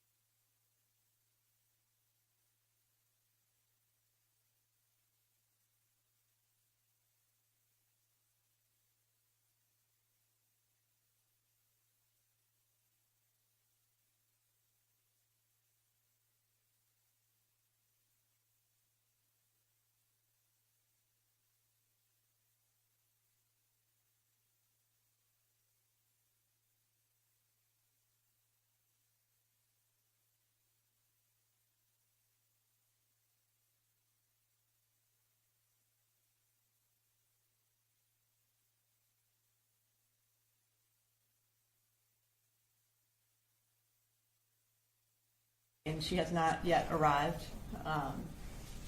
We are in the process of, I guess, locating her. We believe she is 10 minutes away based on our efforts to find her. So Mr. Hobbs and I were discussing kind of other options. She is would be our last witness for the day. He does not believe that he would get through his cross today if I started my direct. I can share with the court the process. This is going to be our longest cross-examination. It's probably going to be at least 2, if not 3 hours. Okay. If not more. And it's up to the court. I don't necessarily have a problem with starting her and ending on Monday. I also don't have a problem if you want to do it a different way. Our issue is I just haven't laid eyes on her yet, so I don't know what kind of. How long do you anticipate direct will be? I probably an hour to an hour and a half. I think it just kind of depends on how much I have to refresh her recollection with stuff. I also would say Mr. Berry and I still do need to look at some of the exhibits and the phone records. You know, the state would probably like Ms. Gray to be here to slap some type of court order on her to reappear on Monday. But. Yes, we would also, if the court decides to wait for us to call her on Monday, we would ask that there be some sort of court order from you requiring her to come back. When is the witness that you anticipate the big notebooks that I mentioned before with them reviewing ahead of time? I have at least another day of witnesses before we get to her. Okay. Maybe a day and a half, maybe 2 days. So there's little we can accomplish with the jury anyway, unless as she walks in, and if you had to predict, when do you think the state might rest? What do you think? Do you have any sort of idea? We would believe Wednesday or Thursday.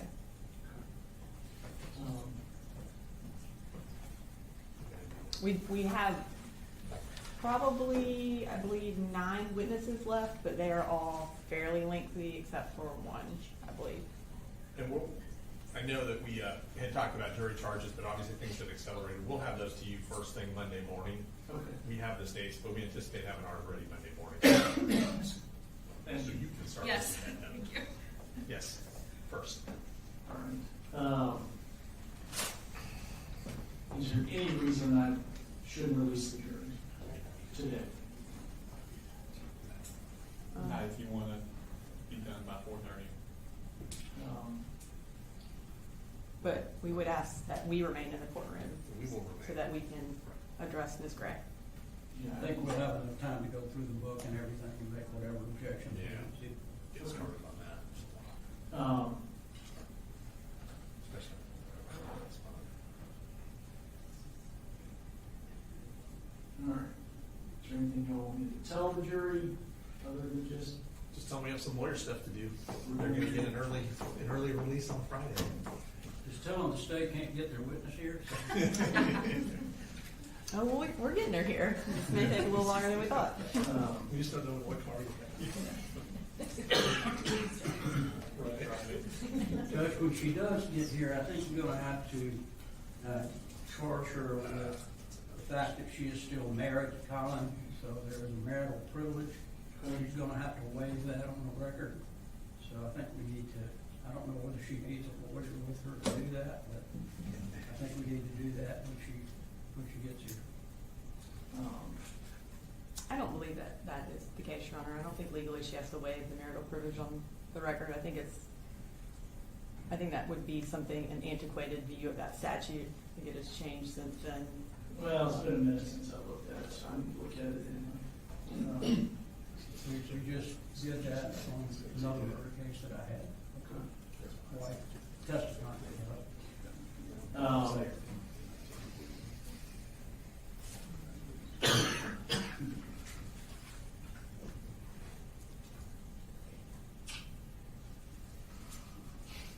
All right, if you want to go ahead and remove it.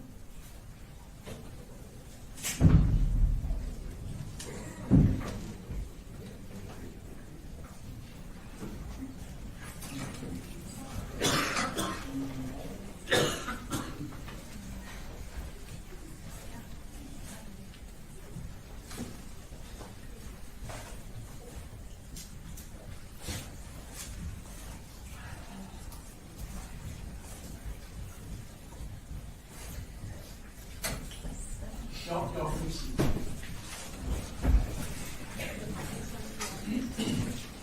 Ladies and gentlemen, there's no additional witnesses or evidence that's going to be presented this afternoon. There's some evidentiary things the lawyers are going to work on. So we're going to have to stop early. You've been very dedicated this week. I do appreciate it. I want you to know that. If you'll just relax and enjoy your weekend. See you Monday morning as usual. Again, stay off social media. Don't watch the news. Be careful with your text messages and don't discuss the case. Y'all have a good weekend. You Thank too.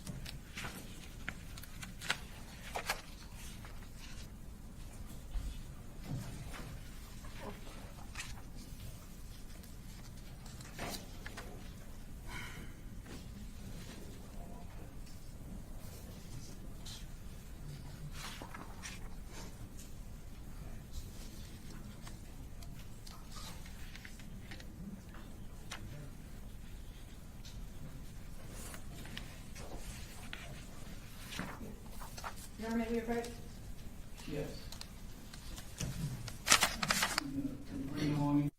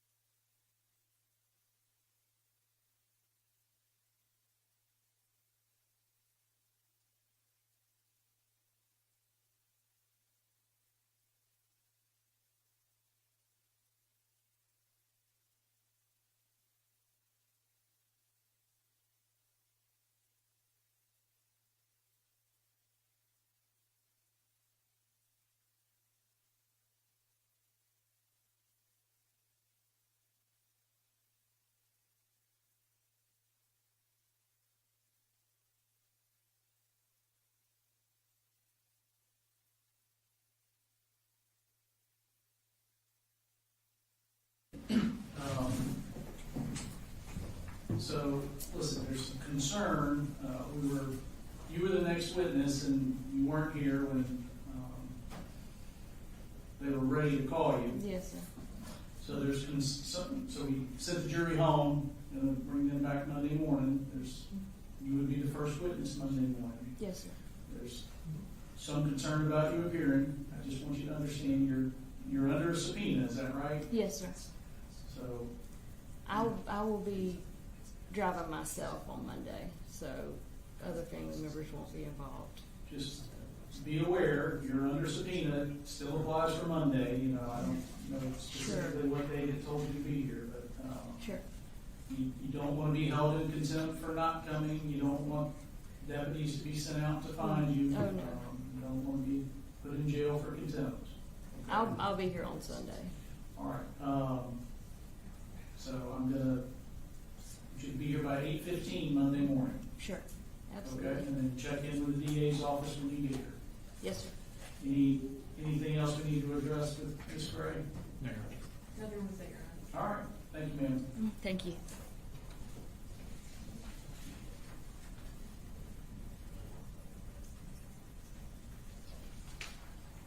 All right, anything that y'all need me to do to help pave the path for a smooth presentation on Monday? I know y'all may need to look at some things, you may need to talk, but we're not ready for me to do anything, is that right? That is correct. Okay. And I think you indicated the larger notebooks that y'all needed to review, that's not being presented until, it's not on Monday. Correct. It'll be Tuesday or Wednesday. Okay. Yeah, so we're gonna, I'm going through it right now anyway, just to right, get get a started. good idea of where I need As long as the deputies will let us do it, but This is not one of Okay. These are the school records. This isn't one. Yeah, Colin. I was gonna go through these two. Are there any, with respect to Miss Gray, are there any objectionable documents that you're going to need rulings on that could take time like some of these others have?